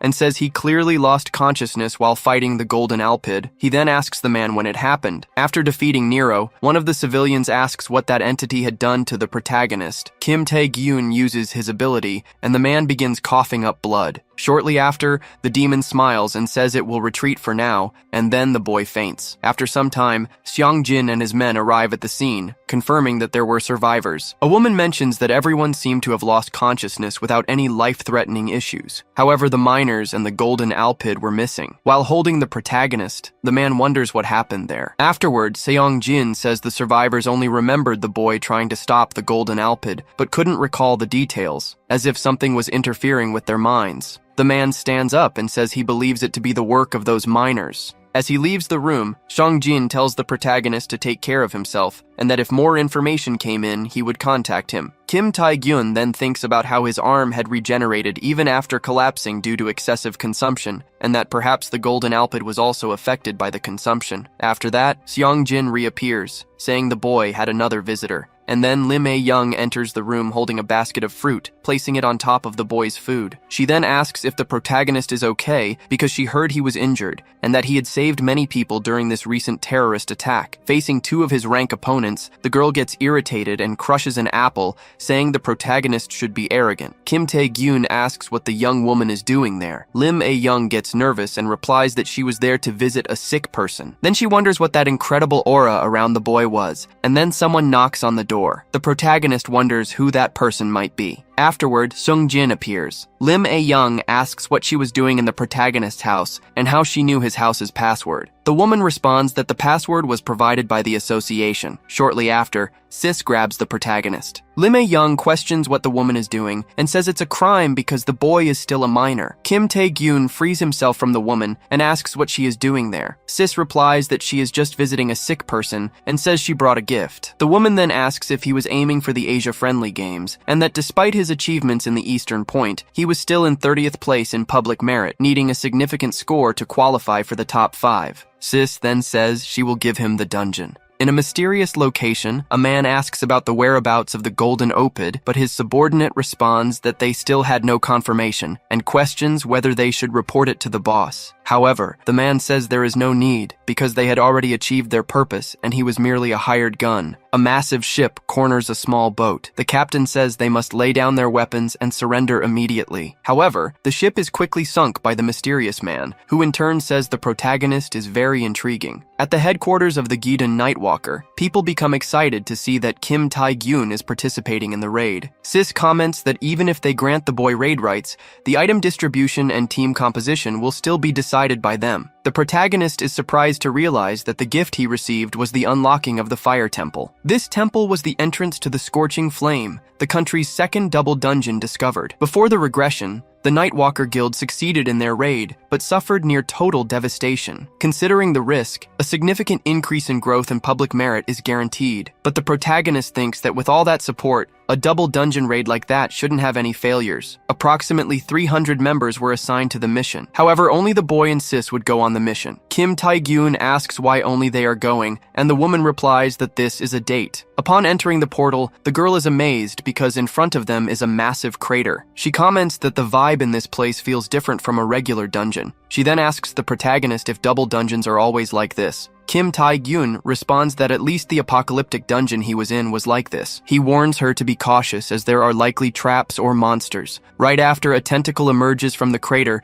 and drags Yoo A-young inside. The boy rushes to help her because he knew such things could happen in this world. However, upon entering the pit, the woman has already defeated the creature that pulled her in. Yet, at the bottom of the crater, there are still other monsters. But Yoo A-young is unfazed and charges at them. She easily kills the creatures using her powers. Seeing all that power, the protagonist is impressed as she defeats those rank of monsters with just one blow. He thinks to himself that he hadn't expected her to be so skilled. He then decides to put in more effort as well. After defeating all the creatures, the girl breathes a sigh of relief that they succeeded. Kim Tae-gyun reflects on how high the monsters' levels were, but they weren't enough to pose a problem for Yoo A-young. Right after, the woman hands the warrior's ring to the protagonist, saying that by doing so, her guild also benefits. She adds that she could give him many more items if he joined her guild. The boy questions why she didn't give him the item before they faced the monsters. He then says that from this point onward, they'll need to be careful because they've reached the domain of this place. Before them stands a giant egg. Kim Tae-gyun says he's certain that inside that egg is the dungeon boss. He then suggests to the girl that they should gather information, but without hesitation, the woman rushes forward and breaks the egg. After the protagonist asks if she's okay, Yoo A-young turns with a sinister look, but then she smiles and says she's fine. She remarks that judging by its strength, the monster appeared to be lower rank S, though she hadn't expected to break it with just one blow. Right after, a glow emerges from the egg. The monster inside speaks, saying it has interesting guests. Then a phoenix appears, a monster with regenerative abilities and such immense resilience that it could be mistaken for an immortal being. Kim Tae-gyun is startled to realize the dungeon boss is a phoenix. He then asks Yue Young to be careful because the creature has mind control capabilities. However, the woman charges at the boy as she's already under the Phoenix's control. The boy dodges her attacks and uses his demonic powers to counter her, urging her to come to her senses. After this, the woman throws an energy sphere at the protagonist. The Phoenix observes the situation from afar, laughing as it remarks how humans are always such fools. Magical chains suddenly appear, binding the woman. The protagonist declares that he now knows who is responsible for the annihilation of the Nightwalker Guild's squad. He then uses a physical attack on the woman, causing Yue Young to faint. Kim Tae-gyun says she needs to recover her senses by the time she wakes up, but perhaps that won't matter as long as he eliminates the Phoenix. The creature laughs and asks if the human enjoyed its game. The protagonist becomes enraged and says he will make it meet their creator. He then ties Yue Young to his back and tries to escape the Phoenix. However, the Phoenix attempts to stop them and asks what the boy is trying to do. The protagonist tries to throw his dagger at the creature, but the weapon passes through the Phoenix. The creature explains that this happened because it is fire itself. It then says that, in the end, a mere human like him could never defeat it, and the Phoenix begins destroying the cavern. Kim Tae-gyun says that even as a Phoenix, that level of regenerative capability was different. He adds that it also had gigantification, so there was no way that creature could be normal. He begins to suspect it might be a great Phoenix, mutant organisms that possess powers beyond the class of regular monsters, and to distinguish them, they earn the title Great. Kim Tae-gyun thinks that if he's correct, it means he wouldn't stand a chance against the monster unless he used his ability Predation. However, there was a chance something like the last time could happen, so he couldn't use it unless it was the decisive blow. But the boy knows he wouldn't stand a chance of winning without Predation. Shortly after, Yue Young wakes up from her fainting and asks what is happening. The protagonist tells her to stop moving. Then they begin to argue and the girl says she won't fall into the Phoenix's control again. Shortly after, the creature tries to attack them and asks how they dared to be distracted in its presence. After that, the protagonist unties the woman from the chain so they can fight together. He warns her not to fall into the Phoenix's control this time, and Yue Young thanks him for his concern. The creature becomes irritated, saying they didn't understand that they stood no chance against it. Kim Tae-gyun takes the lead, and the party members' stats increase. Yue Young says it's time and decides to use her ability, causing damage to the Phoenix. The protagonist is completely surprised to see that. The girl then uses her Amazon Spirit transformation. There's a concept of going berserk, triggering the reverse flow of mana for all abilities. Most people avoid using it because it can cause permanent damage to the body, but she can control this power even for a short period of time. She then throws her spear at the Phoenix, managing to wound the creature. Before it can regenerate, Yue Young charges at it, landing a punch followed by a kick. After this sequence of attacks, the Phoenix falls to the shortly after, the girl collapses from exhaustion. Seeing the situation, the Phoenix says it will take advantage of the girl's vulnerability to kill her. However,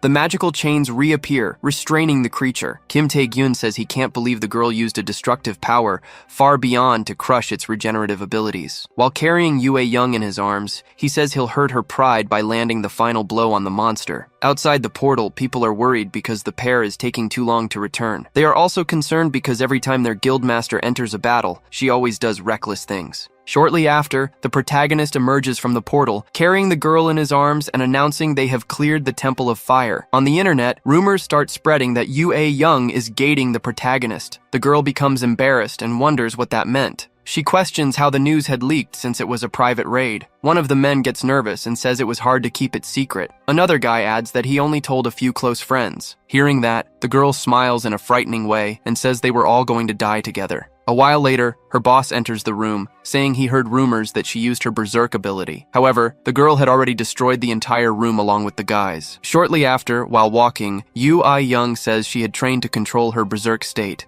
so using it for just 1 minute was easy. The man asks if she had already figured out Kim Tae-hyun's capabilities. The girl replies that after she fainted, the protagonist fought against the Great Phoenix, and that says it all. She adds that apparently he's already heading toward the abyssal depths. Hearing that, the man is surprised by his rapid growth. Yue Young comments that she doesn't understand, because everyone has the desire to advance, but after going a certain way, it's easy to feel satisfied. However, Kim Tae-hyun shows no signs of stopping, using all methods available to go further. Then the girl questions what might be driving him to desperately try to become stronger. The man in turn says he believes it's because the protagonist loves his country. Since monsters are everywhere, he desires his country to advance with prosperity, but Yue Young says that's impossible. Somewhere in the abyssal depths, two people are sitting on thrones surrounded by corpses. The man seated says to the other that they are now connected. That man is the Archduke of the Abyss. The kneeling person thanks their lord and says that now they will be the strongest of all. The protagonist enters the abyssal portal, saying it is his first time returning to the abyss after regressing. A person appears, welcoming the boy and introducing himself as a member of the World Association of Players and the manager of the Abyssal Depths District, Paula Becker. He then says that, according to the records, this is the boy's first time in the abyss, and the protagonist confirms. The man explains that the boy needs to hire some players to act as guides or mercenaries. The World Association of Players has created player zones, which serve as camps and safe areas to aid in exploring each district of the abyss. However, the depths are dangerous as they could be ambushed by monsters. Thus, the protagonist needs to hire some players to accompany him, but he says is unnecessary. Soon after, a worm emerges from the ground behind the boy, but Kim Tae-hyun quickly eliminates it and reassures Paolo that there is no need to worry since he is just taking a small stroll. He then breathes a sigh of relief, seeing no one else around. After defeating the Great Phoenix in the Fire Temple, the protagonist fulfilled the requirement of 200 magical powers needed to activate the demonic contract. However, this ability has changed. Instead of controlling monsters, it can now create portals. The boy wonders if this is also an effect of predation. He thinks it would be better to have a powerful creature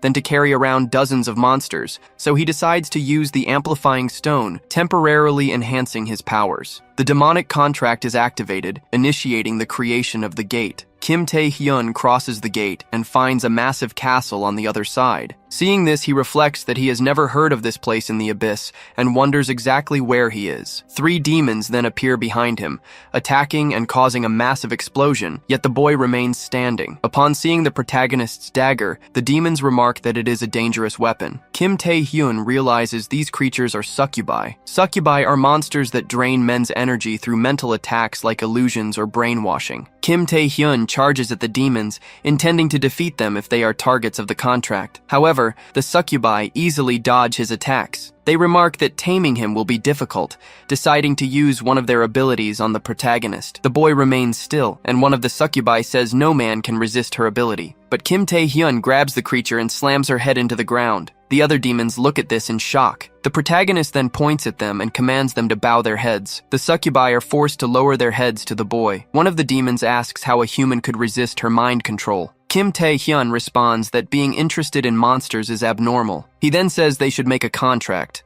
To form a monster summoning contract, one of 2 conditions must be met: giving the monster what it desires or forcibly seducing the creature. The protagonist thinks this will allow him to command some monsters. However, he discovers this is not the goal of his contract. Upon learning this, the boy is surprised. Suddenly, several succubi appear behind him, saying he will make a great gift for the queen. Inside the castle, several bodies are hanging from thorny vines. One of the queen's maids notifies her that a human has invaded the castle. The queen laughs and says she'll have some entertainment. Inside the castle, an explosion occurs. Several succubi are chasing the protagonist. They intercept him, seemingly trying to seduce the boy. But at that moment, he invokes his ability, successfully countering his spell and defeating them all. Observing the situation, he concludes that if the succubi are not the contract target, there is only one possibility. A monster capable of controlling all those creatures must exist, likely the queen. The boy then encounters a maid, who asks if he is an intruder and says he should proceed because the queen is expecting him. A while later, Kim is already in that room. The queen welcomes the protagonist to her palace and introduces herself as the mother of all succubi, named Rosaria. The spirit reveals that she is the target of the demonic contract and that he can now form the summoning pact. Once again, the woman states her name is Rosaria. At that moment, the protagonist is surprised by what he heard, because that was a monster speaking the human language. Rosaria says there is no reason to be so shocked. She states that she was once human, and for that reason, understands his language. Observing the woman's manner of speaking, the protagonist is astonished as she spoke differently from a monster. Shortly after, Rosaria asks the reason for his visit to her castle, and if, by any chance, he had come there to satisfy his lust. However, Kim replies that it was none of those reasons. Instead, he wanted to form a summoning pact. Hearing what the boy said, she bursts out laughing. She claims he would never be able to achieve such a thing, but that he should keep his delusions within limits. Shortly after,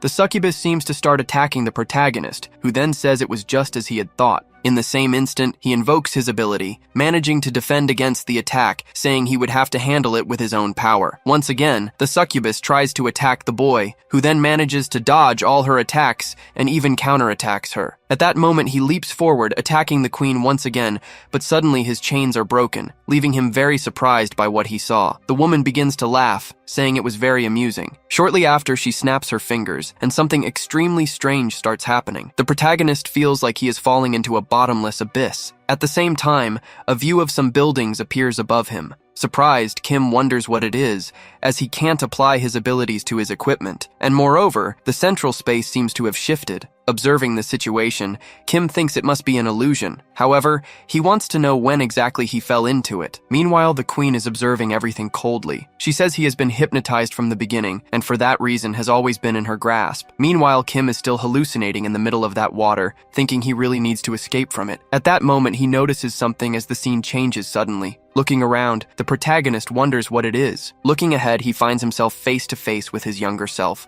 who appears to be excited about something, saying he also wants to awaken. His parents, watching this, are very happy. However, his mother says the most important thing is that he has a happy and healthy life. As he observes these memories, the protagonist thinks it was just like that. After all, his father and mother were always like that. Instead of wanting him to achieve a high rank or some may support their poor family, they always wish for his happiness. As he watches this, the protagonist seems happy. But in the next instant, things change, because the car suddenly appears in flames and his family is destroyed. The boy, meanwhile, can only watch everything in silence. Several scenes from his horrifying past flash through his mind. These memories have always haunted the boy. He thinks he wasn't awakened because he wasn't strong enough, and he couldn't bear to stand against the misfortunes that occurred daily on his path. However, there was something much harder to endure than that, the fact that he didn't help others. Instead, he dragged those who helped him into his misfortunes. His parents truly wished for his happiness, but to be happy, he needed more strength. The scene then shifts back to the present, and the system alerts him that an ability has been detected. As a result, the queen's hypnosis is confirmed, and he attempts to resist using that mysterious power. However, the attempt fails, and as a consequence, his stats are reduced. Thus, he is unable to use his chain ability, and the rest of his abilities are blocked as well. However, there is one ability he can use: predation.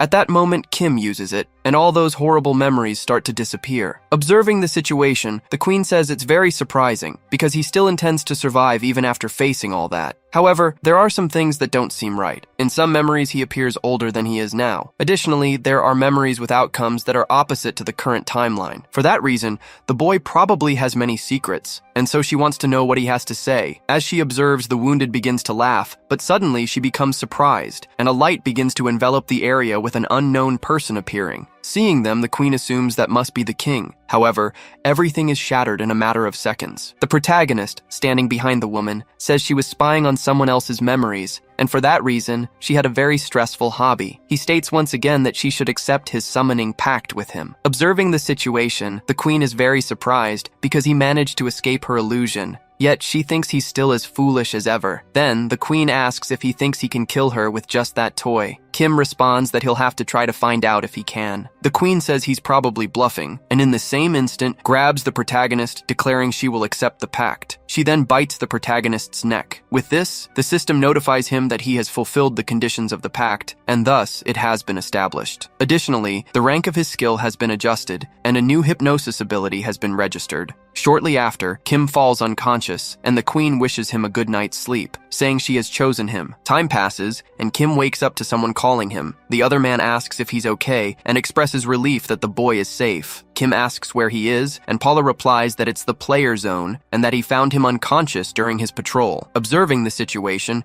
Kim assumes Rosaria brought him to this place. Looking at his status, he notices the hypnosis ability and begins analyzing all his statistics. He confirms it was as he suspected. It wasn't a dream. Additionally, he has a new ability, hypnosis, and with the succubus's summoning, he could even face opponents at the level of an entire nation's strength. However, he still wishes to know what suddenly changed her mind. Furthermore, she told him to sleep well in her last moment together, revealing that she also knows about the king. Shortly after, Paula calls for the protagonist, asking what he plans to do now, suggesting he might hire a player to act as his guide. Kim thanks him for his concern, but says everything is fine, as he has finished his business for now. For this reason, he will rest and return home, and the scene shifts to a hospital. A girl seems to be leaving the hospital. Soon after, someone congratulates her on leaving the hospital, asking if she's feeling better. The girl says not only is she fine, but she has also beaten up a few people. The man responds that something more important has come up, saying he has news that might interest her, because the protagonist has returned from the abyssal depths. The woman is surprised, noting that he returned very quickly. The man explains that the place is called the Tomb of Rank S for a reason, but his return isn't the primary concern about that place. The issue is that he encountered that person from before, the leader of one of the 4 great guilds whose name is Khan. The scene then cuts to the protagonist meeting that man. The man asks if his name is Kim, and if so, says he should duel him. Looking at the man, the protagonist recognizes him, confirming he is the leader of one of the 4 great guilds and is known as the best tank in New Korea. He is also an extremely strong and prestigious individual. Shortly after, the man charges at the protagonist. Then a woman runs toward the situation, asking what the man thinks he's doing, because if he continues, he could be banned from this place. She says he'll need to find a way to apologize for what happened. Afterward, the girl introduces herself, saying she is the secretary of that man. She acknowledges the guildmasters citing his forced non-humanitarian recruitment methods, but they're there to officially recruit the protagonist, so if he expresses an intent to join them, there's no need for a duel. Kim asks if they're trying to force him into it. The secretary admits it's true, but says it's not a bad offer for him, because as far as she knows, he will be participating in the Asian exhibition games, and among the 4 great guilds, hers specializes in abyssal exploration. For this reason, they can provide support for him. This way, he could earn enough merit points to compensate for any that were lacking. Hearing that offer, Kim remains silent. Shortly after, Kang says that it's already enough, because if he were influenced by words alone, he would have accepted the offer a long time ago. However, Kim replies that it's not true because he had indeed changed his mind. Kang then asks if, by any chance, he's planning to join his group, but the protagonist questions what kind of nonsense he's talking about. He says they would truly do things his way, and for that reason, Kang would have to defeat him if he really wanted him to join the group. Hearing what the boy said, Kang becomes very excited. The scene then cuts to an arena where several people are trying to interview the protagonist. They ask why he accepted the duel with Kang. Hearing all those questions, Kim stays silent, thinking how irritating it all is. Shortly after, an unfamiliar girl appears. She says she needs to talk to the boy. Kim then takes the woman by the hand. He says it's been a long time since he last saw her, assuming they must have met during the players' tests. The woman says that's true, and for that reason it's been a while since they've... Observing the situation, the girl is very surprised because the protagonist actually remembers her. Letting go of her hand, Kim says any questions she has will be answered later, because as she knows due to his plans with Kang, he doesn't have time to answer anything now. For that reason, he says goodbye, and meanwhile begins climbing some stairs. Looking ahead, he comes face to face with his opponent. It's revealed that Kang is already in front of him. Kim is pleased because his battle is about to begin. The announcer starts talking about the match. He states that the victory condition is to make your opponent kneel. As he prepares, Kang says he will test the boy's abilities, and the order is given for the battle to begin. At that moment, Kim activates his ability. He thinks that now, with all the power of the Spirit of the Night came, he could take down even an S-class monster with a single strike, and even someone like Kang wouldn't be able to move so quickly. Observing the attack, Kang says it's not bad, but still not enough to defeat him. Shortly after, he appears behind the protagonist and lands a blow on him. However, Kim manages to dodge, but without giving him a moment to breathe, Kang advances again, landing another punch. Again, the protagonist manages to defend the attack, but it's still not enough because Kang doesn't give him a moment to catch his breath. He advances again, delivering another kick to the boy's face. Watching this, Kang is very pleased, stating that Kim is very good at running, so he will improve that skill. He asks how Kim plans to win that way. Kim replies that unless Kang has a hidden beast, it won't be easy to make him kneel. Kang says that for someone cornered, Kim sure knows how to talk a lot. For that reason, he's truly testing his patience. Observing the scene, the crowd goes wild because Kang is about to unleash his final move. That attack is extremely powerful, and almost no one has ever resisted it. Meanwhile, the girl is watching everything from above. She says she's happy to have witnessed the fight. The man next to her says that if the protagonist loses, he'll have to join Kang's group.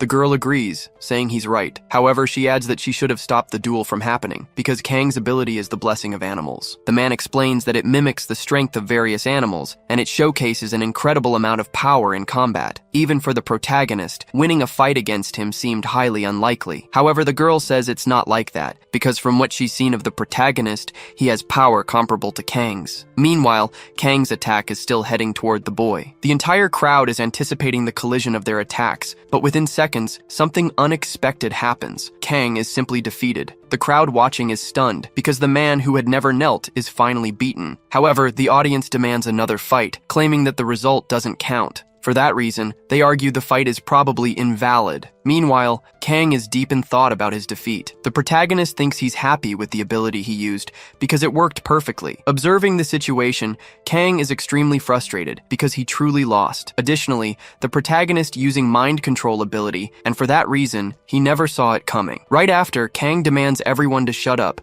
stating that he didn't know what ability that was, but losing was his failure, and thus the result was what it was. For that reason, they should calmly accept the outcome of that fight, and if anyone is dissatisfied, they should face him. Observing the situation, another girl comments that losing to the protagonist really irritated her, and that for Kang to kneel like that, the protagonist must have incredible ability. For that reason, the boy never ceases to amaze her. Shortly after, the man appears in front of the protagonist. Kim extends his hand and says it was a good match. The man then says he wants to ask something, questioning if Kim had planned to win that way from the beginning. Kim responds that under certain circumstances, yes. Hearing this, the man becomes very irritated, but still shakes the protagonist's hand, saying that promise is a promise, asking if he wants money or even a unique item. Kim says that wouldn't be bad, but it's not what he desires. The man asks again what he wants. The protagonist replies that he wants the Minotaur's labyrinth, leaving the man very surprised by his request. Sometime later, the scene shifts to another location. A man asks that they are talking about the Minotaur's labyrinth, and another confirms, saying it's the entrance to an abyssal dungeon. It's filled with traps and complex spaces, so they'll need someone with detection abilities. Even though it's at the abyssal entrance, many rank as guilds and players have taken on the challenge and failed. The guild currently holds the raid rights and is about to attempt it again in secret. The man, surprised, asks how Kim could know about that place and if he's okay. The other responds that he couldn't say he isn't stressed, but you can never predict what will happen in the abyss. All they can do is trust those who take on the challenge. To be honest, if he were younger, he would also participate. He reflects that his current concern isn't the difficulty of the dungeon, but rather the people involved, and he hopes his worries won't come true. At the same time, a group begins contacting the president. Apologizing for bothering him, they state it's an urgent matter. They mention that the Japanese Hunter Association has reached out to them. Another boy, surprised, asks what they are talking about, as the issue should already be resolved. Shortly after, a girl mentions that the saint has sent an invitation to a player named Kim. Sometime later, the scene shifts to the control room of the Great Association Gate. A countdown begins. Amid it all, the protagonist observes everything in silence. Shortly after, the order is given, and the entire group heads toward the portal. The scene then cuts to inside the portal, where a battle is underway. Kim is defeating the monsters. Soon after, a man appears saying Kim's abilities are impressive and asking if he likes the weapon he was given. Kim replies that it's not bad, but mentions he had to send his weapon for repairs anyway. The man explains that he planned to tell him that if he joined the guild because having the protagonist on the raid team benefits them, and it didn't seem fair to use it as a reward for that bet. Kim thanks him,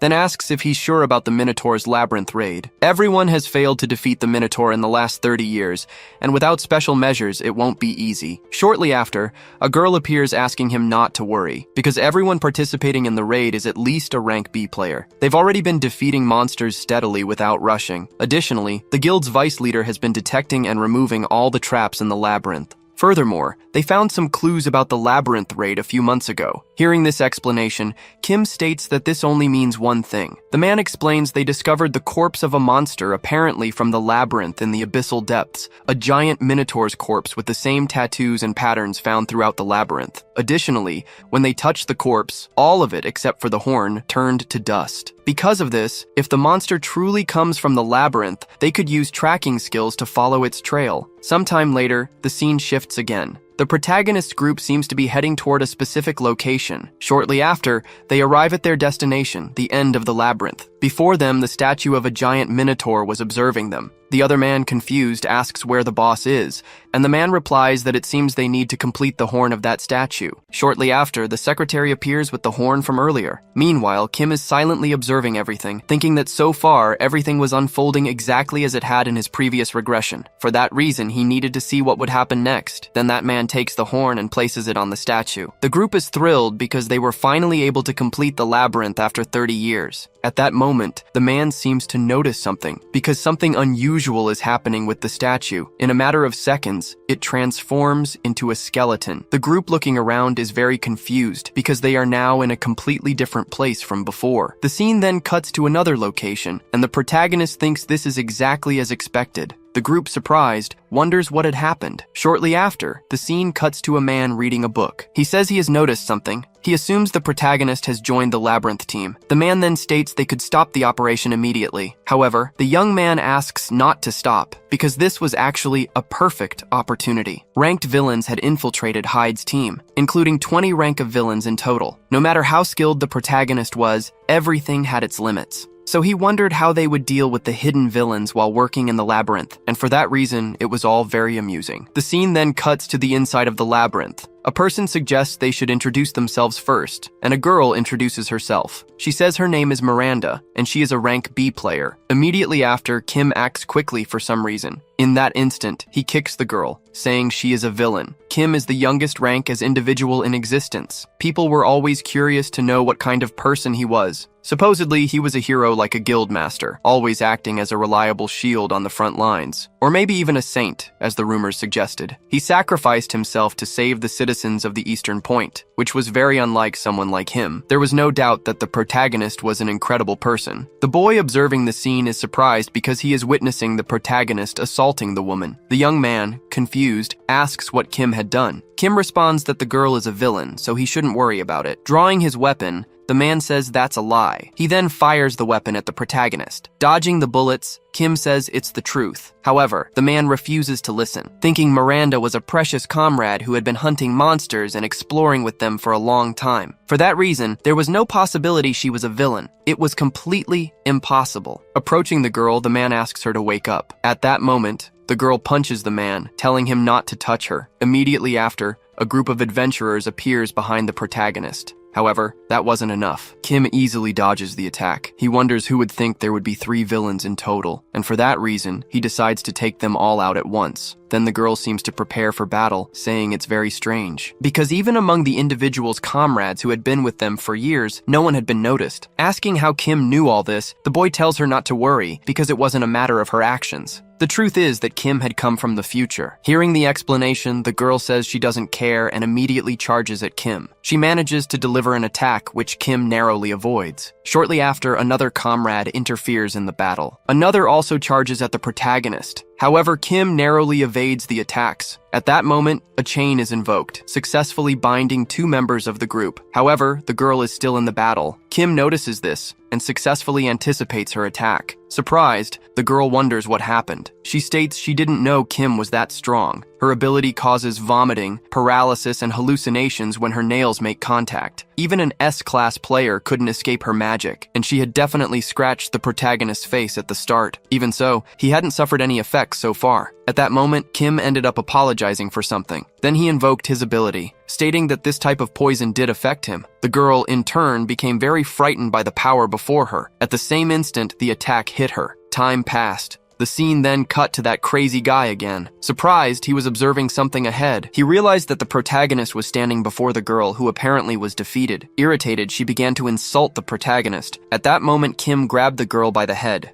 Apologizing, he said he didn't have time to play with her, and for that reason, they were going to do something fun. At the same instant, Kim activated his hypnosis ability. He began asking several questions about her group. The girl then started to fall under hypnosis, revealing that there were 20 infiltrators, including rank S members, and their objective was to sabotage the labyrinth raid. The scene then shifted to another location, where several flowers were stained with someone's ketchup. A secretary, observing what was in front of her, looked very surprised. They were apparently trying to kill that man from earlier. The scene shifted back to the protagonist, who was with the woman who seemed unconscious. Sieg thought there were 5 rank S villains and was sure there had only been 3 before he returned to his world. There had also been an incident involving a gate breach. The future was changing little by little. He supposed this might have happened because of his return. Kim said that in any case, they now knew their goal, and for that reason, they should join the other group. So the two began walking toward that group. Meanwhile, the other guy was still in disbelief that Miranda was really a villain. He wondered if the protagonist had known all of this from the beginning. Kim then said that the way out of there was simpler than he had imagined. That place seemed completely different from before, but it was still part of the labyrinth. Therefore, there should be a passage connecting to another space somewhere else. And since it connected to various spaces, it might not reach it all at once. However, they kept passing through doors and would eventually find that group. At that moment, the boy began to speak, saying he had a question. He questioned why Kim hadn't told the others about this, because if he had told Master Tagilda about the villain's infiltration from the beginning, none of this would have happened. After that, the two started staring at each other. The protagonist then responded that it was foolish to think that way because it didn't depend on him. Moreover, that other man already knew all about it. The scene then cut to another location, where that guy seemed to be fighting a group of people. He asked what they were doing, as this joke was going too far. Then the secretary had to intervene in the situation, but within seconds, another adventurer appeared to intercept the girl. The man noticed this and immediately protected her from the attack. He then remarked that this was like being in hell. The secretary, worried, asked if he was okay. However, the man asked her to just stay back because he would handle everything. At that moment, he activated his ability and a battle began to unfold. The secretary said there was no need to protect her because she could fly as well. However, the leader said she shouldn't do that because she couldn't handle those people. Shortly after, the other man said the girl was right, because he didn't have the luxury of protecting others in that situation. Since all this time, they hadn't been hiding their powers. Shortly after, that guy's lantern broke. From within it, an unknown creature emerged. The man then remarked everyone there was at least rank A,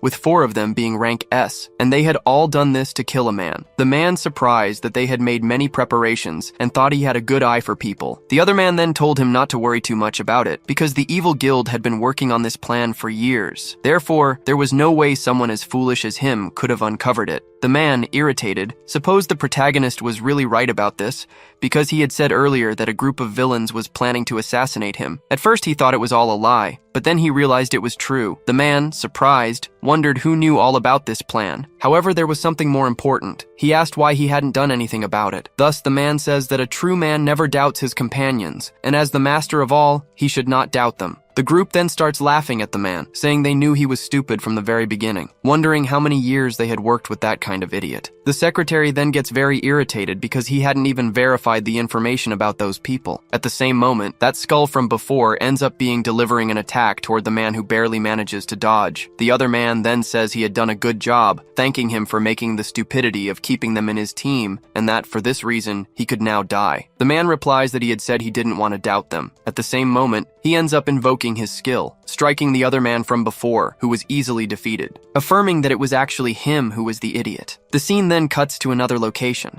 with that other boy asking if he was saying how Dagda already knew about all of that. He replies that if he knew that, he shouldn't ask stupid questions. The scene cuts again to another location, where the protagonist is now in front of Kang, asking if he will still leave him lying in the same state as before. Kang then gets up, asking if he didn't think he had seen all his power, affirming that he shouldn't worry because he already believed in the protagonist. However, he never said he would leave it that way. Now it's just the way he wanted. It is revealed that the group had already been brutally defeated. The other boy observing this is surprised. Kim then ends up entering that portal. Thus, he comes across that other man from before. The man asks if Kim hadn't seen the other group, and the boy replies that he hadn't. Given the situation, he only noticed the path ahead, ignoring the rest of the group. Asking what the man was planning to do at that moment, the man remains silent, saying it was frustrating, but he would have to retreat for the moment, because there could still be more villains. And even if they reached the end of the labyrinth, the boss had not yet appeared. And as frustrating as it was, the only option left was to find an escape before suffering more damage. For this reason, he wanted to apologize to the protagonist because that wouldn't have happened if he weren't so stubborn. Shortly after,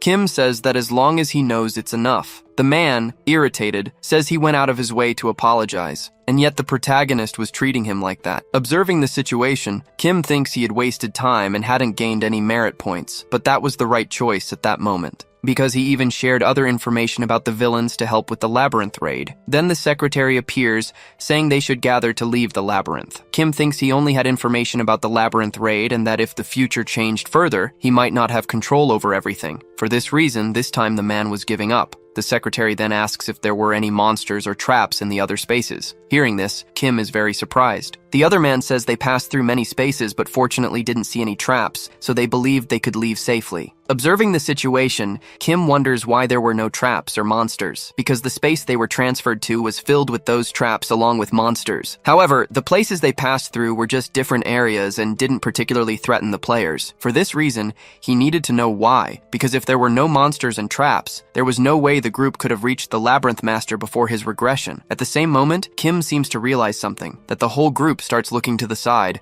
apparently surprised by something. The other man asks what was in front of them because a fearsome creature was staring at them. It is then revealed that the labyrinth boss was in that place, who immediately begins swinging his axe, hitting the group squarely, and with the impact, they are all thrown into the air. Additionally, the regression door was destroyed. Shortly after, the other man tries to grab to help him. Kim in turn says he is aware of the situation and starts running away. At the same moment, that other man begins activating his skill, and consequently, our boy does the same, starting to engage in close combat toward the Minotaur, and shortly after, the three attacks end up colliding. At that moment, the Minotaur attempted to attack again. However, they managed to dodge. Within seconds, his forehead began to glow, and out of nowhere, a skeletal monster appeared. The other man said that it was a rank S monster. Looking back, Kim saw even more monsters. The secretary wondered what was happening as monsters were suddenly appearing. Soon after, a voice began speaking about those wandering through the labyrinth and those disturbing its rest, stating that for that reason, they shouldn't worry and should proceed forward. It said everything would be resolved all at once. Then the group of monsters started advancing on the other two, who, desperate, were merely awaiting their death. However, their leader appeared managing to defeat some of the Minotaurs, while the protagonist also assisted him. Together,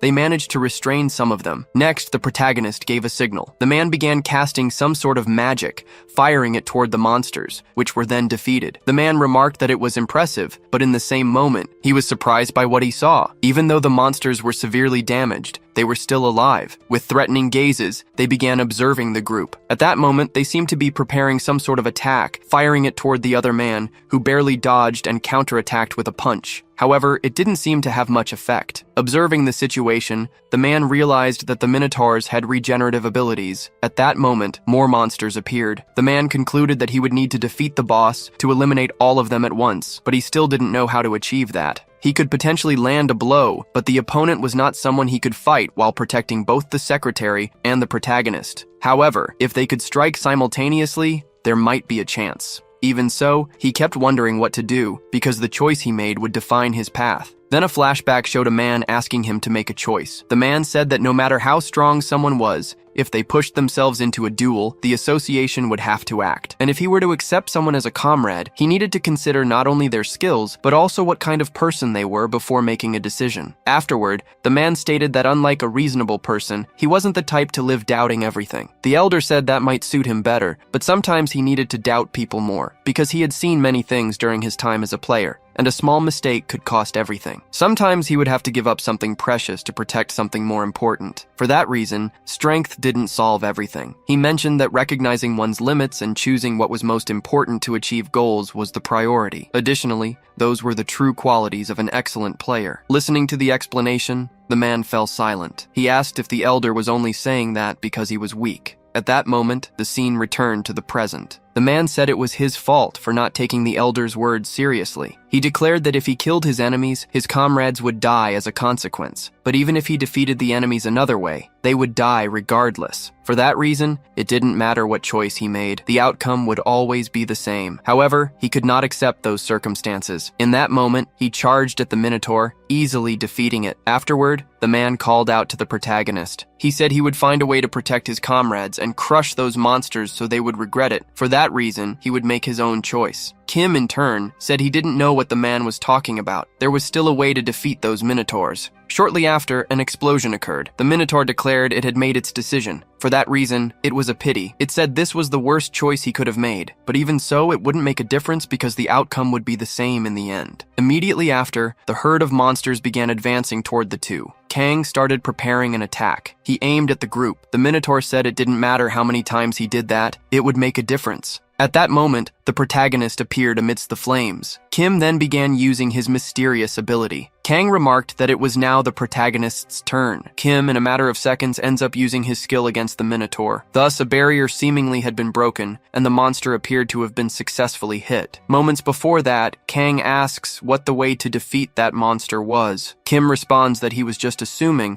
but just like the spaces there also connected through portals, and the gap where the Minotaur was likely connected to a completely different space, and the monsters were only being revived or even regenerated by the Queen after reaching that space again. Therefore, if she didn't have another space, those monsters would immediately disappear. Kang then starts laughing, saying that if he were wrong, everyone would die. However, Kim responds that the situation wouldn't be different if he did the opposite. Meanwhile, the secretary, along with that other crazy guy, was observing everything in silence because they were witnessing a gigantic battle right in front of them. Again, the scene cuts to the present, with Kim managing to hit the Minotaur, where it apparently caused some damage, and at the same moment, the protagonist is surprised. Then Kang charges toward the Minotaur, where he also delivers an attack. Even so, the monster still remains standing. Within seconds, the creature ends up disappearing. Meanwhile, Kim is crying on the ground. Looking down, he is surprised to see Kang completely injured, missing an arm. It hadn't used its power over the previous laws, and for this reason, it was much stronger than before. At the same moment, the protagonist tries to charge at the creature again, but within seconds, he ends up being struck once more. Those observing are very surprised,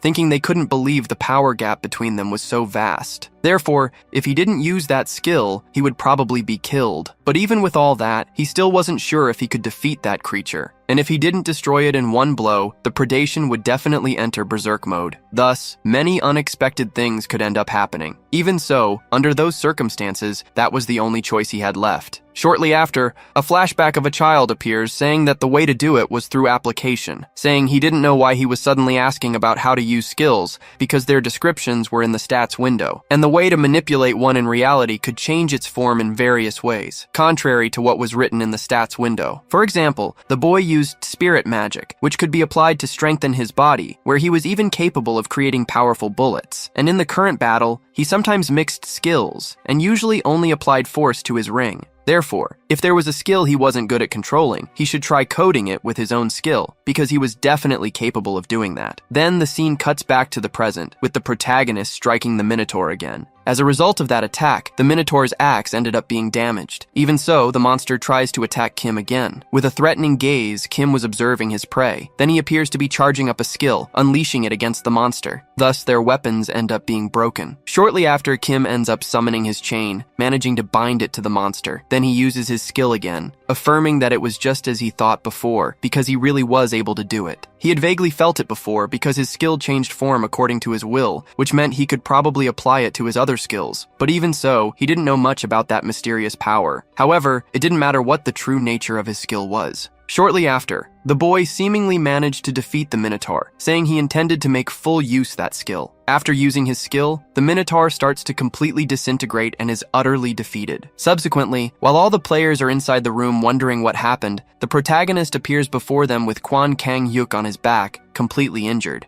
Seeing the two of them, everyone feels relieved and rushes to embrace the protagonist. After the Queen of the Great Minotaur was defeated, the raid team discovered numerous gold and silver treasures hidden in the labyrinth. Among them, the most valuable was an elixir capable of significantly increasing a player's stats just by drinking it. This was a unique great elixir called the Fountain of the Tata. However, there wasn't enough elixir for everyone, so it was given to the protagonist and also to Kwon, who contributed the most to the raid. However, in Kwon's case, he would lose more stats due to the loss of his right arm than he would gain from the elixir. The villains who infiltrated the raid were identified and arrested. Then the players who participated in the raid focused on recovering and resting, and so the chaotic Minotaur Labyrinth raid came to an end. During an interview, a reporter asked Kwon if the rumors about the raid were true. He also asked if it was true that Kwon was planning to retire as a player. However, Kwon Kang-hyuk responded that he wasn't retiring. Instead, he said he was just taking a short break, and a bit annoyed he called everyone idiots. With a furious look, he asked if they didn't understand the meaning of rest. In the background, a girl from his guild told Kwon to be more careful with his words. Then another reporter asked if it was because of his right arm, while another mentioned the Asian exhibition games. When another reporter attempted to ask Kwon a question, Kwon interrupted him. Kwon then replied that the reason was indeed his right arm, but he said they should only focus on the Asian exhibition games. He added that someone capable of replacing him had appeared and told the protagonist to speak for himself at that very moment. The reporters then asked if that wasn't Kim Tae-hyun, the rookie player. Another reporter mentioned that following the Labyrinth raid, the protagonist ranked 5th in contribution, making him perfectly qualified for the team. At this moment, they noted that, in addition, there was a rumor that with the Fountain of the Tada he had obtained, he had likely reached an international level position. Hearing this, a woman responded that it was ridiculous and asked if the boy truly understood what the national strength rank meant. She explained that national strength rank was for monsters on a completely different level, even among rank players. The rank was established because they couldn't be classified under other ranks, but before she could say more, the protagonist stepped onto the stage. He introduced himself and said that he would be one of the representatives in the exhibition games. He mentioned that many of them might be concerned about the replacement player,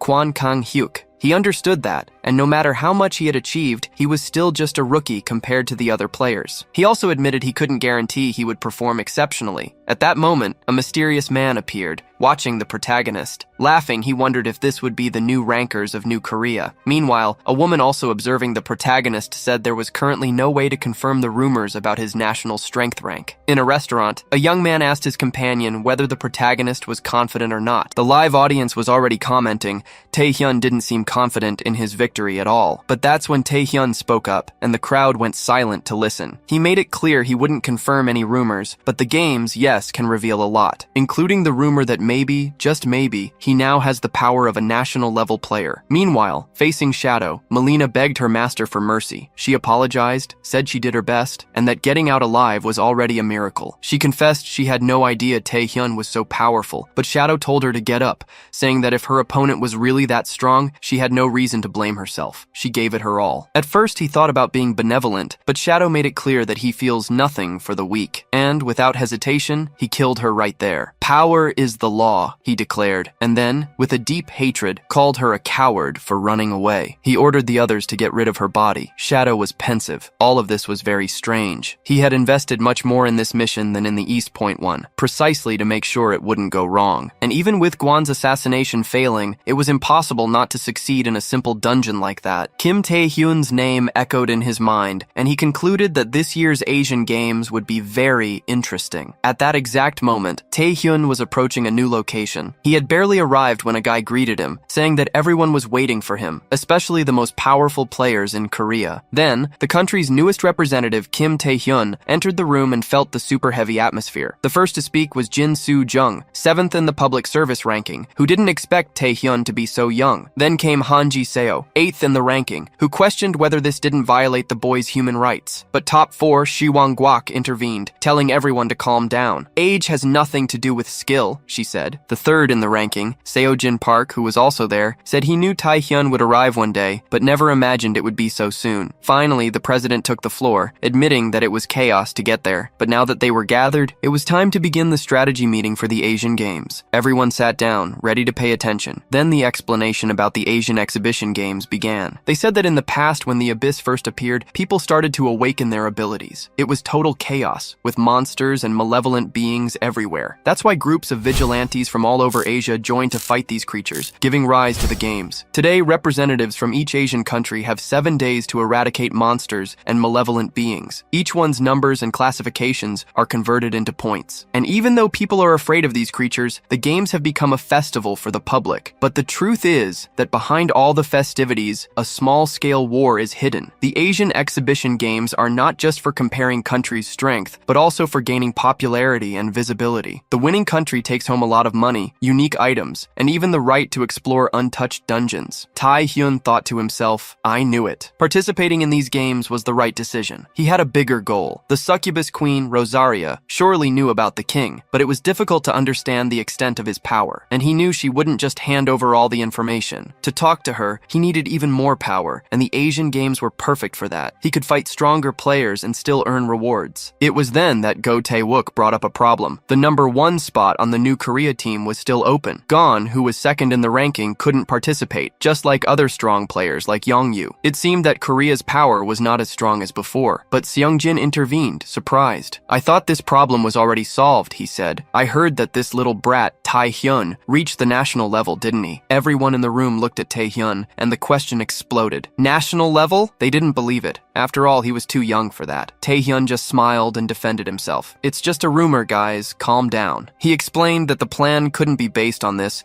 since his abilities hadn't even been proven. The disappointment was widespread. Someone asked if they needed reinforcements, and the answer was yes, but the question was, who to recruit? The president, however, guaranteed that everything was fine. Although they didn't have as many national-level players as Japan and China, the Asian Games were not just about fighting. The most important thing was hunting monsters to get points. As long as we stay calm, we have a good chance of winning, he stated. Then, the president divided the team. Seongjin, Siang, and Hang Yu, with more experience in the abyss, would be responsible for hunting monsters. Meanwhile, Jinsu, who had more experience in combat against other players, and Taehyun would hunt the malevolent beings. The president was anxious to see them in action since the games would begin the following week, and the day came. On the first day of the Asian Games, a narrator announced the opening ceremony for the Asian Exhibition Games. Philippines, Vietnam, Singapore, Japan, China, Korea. The teams from each country gathered for the competition. Japan and China seemed to be the strongest, with national-level players, but China was the favorite, with 3 of them: Feng Liu, Mingming Tsai, and the most powerful, Li Xingsui. Meanwhile, Taehyun's relatives were watching the broadcast. His uncle commented that it would be difficult for Korea to win, and his aunt just wished for Taehyun to be safe. But Ji-young couldn't take it. "What are you talking about?" he questioned. He, Taehyun's #1 fan, would never let them talk him down. Had they forgotten everything Taehyun had done? He was the one who bought the apartment and even gives them an allowance for each dungeon he completes. In other words, if Taehyun does well, I do well too, he declared. Taehyun's uncle called him a materialist, and his mother, in disbelief, said he was getting worse every day. "Do we need an exorcist?" she wondered. But Ji-young insisted that he believed in Taehyun. "Go study, my son, go," they said. Back at the games, during the entrance ceremony, someone approached Taehyun. "There he is, Korea's newest S rank," the person said. "I owe you one." It was an elegant woman, the saint, Tsurara Yoshikawa. She explained that she was going to deal with the East Point situation, but when she arrived, everything was already resolved. Taehyun realized she was the one who solved the incident in his past life. The power she had made sense for covering everything up. She then asked why he had refused the invitation she sent to personally thank him. In a flashback, after the new Korea meeting, the room emptied, and Taehyun was the last to leave. The president called him and handed him a special invitation from the saint. The president didn't know the reason, but explained that she was one of the rarest players, a superhuman with regenerative abilities who could even heal Gon's arm. He suggested that Taehyun meet her before the games, but Taehyun replied that he would refuse. Go Taewook, shocked, asked why he would do that, since Gon got hurt protecting him. The president, however, asked Taehyun to explain. Taehyun said he couldn't give details, but the reason was simple. Back in the present, he addressed the saint. "I know very well the horrible truth hidden behind your title as a saint." He said that was all, and the saint didn't seem to like it at all. Taehyun simply turned and left. Shinji asked the saint what she thought. "He really had a significant reason to refuse," she said. "Taehyun knows a lot about me." Shinji suggested they should stop him immediately, but the saint smiled. "That's not what I meant," she replied. She explained that, although everyone was impressed with his power, the most incredible thing was how much he knew. He achieved things that would be impossible without knowledge and foresight. She couldn't imagine where he would have heard about the truth behind her title, and she decided that she wanted this boy to become hers as soon as possible. The narrator announced the moment everyone was waiting for, the start of the Asian Exhibition Games. The countdown began. The host, Alex Go, an A-rank player from Singapore, hyped up the crowd. As the count reached 5, 4, Shinji asked if everyone remembered their roles. He looked to the side and noticed something. Where was Taehyun? Panic set in. The second the host shouted for the festival to begin, a blade cut his throat. Taehyun decapitated him with a smile. Terror took over everyone. Seongjin was paralyzed, but the Chinese team went on the attack,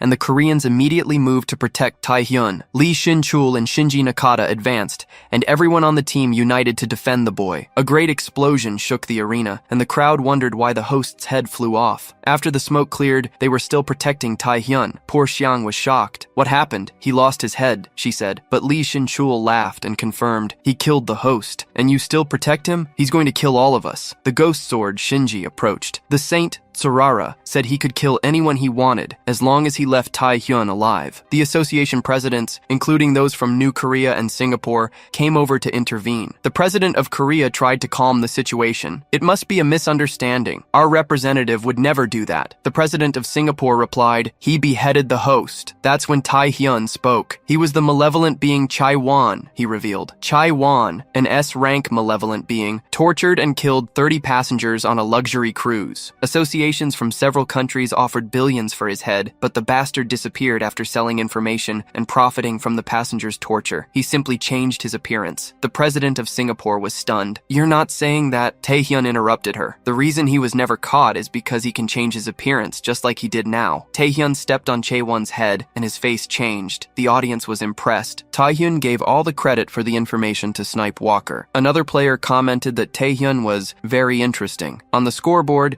New Korea was already in first place with 1,000 points. The narrator explained that the games were suspended for a few hours, as the murdered host was revealed to be a malevolent being, but now the games have resumed. The players from each country left the arena to hunt monsters. Kim Tae-hyun had already scored the first points of the games, and after giving all the credit to Snipe Walker, he went out to hunt malevolent beings. At the guild, Snipe Walker's vice president said he had no idea they were hiding this information. Young-yu said she didn't know either. The vice president asked why Tae-hyun lied. She replied that she had no idea, but it was kind of him to announce the guild's name. "We've received so many calls we can't even work properly anymore," she complained. Young-yu then thought, "My darling must have done everything himself." The vice president asked if Tae-hyun was her darling, and she replied, "Don't tell me my darling knew." Later, at night in the city, a house had a hole in the ceiling. Inside, a defeated malevolent being. It was Gant, an A rank. He asked how Tae-hyun found him. Tae-hyun replied that it was very easy, even obvious. That's when he got a call. It was Jung-yu calling him sweetie, honey, beloved. Tae-hyun joked that she took a long time to call, and she complained about the flood of calls she received because of him. Tae-hyun asked if the line was secure, and Jung-yu already knew he was expecting that. That's why she called him first. Tae-hyun explained that he couldn't get on a secure line with a normal cell phone. He asked her for 2 favors, to research something for him, and to give him some other information about the malevolent beings. Jung-yu said she had already given the information to the association, but Tae-hyun knew they wouldn't win by hunting small fish like this. The target had to be big, like the official malevolent guild. At that moment, a person appeared in front of Tae-hyun. "I introduced myself as Haim Kimura," she said. Tae-hyun asked, "What was that? It's too noisy." "Wait, Jung-yu, I'll talk to you later." Kimura said he would be punished for tarnishing the saint's name. Tae-hyun was confused. "What do you mean, tarnishing her name? What did I do?" The narrator explained, Kimura Haim was one of the S-rank participants in the Japanese exhibition games, and he was completely in love with the saint. If Nakata Shinji was a graceful and precise swordsman,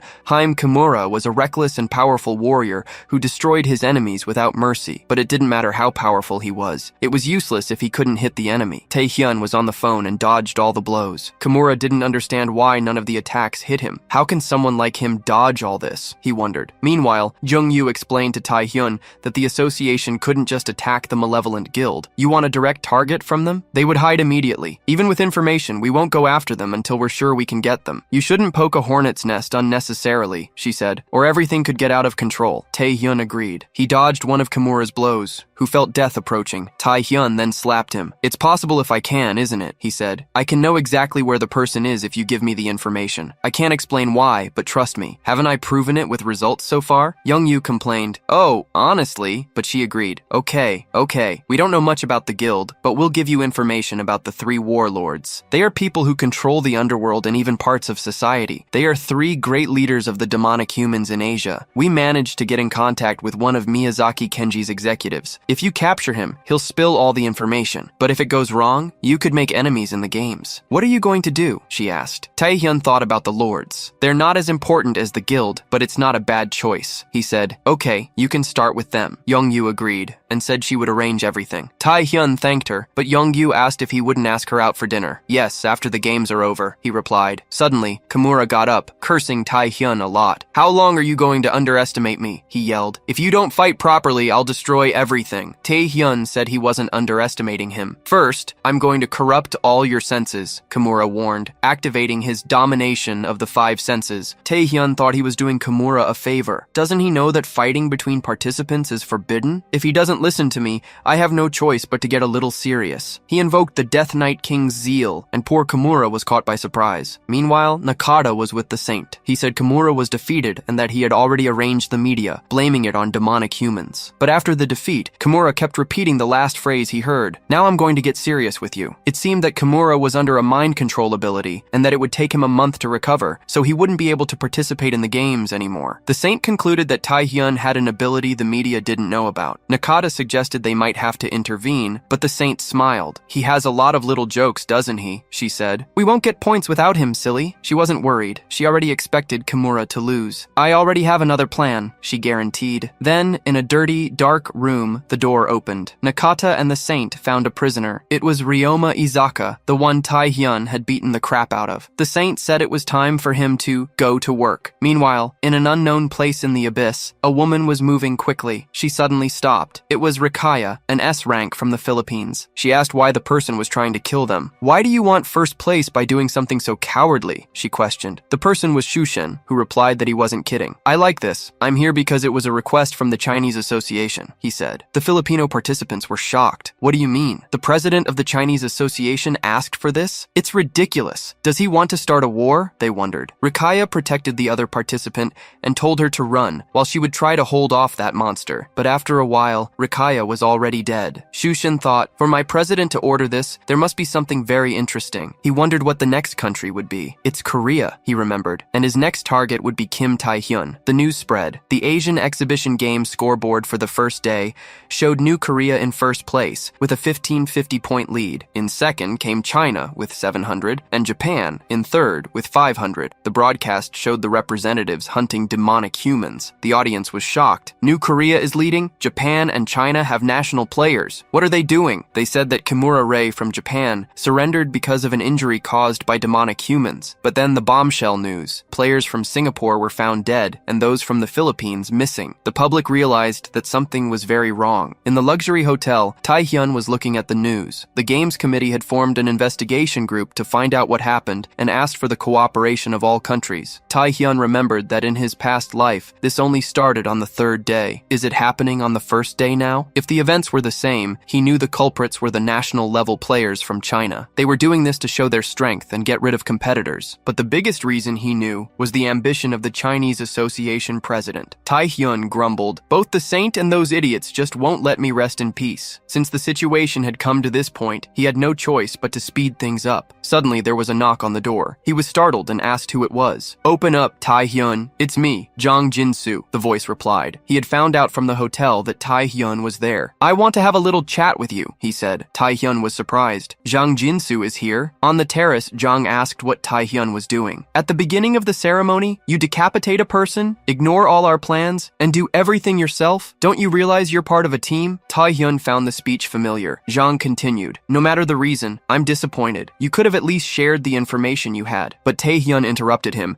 saying that he had just been attacked by Kimura Ren. Jang was shocked. It wasn't the demonic humans? Tae-hyun confirmed that he managed to stop the attack, but the fact that Kimura had found him meant that there was an infiltrator in the association. Jang was offended. "Are you accusing me? Am I the most suspicious?" But Tae-hyun explained that it wasn't that simple. Anyone with access to the information was a suspect, including him. He had to act cautiously. He was the one who discovered that the host was a malevolent being. "If the S-rank players aren't killed, the national ones won't be either," he explained. "The national level ones are attacking the others to decrease the number of competitors. Yes, I plan to do things alone. I don't like their methods." Tae-hyun then said he was leaving. Jang yelled for him to come back, but Tae-hyun simply slammed the door in his face. Jang was furious. "Insolent brat! How can a rookie do this? He's going to pay!" he swore. Tae-hyun on the outside heard and saw everything with his stealth ability. He wondered if Jang Jin-soo was the spy. In his past life, he never found out. But after Kimura found him, he was sure there was one. "I can't trust anyone now," he thought. Until he found out who it was, he would take care of something else. He received a message. It was from his beloved darling, a perfect guide from Ah Hyung-yu to find the 3 warlords. Tae-hyun thought, "What the hell is this?" Later, in some McDoria, Tae-hyun ordered a cheeseburger and a soda. He was disguised in a coat, and it seemed to be working. No one recognized him, but he was observing other people. "These are Miyazaki Kenji's subordinates," he realized. "They act like high school students. That bag must be full of illegal items." All he needed was to follow them to Miyazaki. That's when the person sitting next to him spoke. "It's been a while, hasn't it?" Tae-hyun turned and saw who it was. Ryoma Isaka. Tae-hyun was shocked. He was in a life sentence because of the East Point incident. How is he here? Ryoma said he didn't want to fight there. Tae-hyun told him to cut the crap and get out of there. Ryoma laughed. Get out of here? Are you in a position to tell me that? You're also trying to be stealthy, aren't you? Ryoma broke the glass, drawing everyone's attention. Miyazaki's employees realized who Taehyun was and wondered if he was there to catch them. They grabbed the bag and ran. Damn it, Taehyun thought. Now I have to capture them. Ryoma warned that he didn't want to fight there and used his aura to knock everyone in the store down. Taehyun was impressed. He did that with just his aura? He got stronger than he was at East Point. Ryoma asked if he was after Miyazaki Kenji. Give me a minute to talk, he asked. I promise it won't be a waste of time. Taehyun tied him up with chains and said he had 1 minute. But if you talk nonsense, you'll regret ruining my plan. Ryoma said that brought back good memories, but that he wasn't the same as before. When he tried to move, Taehyun used gluttony on the chains, and Ryoma could barely move. What is this pressure? How much stronger did Taehyun get in the meantime? He wondered. Taehyun said he had 50 seconds. Ryoma got nervous. I'll get straight to the point, he said. Taehyun alone can't take down the 3 warlords. You'll end up falling into a trap and dying. Taehyun said he had 30 seconds. Ryoma said it was different for him, that he had connections and could lead him to Miyazaki. It's a good offer, isn't it? Taehyun said he had 10 seconds. What else do you want, you bastard? Ryoma asked. Time was up. Ryoma complained that Taehyun hadn't counted a full minute. That's when he felt even more pain because of gluttony and begged for mercy. Your offer was nice, but it's a little suspicious, Taehyun said. A guy like you suddenly wants to help me. What's your real plan? He used Rosaria's hypnosis to ask who was behind him. Later, in an abandoned warehouse, people were running desperately, but they were knocked down with a single attack. The one who did it was Nakata. The saint appeared, applauding. That was quite a performance. Nakata asked if she was really okay with Ryoma's situation. He already lost to Taehyun once, and with the rumors that Taehyun is now at a national level,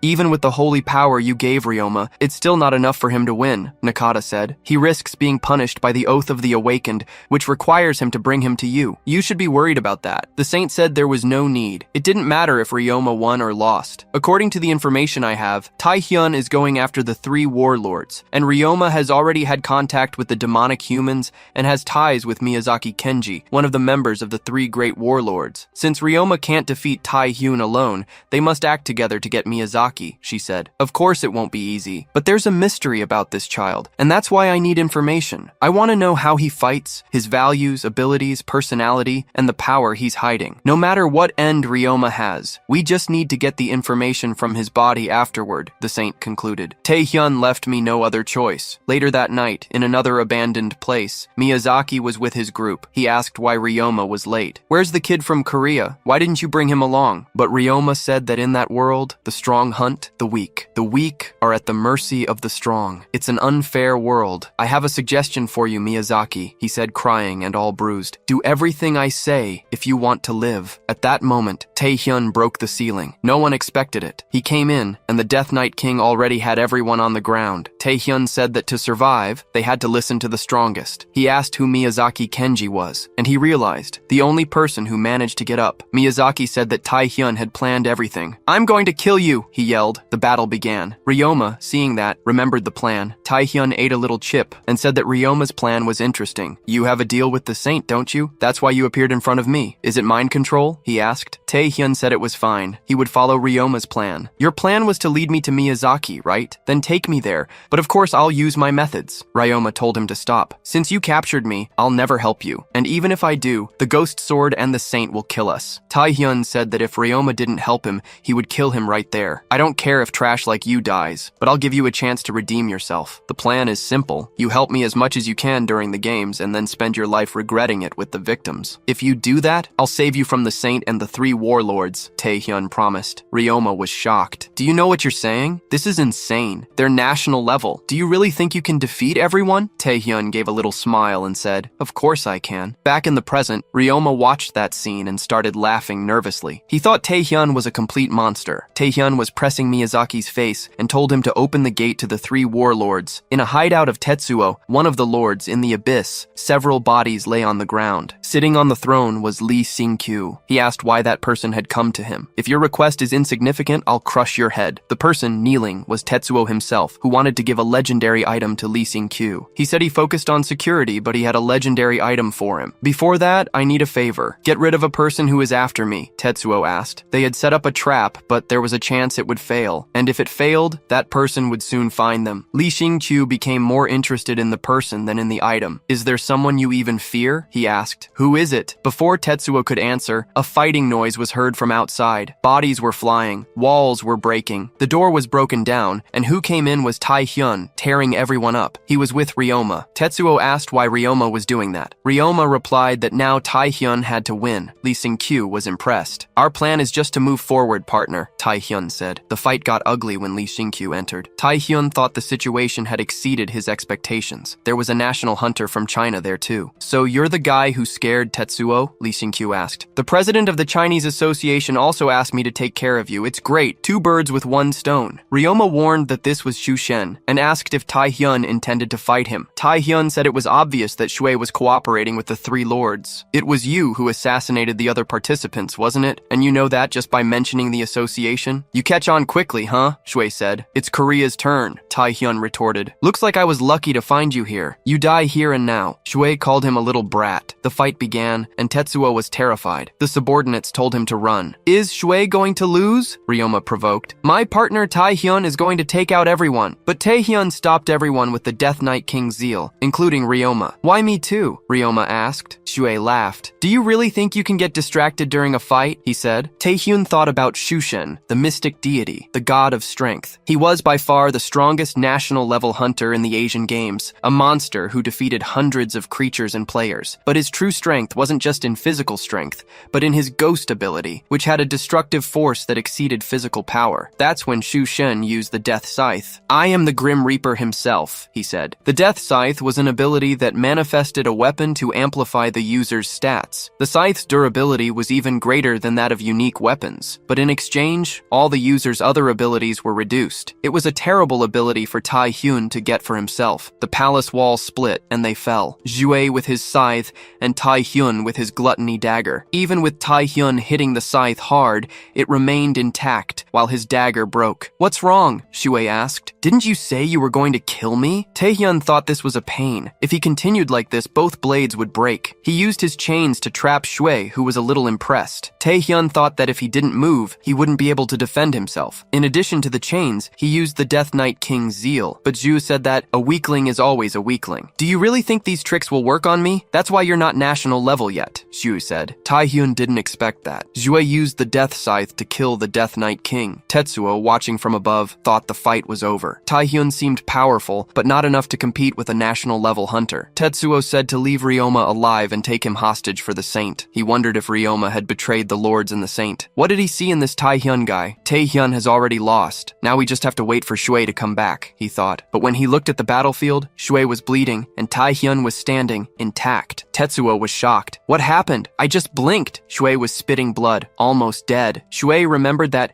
the moment he tried to cut Tae-hyun in half, mana surged from his dagger. I was leading the fight. His blades are almost broken. Why am I on the ground? He asked if Tae-hyun had been hiding his power all along and tried to attack him from behind. But Tae-hyun turned around instantly. These 2 daggers are rare class equipment, he thought. They worked against the Minotaur Queen, but I learned something in that fight. If I use the power of gluttony and not my mana, it won't be consumed. That means I can use gluttony to the maximum. The weapon that broke wasn't Tae-hyun's dagger. It was Zhu's Death Scythe. You can have the weapon, Tae-hyun told Shui, but in return, I'll take your life. Before Zhu could finish his sentence, he was killed right there. Tetsuo was desperate. Ryoma was unconscious. Gluttony was consuming Shui's body on the battlefield. At that moment, it was confirmed that Tae-hyun Chin had the power of a national-level hunter. Meanwhile, in a luxurious place in the rain, a person said, So, Zuishin decided to act. The woman who was in bed replied, Tetsuo decided to ask Zuishin for help in exchange for a legendary item. The people there were Chai Ming-ming, a national rank hunter from China, and Ping Gua, one of the 3 warlords. Ping said that Shui couldn't lose to a little brat from Korea. He's national level. That's when the phone rang. Ming-ming answered, and the person on the other end of the line was Zhang Long, the president of the Chinese Association. Suishen is dead, Zhang Long said. You need to bring Tae-hyun Chin's head. Of course, Tae-hyun wouldn't miss the opportunity to use gluttony on Zhu's body. His strength increased dramatically. As expected, gluttony doesn't work on the dead, only on living targets, he thought. But this doesn't seem to be the only condition to get an ability from a being. The concept of gluttony in a human is a little strange, but he didn't need to worry about criminals like Shu. He was curious about the voice that appeared in his head when he lost control of gluttony. He needed to learn more about this power. After Sui Shen's death, everything became calm. Tetsuo submitted to Tai Hyun. Tai Hyun used Rosaria's hypnosis to erase the memories of Tetsuo and the other demonic humans,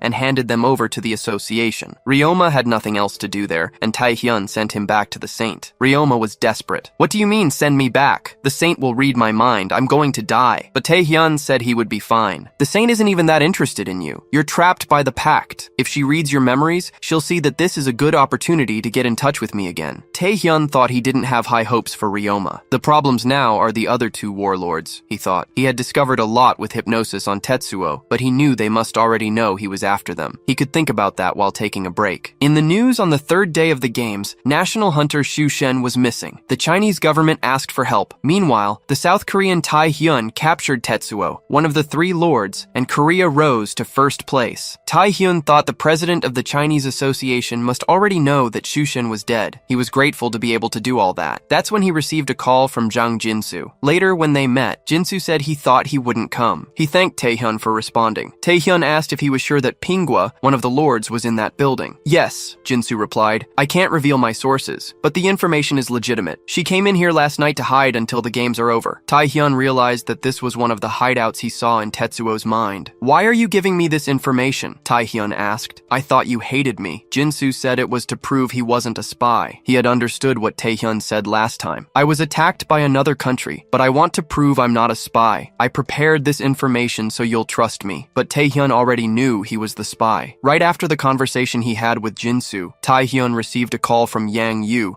who confirmed there was a spy on the team. Taehyun asked if it was Jinsu, and she asked how he knew. "I just suspected," he replied. "But who is he spying for? Japan?" "No," Yang Yu replied. "He's spying for China. He frequented Chinese casinos and probably made a deal to pay off his debts." "So how did Kimura know my location?" Taehyun asked. Yang Yu explained that, unfortunately, there was another spy on the team, working for Japan. Taehyun thought, two spies on the same team? How does this association work? Is it just traitors? But Yang Yu calmed him down. "Don't worry, I'll report this to the president." But Taehyun asked her not to. First, because if Jinsu was arrested, the Japanese spy would hide. Second, now that he knew who the spy was, he could use him to his advantage. Jinsu said the building was full of traps and demonic humans. Now we just have to go in and get them out of there. But he thought, perfect. This idiot is going to die here. I was ordered to bring him. What Jinsu didn't know was that Pinghua wasn't alone in there. Chai Mingming, a national player, was also there. But Taehyun surprised him, using zeal and gluttony at the same time to blow up the entire building. He simply annihilated it. "I'm getting used to gluttony," Taehyun said. "It seems stronger than before." Poor Jinsu was paralyzed with despair. "Are you crazy? What are you doing?" Taehyun reminded him. "You yourself said it was full of traps and demonic humans. Why should I go in? Just tear down the building." Jinsu thought he was crazy and accused him of violating human rights. Taehyun pointed. That person under the rubble is Pinghua, isn't it?" Pinghua screamed, asking why Jinsu betrayed them. "You damn gambling addict." Taehyun asked Jinsu about the betrayal. He yelled incomprehensible things. Pinghua said that Taehyun might be laughing, but he was going to die. Taehyun smiled. "Chai Mingming, isn't it? I already knew." The two asked how he knew. Taehyun asked, "Which information do you want to know how I know? That you're a spy or that Mingming is here?" Jinsu didn't believe that he had never trusted him and went on the attack, but he spat blood. It wasn't Taehyun. The system warned him that his body was almost dominated by the five senses, but gluttony resisted. Still, his vision, hearing, and touch were partially impaired. "This is Mingming's ability," Taehyun thought. "None of my senses are working right. Not even gluttony could completely dominate this effect." Mingming said he didn't expect him to tear down the building. "I wondered what kind of person defeated Shu Shen. Now I know he's a maniac." Taehyun stared at him. "I'm a maniac? Who's having an affair with a demonic human?" He said he didn't care about Mingming, but about his ability. Meanwhile, at the Saint Sanctuary, she was reading Ryoma's memories. Taehyun not only became a national-level player, but also defeated Shu Shen. "You betrayed me, didn't you, Ryoma?" she said, smiling. "Don't worry, it's okay." As Taehyun himself said, "I'm not interested in your life. In the end, he'll meet me. You served your purpose." She then came back to herself. "However, some things didn't go according to my plan. You want to go after the three warlords, don't you, Ryoma?" The saint said she would meet him in person. In a flashback, the president of the Chinese Association passed the mission to them with 3 goals: win the games, kill the weaker ones from the other associations, and prove China's superiority superiority to create a monopoly on dungeons and magic stones. You can do anything, he said. Murder, torture, whatever it takes. I will cover up all the crimes. Xu Shen said he didn't care about the crimes. He just wanted to fight strong people. Lin Peng said it wasn't so bad, but Ming Ming thought everyone around him was insane. But that wasn't his problem. He also killed many people, but for love, to be with Pinghua. Now, their interests aligned. The president told him to bring Tai Hyun's head. Pinghua was also in danger because of this brat. Ming Ming thought that now he could kill without a guilty conscience, but when he felt Tai Hyun's power, he was terrified. Tai Hyun invoked the great power, and that devouring monster looked hungry. Ming Ming wondered if the domination of the five senses hadn't worked. He defeated Xu Shen. He must be at the national level, he thought, but this power is monstrous. He has surpassed human limits. Tai Hyun said that the domination disabled all senses, right? If I couldn't use my gluttony with this, it would be a big problem, but I can. So, it's fine. And I'll make good use of your ability, he said, and told gluttony to devour him. The vortex of gluttony swallowed him whole. The system acquired the new ability, domination of the five senses. I was needing a weapon, Tai Hyun said. Look at this luck, the weapon that the national level used. It must be good. The dagger was called Headache, and it was a unique rank. Tai Hyun thought that China had lost 2 national rank players. There's only one more to eliminate. Even if he's strong, he won't be able to carry China alone. And with the points for taking down Pinghua, the Asian games are already over. He was more worried about Japan, which was very quiet. That's when a helicopter appeared. Who jumped from there? The Saint. She fell, breaking everything, and said, "Finally, we meet again." Tai Hyun wondered why she was there. The narrator explained, Yoshikara Tsurara had a hyper-regeneration ability, which could even regenerate lost limbs. She used it to perform miracles. And along with the sacred orders, an ability that calmed mental suffering and granted a buff that increased physical power. That's why she earned the title of Saint. True divine power can change memories and even perform brainwashing, the narrator explained. She used this ability to create a legion. Tai Hyun thought, now it's my turn. He asked how the Saint found him, since he had never told Ryoma his location. She replied that he should know she wasn't after the lords. Tai Hyun asked if she did all that just to see him. That's kind of weird, he said. She asked how he could be so calm. I know my duties as a saint. I must give strength to others to continue living in this cruel world. How do I do that? I make them worship me as a goddess. Knowing someone as elegant, beautiful, sexy, sacred, and perfect as me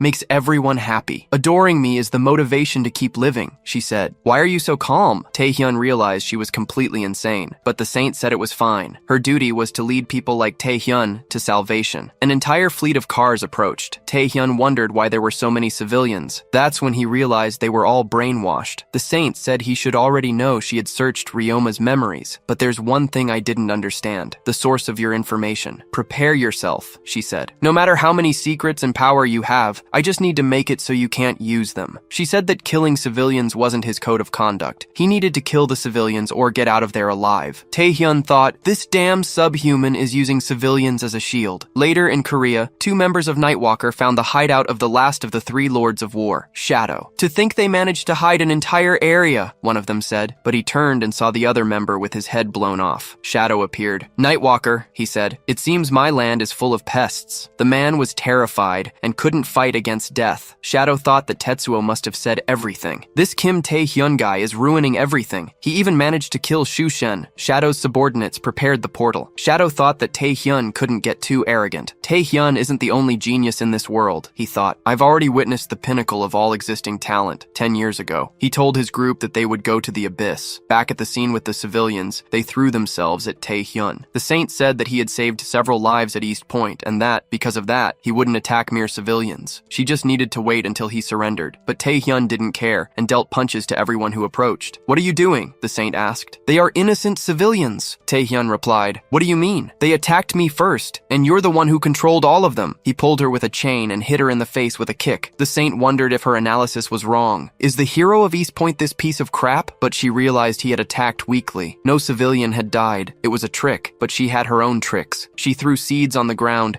and invoked a large sacred tree. Tae-hyun, of course, saved the people with his chains. She used regeneration on seeds, he wondered, and still hurt the people she controlled. The saint already expected this. He acted with violence, so I would believe he wouldn't hurt the civilians. Now it's too late for him to do anything, she thought. At that moment, the woman in Tae-hyun's lap started attacking him like a zombie. The saint said that from then on, no matter if they fainted, broke bones, or had their flesh torn, no one would stop. Accept my salvation, she said. Branches, divine power, and controlled people attacked Taehyun at the same time. "The crimes you have committed are unforgivable," he said. The saint felt something strange. She was affected by the domination of the five senses. She cried blood, spat blood, and felt her mana flow corrupted. She wondered if it was Chai Ming's ability. He has the same ability? Is it a coincidence? He hasn't used it until today. Taehyun, preparing all his power, said she needed a beating. The poor thing was terrified. While he held the civilians with the chains, he slapped the saint. After everything was destroyed, the civilians were trapped in the chains, and the saint was crawling. "Your recovery because of your ability is impressive," Taehyun said. "You're still alive after all that." She asked how he had the domination of the five senses. "I knew you would notice," Taehyun replied. "What do you mean?" Taehyun realized she would try to erase his memories. "You can try," he said. He was already expecting this. The Holy Order was an ability that controlled the target's memories, which meant she could see his mind. He remembered the dream he had at East Point and how Rosaria's treatment changed after she saw his mind. He wanted to know the secret behind gluttony. And if the saint entered his mind, he could guess. The saint laughed loudly. "Are you really underestimating me?" she asked. "If you want it so badly, I'll give it to you." She invoked the sacred power, the true angel. "I don't know what you're planning, but it's impossible to resist divine power." But when she entered his mind, she saw the great throne of gluttony, a sea of blood. The throne was empty, but the king who was there spoke, saying that Taehyun used his head, and the saint was terrified. The king asked if he had used this little fly here to get to him. The saint realized, shocked, that it wasn't Taehyun. That thing there wasn't even human. And the king of gluttony, sitting on the throne of blood, looked at her. "Well, it was a good plan," he said with a voice that made her soul freeze,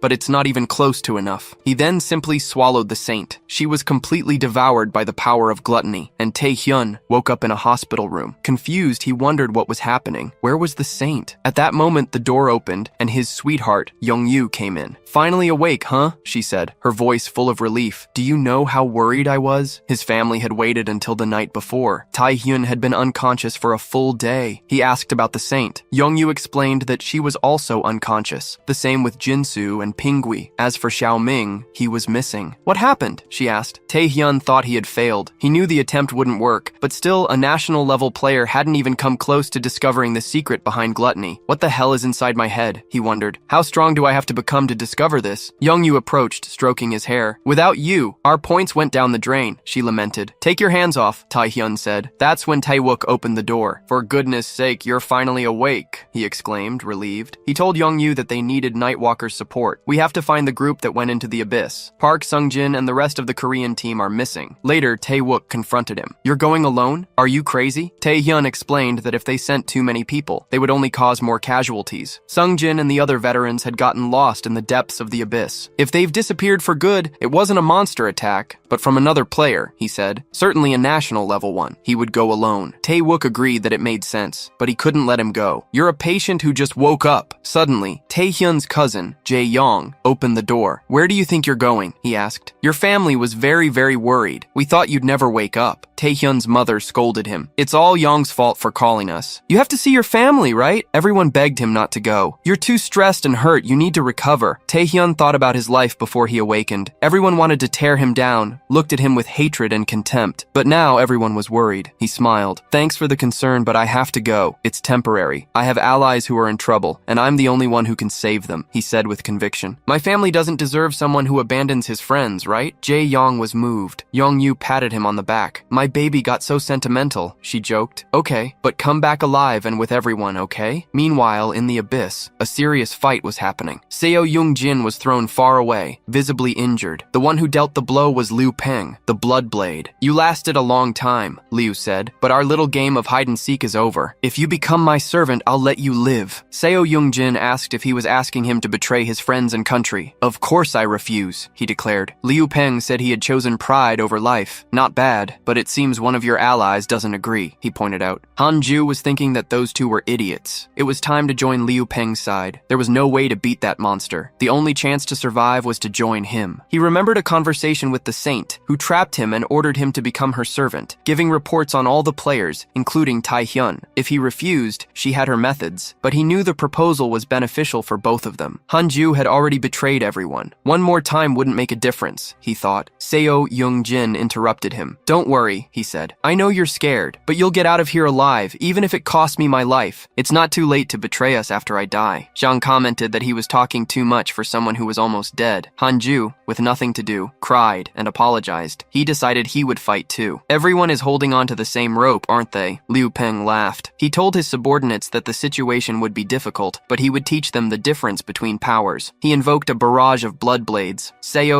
Yung-jin was terrified. "You're breathing now because of my mercy," Liu said. When he directed the blades to kill them, Liu Peng's system was dominated by the five senses. The blades, about to kill them, were destroyed by something. Liu Peng wondered if that ability belonged to Ming Ming. No, he thought. Ming Ming is dead. It can only be one person, the person who killed him. At that moment, Taehyun arrived with the knight's zeal. Liu Peng smiled. "I've been waiting for you so much," he said. Taehyun replied, "I haven't." After a great explosion, Liu Peng was whole. "You just used your ability and ran?" he asked. Liu's servant suggested they should chase him, but Liu Peng said there was no need. He looked at the tracks they left behind. The place they were using to hide was the Great Dragon Tower, the only place in the abyss that no one had ever managed to clear. Inside, Xiang Jin thanked Taehyun with all his might, but Taehyun told him to drink a potion. "Drink this first," he said, and gave him a Galabacho potion. Xiang asked what he was planning. "The Dragon Tower is a place where many players have been defeated, a dungeon that cannot be completed, and we can't leave until we find an escape gate. Even to escape Liu Peng entering here is death," she said. "Don't worry," Taehyun replied. "It's just a dungeon. We'll clear it and get out of here." Xiang confronted him. "Did you hear? It's a dungeon that cannot be completed." Hanju agreed, saying he didn't have a plan. The Dragon Tower was a tower in the depths of the abyss, considered an invincible dungeon. It had two characteristics: the immense amount of traps on each floor, and the Draconians, numerous, intelligent, and resistant monsters. But Xiang realized that, even so, Taehyun was destroying everything in his path. How is this possible? She wondered. Taehyun thought that although the Dragon Tower was called impossible, it wasn't impossible to come back alive. There was an escape portal in the middle of the tower, long before the boss. If he had information about the traps and the power to defeat the monsters, returning to reality wouldn't be difficult. When they went up, they finally reached the escape portal. "There really is a portal here," they said. Xiang asked how Taehyun knew. "I didn't know. We just got lucky," he replied. Xiang thought he was a liar. Taehyun rushed them. "Let's go, before the monsters get close." One by one, they entered the portal. Seo Jin called Taehyun a brat and thanked him for coming. "I'll repay the favor one day," he said. "No problem," Taehyun replied. "To think I would receive a thank you from Seo Jin Park." Thanks to him, and the revelation of Hanju as a Japanese spy, the espionage problem was solved. The only remaining problems were Liu Peng and the ghost sword. This isn't bad at all, he thought. When he was about to enter the portal, he was blocked. The system warned him that he couldn't use the portal. "The tower master is watching you." "Master? What master?" Taehyun asked. The ceiling of the floor cracked. The one who broke everything was a gigantic dragon. "Who invaded my tower?" he asked. "To think it's an insignificant human." This was Kaizelin, the SS rank dragon, master of the Dragon Tower. Dragons were one of the most powerful species. They were classified into 4 levels: hatchlings, almost S, adult dragons, S+, master dragons, SS, and the mythical classification, ancient dragons. Taehyun knew that this one was, at least, a master dragon. The bone dragon that Wolf Doro made was made from the corpse of an adult dragon. How powerful is this one, he wondered. And why did it appear out of nowhere? Kaizelin told him to disappear. Then, he spat fire, burning everything. Taehyun resisted the flames. The fight is inevitable, isn't it? He charged forward with the Night King's fist. The dragon didn't understand anything. Taehyun used his chains and gluttony beams to tie up Kaizelin. He thought his abilities were all connected. It shouldn't be enough to kill him,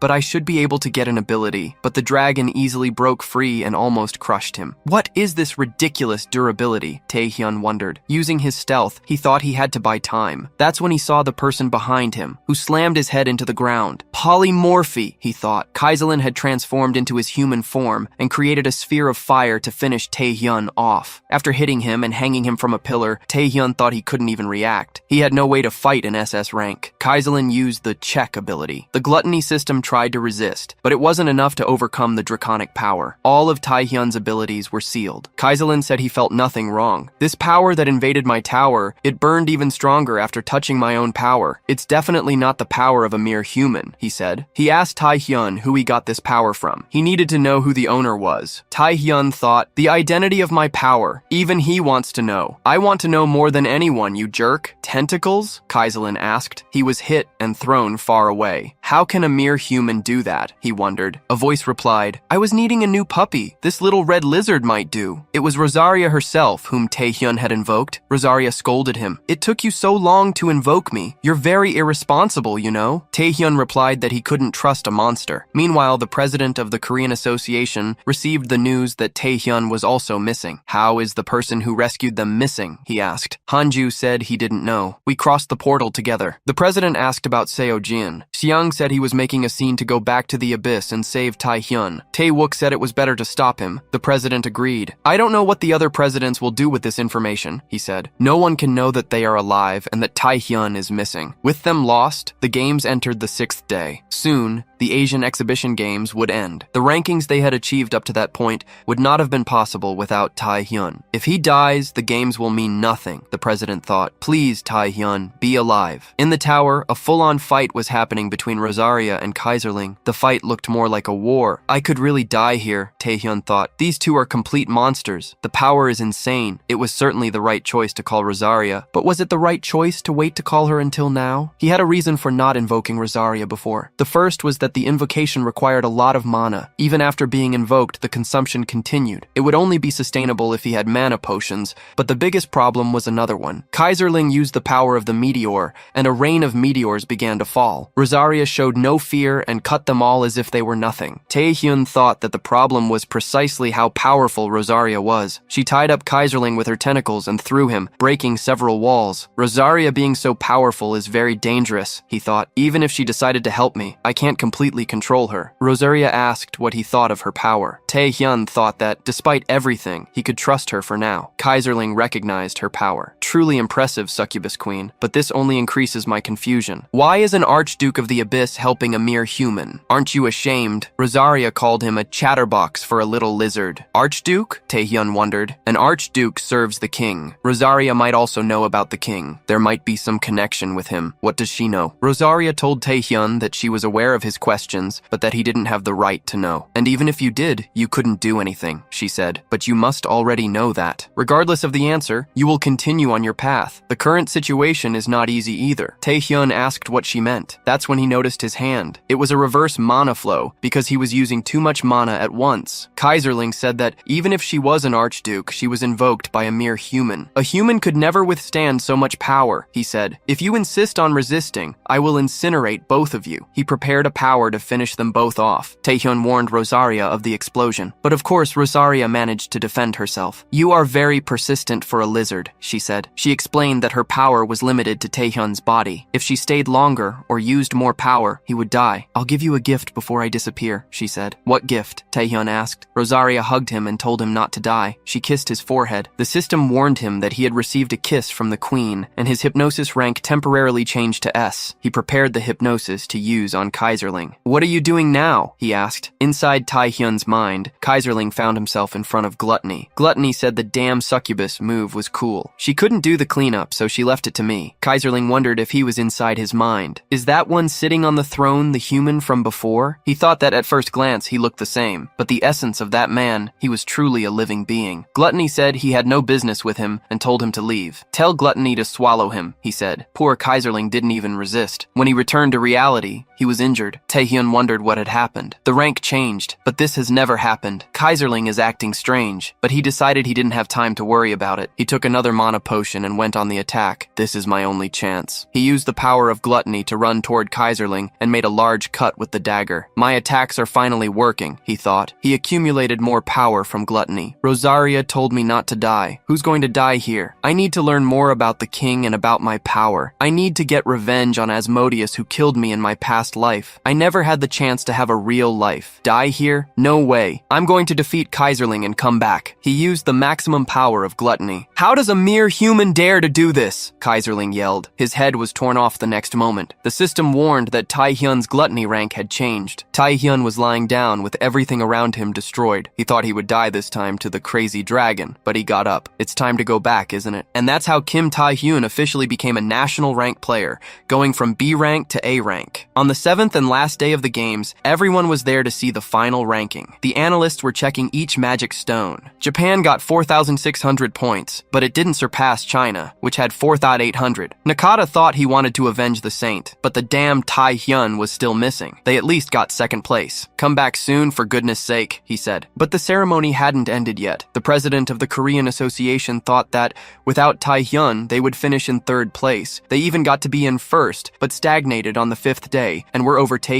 Unless they defeated many creatures or an SS rank monster, they wouldn't be able to win. The worst part is that I couldn't save Tai-hyun, he thought. The president of the Chinese Association, Zhang Long, laughed at him. He approached with Liu Peng. Zhang Long said it was a shame. I was excited thinking that Korea had a new talent, but in the end, he was caught in a tragic accident. He entered the Dragon Tower, he said. The Korean president was outraged. A tragic accident. These damn villains. I know very well what these bastards did. Zhang Long said that the weak just needed to accept the truth. Enjoy the first closing ceremony, he mocked. The president felt helpless. That's when a large portal appeared in the middle of the ceremony. Everyone was scared. Whose portal is that? They wondered. Tae-hyun came out of the portal and asked why his dear association leader was holding back. The president was moved to see him. The two Chinese guys didn't look happy at all. Tae-hyun arrived carrying a huge mana crystal. I'm back, he said. Meanwhile, at Tae-hyun's relative's apartment, his aunt asked Jian-young how the game worked. It's the last day, she said. Jian-young replied, no. Tae-hyun is missing. There's no reason to pay attention to the games anymore. His mother confronted him. Now that your cousin is missing, you're going to watch the games? To be tortured by that memory? But his aunt told him to look at the TV. Tae-hyun is on TV now. He didn't believe it. On the last day of the games, something unbelievable was broadcast. Tae-hyun had returned with a mana stone from an SS rank monster, Kaiserling. It was the first kill of an SS rank monster in history. Jin-young couldn't believe it. He's on TV and not in the abyss? Everyone was impressed when the mana stone was valued at 1,500 points, guaranteeing New Korea first place. Acclaimed as the official champion, Tae-hyun's name echoed everywhere. Zhang Long didn't like it at all. He asked Liu Peng why he was alive. Didn't you finish the job? Liu Peng thought that he not only survived the Dragon Tower, but also killed an SS rank monster. He was furious. Tae-hyun thought things could have gone very wrong. Luckily, my gluttony didn't swallow the mana stone, he thought. Without it, the victory would not have been theirs. But China won't be content with defeat. At that moment, the president of the Korean Association hugged him. I'm so happy to see you back, he said, relieved. Tae-hyun was moved by him. The narrator explained that the president cried for a long time, relieved that everyone had returned well, or perhaps out of gratitude to Tae-hyun. And so the exhibition games came to an end, an event full of twists and turns that made the media go crazy. When everyone from Korea returned, they gathered to tell their stories. But on stage, Gon was calling the president a crybaby, a loser, and a weakling. Laurie was crying, and Young asked who had called that idiot. A few days later, at the Singapore Players Association, Tae-hyun met with the association's president. She said the reason for the invitation was an alliance with him. The same thing happened in my past life, Tae-hyun thought. Singapore, which lost its main players, tried to form alliances with recognized players from other countries, but he knew that Liu Peng and Zhang Long wouldn't let that happen. Tae-hyun suggested they continue the meeting after getting rid of the intruders. The president didn't understand. That's when the door exploded. There were invaders ready to kill her. The one who approached was Liu Peng, who said he didn't know how Tae-hyun had gotten out of the tower, but that doesn't matter anymore, he said. He was with an army to kill them. Both of you died today, but Tae-hyun told President Haley that he had warned her. Weren't there some gate crashers? The window broke, but the people who came in were not to kill. Xiaojing asked if they were crazy. Attacking in broad daylight. Hanju said he would pay the debt he had to Tae-hyun from that day. Wang Yun-su was also there to help. Xiang asked why he was there. This guy is crazy, she thought. Tae-yuk-go said it was hard to believe, but Yun-su was very trustworthy. You said you didn't care anymore, right? Tae-hyun said to Liu Peng. The same applies to me. You die here, today. At the meeting with the president of the Korean Association, Tae-hyun had explained that Liu Peng would try to assassinate President Haile. Certainly, Zhang Long won't want to be left behind, he said. His goal is to eliminate the other associations and monopolize dungeons and mana stones. Not only the players, but even the presidents are at risk because of Liu Peng. The president didn't doubt it. But what's the plan? Isn't it obvious? Tae-hyun replied. Bad guys deserve a lesson, and everyone prepared for a beatdown. Poor Chinese guys. A big explosion happened. Xiang Jing told them to evacuate the association president. Yang Yu said to follow her sweetie's plan. Xiang asked, Sweetie? The hero, An Yun-su, said he would protect the president. Haley was shocked. In the middle of the fight, Liu Peng was undecided but decided to kill everyone in front of him. But his hand was caught by a chain. Tae-hyun pulled him out. Where are you going, Liu Peng? He asked. Don't you want to play with me? Liu said he had run in the abyss, but now he wanted to fight. He invoked a rain of blood blades. You're acting very, very arrogant because you defeated Zhui Shen and Ming Ming. I've already seen your abilities, Liu Ping said. Please stop screaming, Taehyun asked. He simply crossed all the attacks, breaking them with gluttony. He ripped off Liu Ping's arm, and if Liu hadn't reacted, he would have already taken a hit from the Night King's zeal. Liu Peng thought it was impossible. How was my arm cut so easily? Taehyun had changed a lot in a few days. He tried to retaliate, but was finished off right there. With a lot of blood around, Liu Peng fell. Taehyun didn't have any dirt on his clothes. After evolving gluttony by consuming Kaiserling's body, I knew I could win, he thought. But Liu Peng was a very powerful participant. If he were a decent player, he could have helped a lot with the dungeons that have not been completed to this day. Liu Peng, even fallen, laughed. Now I know why the other Chinese nationals lost. You're a damn monster, he said. I didn't expect to have to use the Archduke's power against you. Do you really think you're the most powerful one here? He said he would show the true power. Liu Peng used his berserker form of blood power. Inside, all the Chinese assassins had already been defeated. Xiao Jing told Yang to see the place where Taehyun was fighting. There was a dome, a barrier, around it. Inside, Liu Peng, transformed, was hitting with his many arms to hit Taehyun. This is the power. This is the strength, he yelled. What are you talking about, you filthy blood sack? Taehyun asked. He cut Liu's arms, but they regenerated easily. Taehyun was almost hit. Is this really the Liu Peng I was facing? He thought. And what happened to the area around? It looks like we're in the abyss. Is it a teleportation ability? Liu Peng had said it was the Archduke's ability. Kaiserlin referred to Rosaria that way, he thought. So there are other Archdukes. Rosaria certainly has connections with the king. Does Liu Peng have them too? At that moment, Liu Peng overcame the Night King's ability and grabbed Taehyun. Shocked by my power? He asked. You're so slow now. This was inevitable. You may have surpassed your human form, but with the Archduke's power, no one can defeat me. Taehyun asked to ask one question before dying. What do you know about the king? You're asking that to an Archduke? Liu Peng replied. The king is a power you will never be able to get close to. Okay, Taehyun said. You don't know either. I figured. He had asked even though he knew the answer. Using the power of gluttony, he undid Liu Peng's hand. His body began to disintegrate. Okay, I need to know more about the Archdukes, he said. Liu Peng replied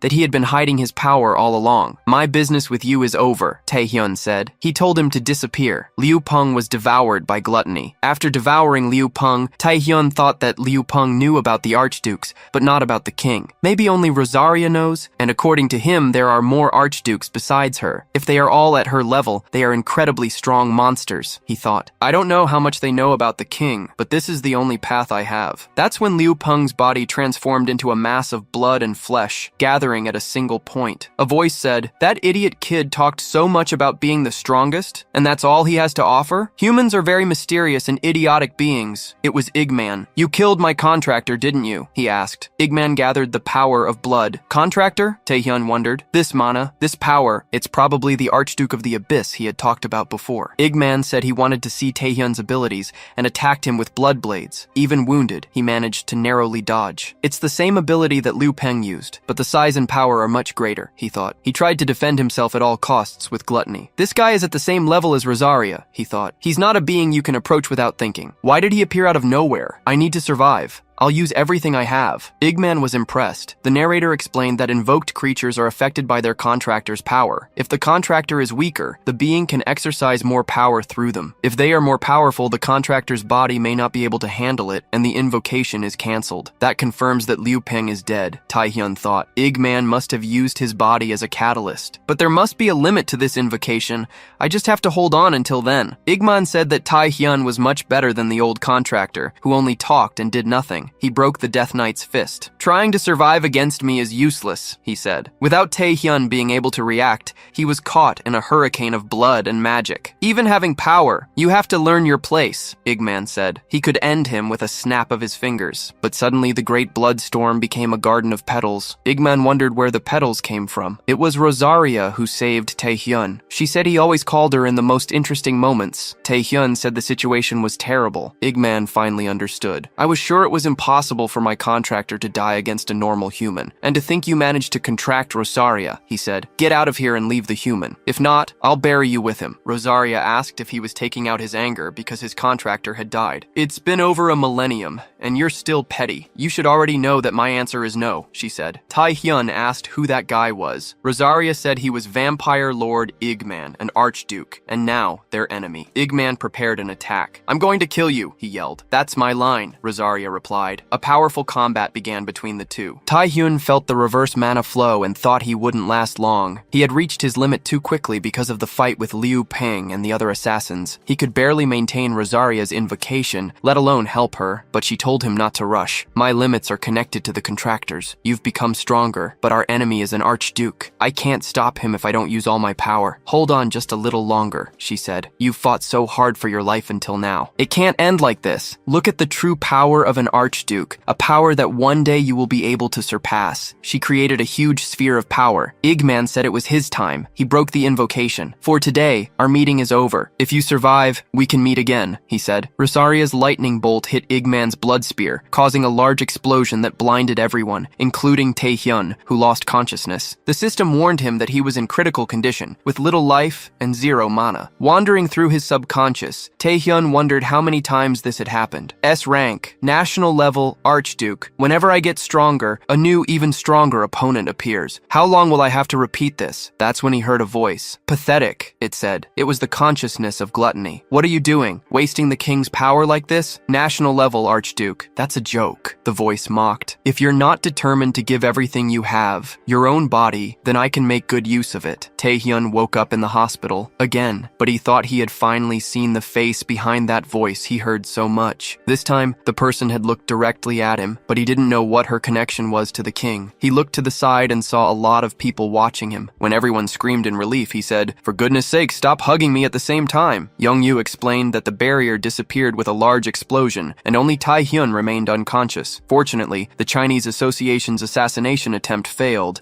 and Zhang Long, suspected of ordering the attack, was investigated. Later, Tae-hyun finally left the hospital. I'm finally out of here, he thought. Archdukes, and that copy in my mind. The closer I get to the king and gluttony, the more confused I get. But his rank was increasing. He looked at his status sheet and saw a new ability, which he couldn't use now. Blood Frenzy. To use it, he needed to consume powerful blood. Later, as promised, Tae-hyun had dinner with Young-yu. I was really scared this time, she said. Now that we're eating, what can we do next? Tae-hyun thought and replied, I'm going to start exploring dungeons in China and Japan. That's not what I asked, Young-yu complained. You promised we would go on a date after the games. Tae-hyun reminded her that he promised dinner, and that's what he did. But Young-yu doubted he would be able to enter the dungeons immediately. They are great sources of wealth. Even with the right, they won't let you in easily. Both the Japanese and Chinese associations will make excuses and drag the situation out until your right expires. But Tae-hyun already knew that. He had something in mind. If they drag it out for too long, I can do other things. He noticed his flaws. The ability he got from Liu Peng was Blood Frenzy, but he could never activate it. There's a condition to use the power of Igman's blessing. I need powerful blood. He had become a strategic asset, but he couldn't fight an archduke. To fight them and discover the truth about the king, he needed to get much stronger. Later, in an abandoned place, Tae-hyun found Bang Chaisu Brewery, which was closed. The door was open. An old man asked if young people didn't know how to read. It's closed. Get out of here, he said. Tae-hyun replied that his business was not with the brewery. I came to ask about combined abilities. The old man turned around. How do you know that? Who are you? Tae-hyun introduced himself as national level player Kim Tae-hyun, and a man who is about to save you. The narrator explained that Bang Chaisu, the brewery owner,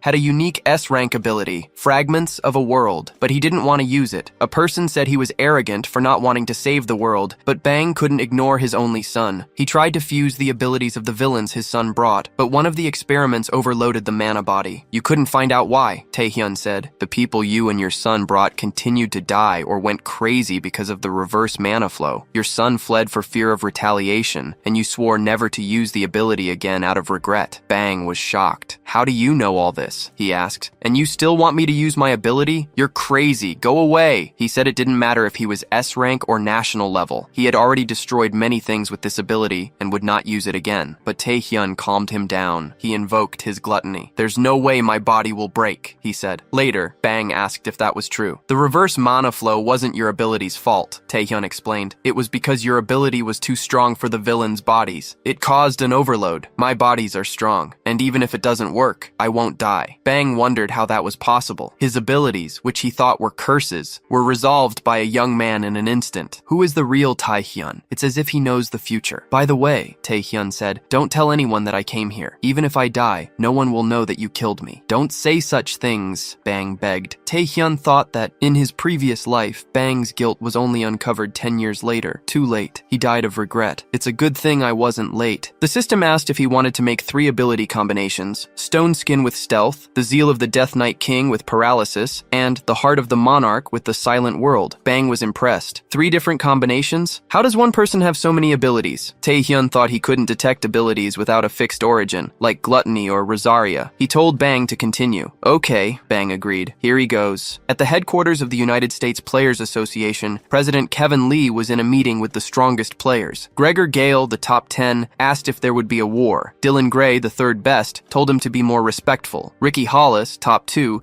asked why he always had to fight. Cody is the leader, she said. Cody Wood, the top 1, said they weren't children, and that the ranking was just a formality. Kevin got straight to the point. You know what happened to the national players from China, right? Montel Roman, top 5, confirmed that Shui Shen, Shai Mig Min, and Liu Peng had died. Nick Rowan, top 6, said he heard that 2 of them died fighting the warlords, and the other trying to assassinate the head of Singapore. Gregor asked what the problem was. They're all dead, aren't they? Kevin said that was China's version. But according to new information, they were all killed by a single person, and Liu Peng had a contract with the Archduke Vampire Lord Igman of the Abyss. Everyone was impressed. Hollis asked if Cody knew. He asked who killed these people. It was Taehyun Kim from New Korea, Kevin replied. At that moment, Taehyun exuded a lot of power. Kevin thought he must be strong, but not as strong as they imagined. They desperately needed information about him. Taehyun was enjoying his new power. His rank didn't go to S, but to AA. The next morning, at New Korea Airport, Gregor complained. Did we really come all the way here because of this Taehyun? Marcus Gore, top 8, said it was more or less that. Gregor swore he would teach him a lesson. We're not here to fight, for now, Marcus said. That same day, Taehyun was analyzing his abilities. They had fused. He was dying to test them. The shadow skin not only strengthened him, but also hid him. The Sovereign's World allowed him to create a specialized field that increased his power and decreased the enemies, and the Sovereign's Zeal. I really want to test this, he thought, but using it in the real world would cause a big problem. That's when people approached him. Marcus Gore, 8th in the ranking, and Gregor Gale, 10th. Gregor asked if that was the kid who defeated Feng Liu. Didn't we come to the wrong place? Marcus said it was impossible. Later, in a serious conversation,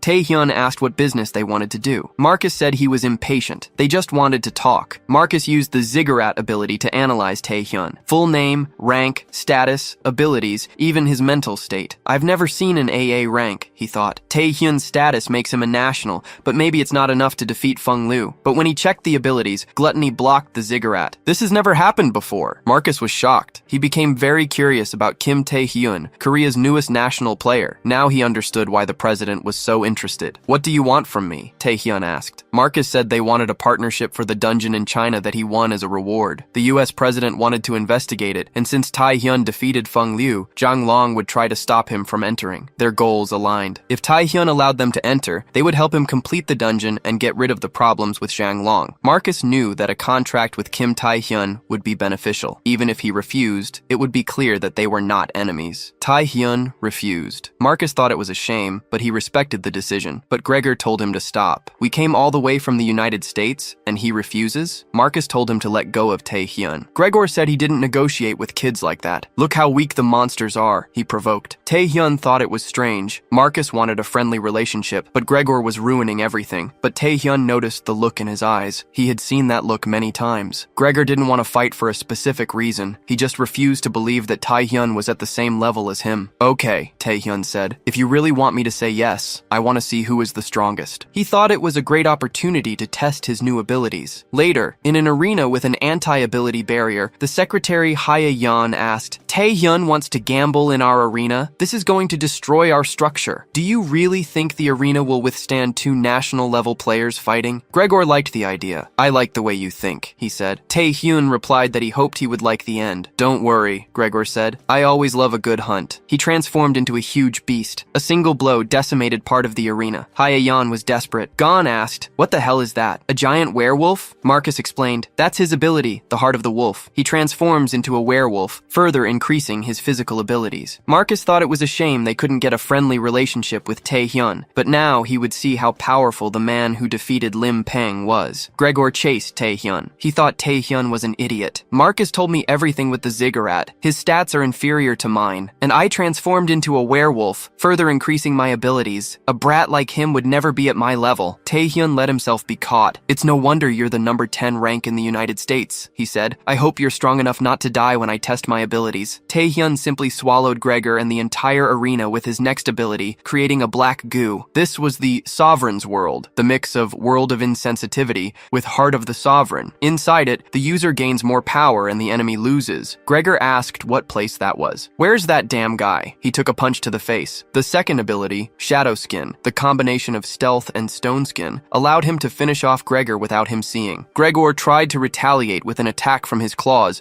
but the only thing he saw was the third and last ability, Sovereign's Zeal. The Death Knight King had a cooler appearance. I've confirmed the power of these new abilities. What happens now is obvious, isn't it? Taehyun said. He made him kneel. The next attack from the Night King caused a huge explosion that was seen on the horizon. Marcus couldn't believe it. What happened in there? He wondered. The black barrier prevented him from seeing. Gregor got up. This isn't over, he said, trying to attack Taehyun from behind, but 3 people intervened. Ayan, Seojin, and Gong. Ayan said he took the bet too seriously. Gong told him to accept that he lost. Seojin told him to stop before things got worse for him. Taehyun asked how long they had been there. The president appeared and said they had been watching from the beginning. Things got dangerous. Now we'll deal with it. Gregor asked if those weaklings thought they could stop him. Marcus told him to shut up. If he continued, Cody would have to deal with him. Gregor, afraid of Cody, de-transformed and turned his back. Marcus apologized to Taehyun. It might be a little ridiculous after everything, but, he said, are you interested in joining the United States Association? Gregor was shocked, and the Korean president even more so. Marcus said they could offer him whatever he wanted. If you join our expedition in China, we can get you into the raid on the most precious dungeon in the world. Taehyun took the suggestion as a compliment. My next destination is not China, but Japan, he said. It seems that Tsurara Yoshikawa, the saint, has awakened again. The saint was trapped in gluttony, suffering. Stop, she begged, but gluttony replied that she had asked for it. You started everything, and now you ask to stop? Incredibly pathetic. That was just a nightmare. After entering gluttony, she was affected. The nightmare was always the same. She saw a dark presence and was caught by tentacles. How long will I endure this pain until the day of my death? She wondered. When the saint got up, she asked for the ghost sword. He was fighting Taehyun Kim. I didn't want to fight here, man, Shinji said, but you're insisting. You affected the saint's life, and I'm going to make you pay for it. He invoked the spiritual sword against Taehyun, who already knew the ability. It cut the soul. You're all the same, Taehyun said. You don't listen to my words until you get a beat down. He blocked the blow with his shadow skin. He disarmed Shinji and kicked him in the face. I'm here for 2 reasons, Taehyun told the saint. First,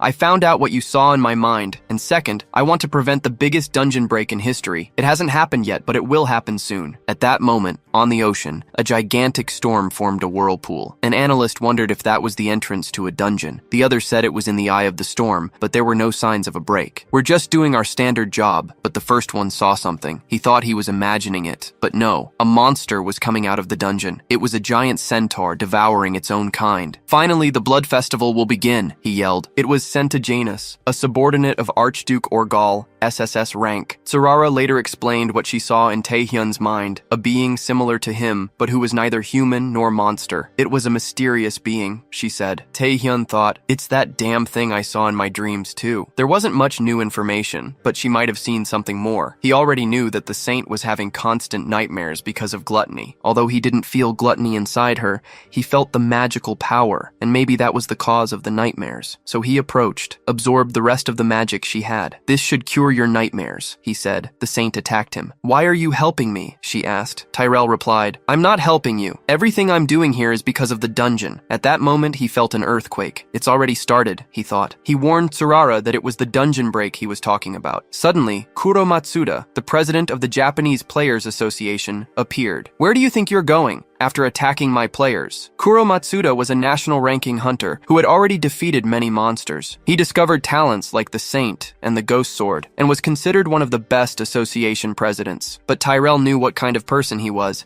He didn't care about victims as long as he got what he wanted. Tyrell asked if he knew about the dungeon break and said he came to help. Matsuda confirmed he had been informed. But what does that have to do with you? He questioned. Tyrell had the right to clear the dungeon as long as it was intact. Now that there's been a break, you can't do anything. anything, Matsuda said. And if you solve the dungeon break too, what will happen to the name of Japan and my players? Matsuda said that Kim Tae-hyun would have to be imprisoned for a while for the crime of having attacked his players. The saint intervened. If you want to minimize the victims, you need him. But Matsuda told her to stay out of it, reminding her that he had covered up the news about the people she controlled. If you side with this Korean, you can be sure that I will end your life and the ghost swords, he threatened. Take Kim Tae-hyun now. Tae-hyun replied that it was ridiculous, but he let himself be handcuffed. He thought that if he resisted, he would make things more difficult for his president. Now it's the saints and Shinji's job, he said. Matsuda agreed that it was the right choice. Soon you will be released. If you behave, of course. Don't be so arrogant, Tae-hyun retorted. You refused my help and will cause problems. It will be your fault. Later, the centaurs from the dungeon break were invading the city. The front line was led by Kimura Ren, but they were not enough. It was an entire army. Kimura, we have to stop these monsters, he yelled, but he was soon grabbed by Centaginous,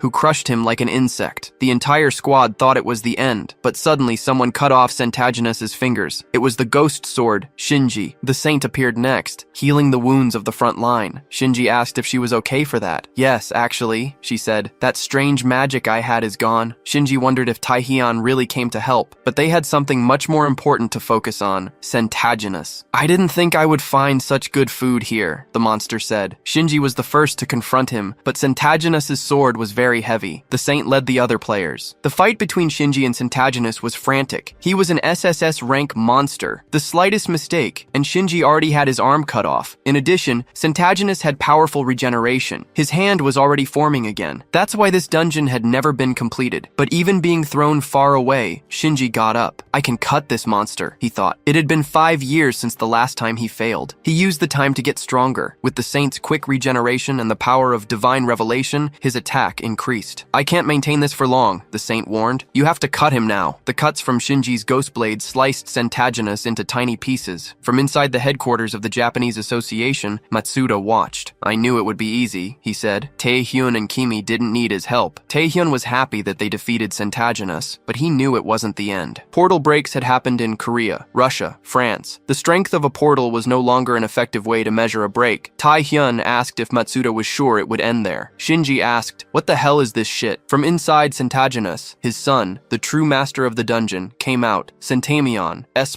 rank. He was eating Centaginous' body. Shinji thought that he had emerged and was eating his father's body as if it were the most natural thing in the world. But he was another monster. He was going to kill him. Shinji charged forward with the spiritual power in his blade. Did you kill my father? Centamion asked. His appearance had already changed, and he threw Shinji against a building. The saint was the next to be crushed. I'm going to devour all of you! Centamion yelled. At the headquarters, despair took over. Tae-hyun knew exactly who he was. Centamion, the dungeon master. He got stronger by consuming the flesh of monsters and humans. If the president recognized that they needed help, they could minimize the damage. But Tae-hyun didn't think that would happen. Matsuda was furious. This is ridiculous! A monster like this defeating my players! He thought that not only the players would be destroyed, but the city, and more importantly, his reputation. We have to run! Matsuda yelled at his subordinates. They asked about the players. It's too late, he said. Tae-hyun appeared and hit Matsuda on the head. I didn't want to cause problems because of President G, but if I don't do anything, things won't change, he said. He warned everyone that he came to stop the dungeon break. You can stay here to support the players or you can run. The decision is yours. I won't stop you. I'm going to save the players and the people of the city. He had to kill Centamion, stop the dungeon break, and prevent it from expanding. On the way, he met a person he didn't expect. At that moment, Centamion had defeated Shinji, Kimura, and the Saint. None of them could do anything. Centamion asked if they had finished resisting. The Saint thought that Tae-hyun was right. He came not as an enemy, but to help. She had joined the association to help people, but she followed a different path. Maybe it was too late, but Tae-hyun appeared and pulled her out of Centamion's mouth. To be honest, I didn't expect much, but you managed to hold off the creature, he said. He warned the people at the headquarters that it was more than enough. They had to get out of there, and he would do the dirty work. Centamion ran towards him. The Saint said he wouldn't be able to kill him, but Tae-hyun called the person he met, Yong, who created a large ice arena. Yong asked if he was sure. She had become S rank, and her mission was to free Tae-hyun. The president had been informed that he was there to stop a dungeon break and asked her to bring him back. Tae-hyun asked, "You're not here because of the dungeon break?" Yong replied that she had already explained. The association refused to help. Well, now you can help, can't you? Tae-hyun said. Centamion didn't understand why that human locked himself in there with him. Don't you realize you're just food? Apparently, you're You're the one who didn't understand, Taehyun retorted. In the end, you'll be consumed. The saint was worried, even while running. Taehyun had used the Sovereign's World again. He dodged Centamion's blows,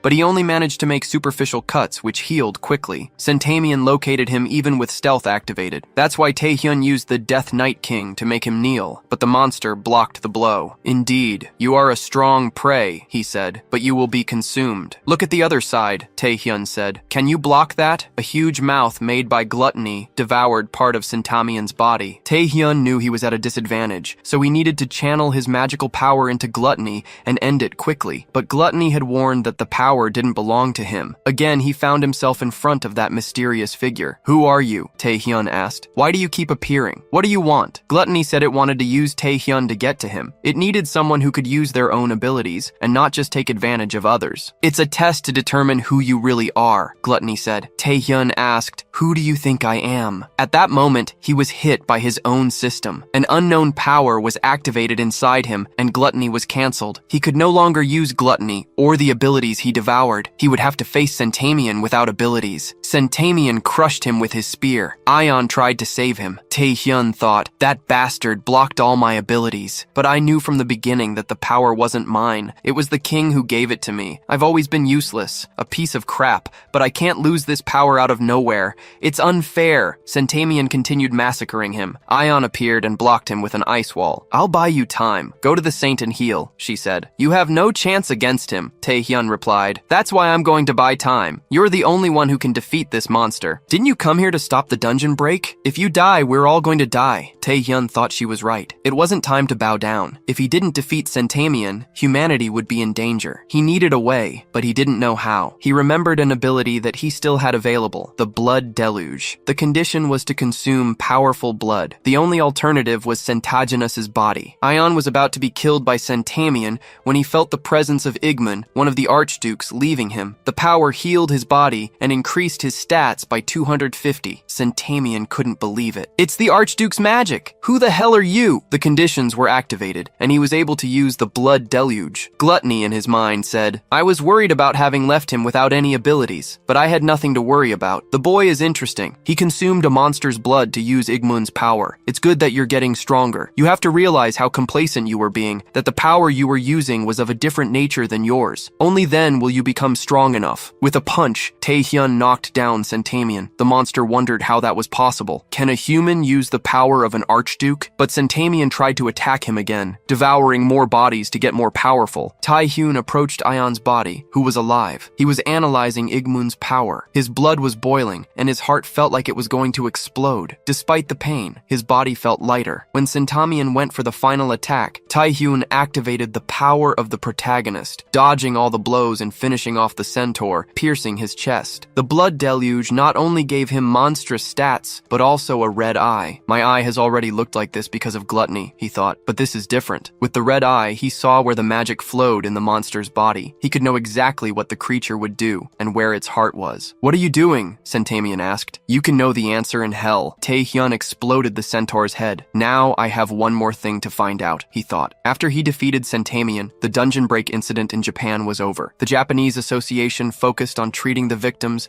and recovering the damage. Kuro Matsuda, who refused to do his part, was detained and placed under investigation. Yunlim had only minor injuries and was worried about the president's reaction, but he said he was just happy that she was okay. The saint and the ghost sword publicly apologized for the crimes they committed. The saint promised to become a better player. Meanwhile, at the United States Association, the president said it was impressive. Kim Tae-hyun has talent. He killed an SS plus rank monster alone. I thought only Cody would be capable of that. Marcos said he became even more powerful after the games. That red magic can only be the power of an archduke, he thought. The president said it was a shame he hadn't recruited him. People like him are not controlled by money or state. The only things that move them are their ideals and goals. Marcos asked if he had made a decision. Yes, he replied. We're going to make our move even without him. Everything we do is for the advancement of humanity. In front of him was his perfect experiment. Tae-hyun took a potion and tried to use the power of gluttony, but it still didn't work. His abilities were sealed. But he had a new ability from the blood deluge, the monster eye, which activated his red eye. Sang Ixeo, master of the Alchemists Guild, said he had failed again. He thought the potion he made would work. Sang Ixeo's ability allowed him to mix ingredients to make potions with any effect. Sorry it didn't work, he said. Tae-hyun replied that it was fine. This curse is stronger than we expected. If Sangxeo's power didn't work, I only have one option. Maybe I have to talk to that damn person. Sangxeo asked what he would do. I'm going to have to resort to someone from outside, Taehyun said. Ricky Harley's the curse removal specialist from the United States. I need to see her. At that moment, she was in front of the president of the Chinese Association Long. As I have informed you several times, I am not here as a player, she said. I am an investigator for the World Association to investigate the accusations that you ordered assassinations. And as expected, this was not the only crime. Unauthorized experiments are being conducted here in China's uncleared dungeon. She asked if he would cooperate with the investigation. Long asked, and if I refuse? Taehyun thought, I have to find her before she disappears, like in my past life. Ricky remembered a conversation with Marco,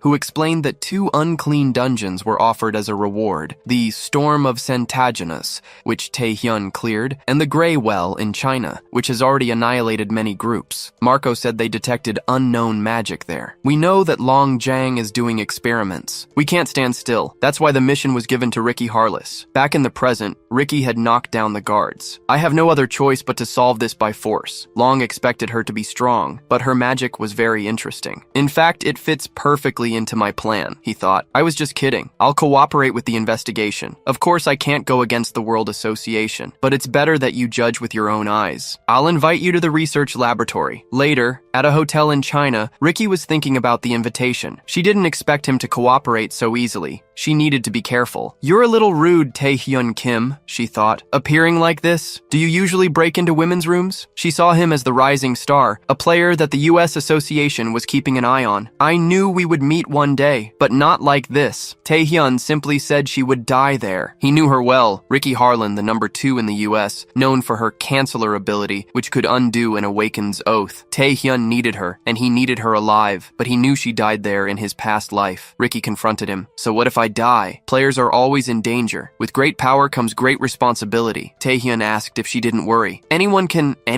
She interrupted him. Do you think anyone can face me? With one move, I can destroy the building. I'm no different from a monster. What players need is something to hold them. A cause, a dream, money. What holds you? Are you a human who controls your own powers, or a monster thirsty for power? Taehyun said he didn't know. I'm shocked. They say players lose their sanity, but you're an old timer. Ricky smiled. If you came to see me, you want something. I need your ability, Taehyun said. Most of my abilities are sealed. What do you gain if you help me? Taehyun said that her greatest interest was helping the victims, and that he could help discover the truth. Ricky asked if he thought he needed his help. Taehyun said, there's only one way to test, and it doesn't hurt to have a plan B. Later, they were at the gate of Longjiang's secret laboratory. The doctors were waiting for them. Who is this with Ricky? He's just my bodyguard, she said. Taehyun was in disguise. He knew that only Ricky was invited. He couldn't risk it. Long thought it was strange. A national player with a bodyguard? I've never heard of it. Ricky said, it's better to be safe than sorry, right? Taehyun was furious just seeing Long's face, the one responsible for the assassinations. Before entering, they would have to take an oath. Ricky said that this kind of oath didn't work on her and imposed her power. Long apologized and they began the tour. The project was called S-Rank Awakened Experiments. Ricky saw people inside capsules with monster magic injected into their bodies. She was furious. Taehyun told her to control herself. If we use your power here, there could be casualties. Long said that one of the awakened was about to be born. You're lucky to see this. The guy exploded inside the capsule. Oops, failed, Long said. Ricky lost control. Taehyun tried to keep her calm, but she had already crossed the line. I knew she had other abilities besides the canceller, Taehyun thought. He didn't know she could cause an earthquake. Long said that humans were not equal. A player's fate is sealed at the first rank. No one wants to stay weak. I'm just fulfilling dreams here. Ricky yelled, this ends now. She used her energy on Long, but he retaliated with a black hole scroll, which negated any ability. Taehyun thought it was a rare item. Long said she might have more magic, but he knew how to use his tools. He had another gift. Taehyun finally realized why the laboratory was underground. The entrance to the Grey Well was there. They were extracting magic directly from the portal. It's a shame. I thought Ricky would understand my ideals, Long said. And you also have a score to settle with me, don't you, Taehyun? Taehyun wondered if he knew all along. It's over for you. Long told them to close the door, locking the two with the experiments and the doctors. Even if I lose the experience, it's worth it, he thought. Ricky complained that he had sealed her ability. This is not good. It's never happened. A creature came out of the Grey Well, an orc with a different power, contaminated with the parasite. The orc began to attack everything. The doctor said that if its aura touched someone, they would be infected. The orc approached Ricky. Taehyun saved her. I can't let anyone else be contaminated contaminated. I have to prevent it from getting out, he thought. To do that, I need to find the root of the problem, the main parasite. With his red eye, he saw that the parasite was in the orc's head, but the creature dodged. He threw the orc to the other side of the laboratory, but it got up. It tried to infect Tae-hyun. When the smoke cleared, Ricky was desperate. Tae-hyun was standing still. He's been infected! He's going to become a monster, she thought. But Tae-hyun said that was exactly what he wanted. He plunged his hand into the orc's head, ripped out the parasite, and exploded it. Are you ready? He asked. It's time to get Long Jang. Long and the survivors went up. What if they survive? They are national level, a subordinate asked. Don't worry, Long replied. The walls and doors of the building are made of special material. The elevator, too. No one can escape. They will die fighting the dungeon boss. Suddenly, they felt a tremor. Tae-hyun passed by like a comet.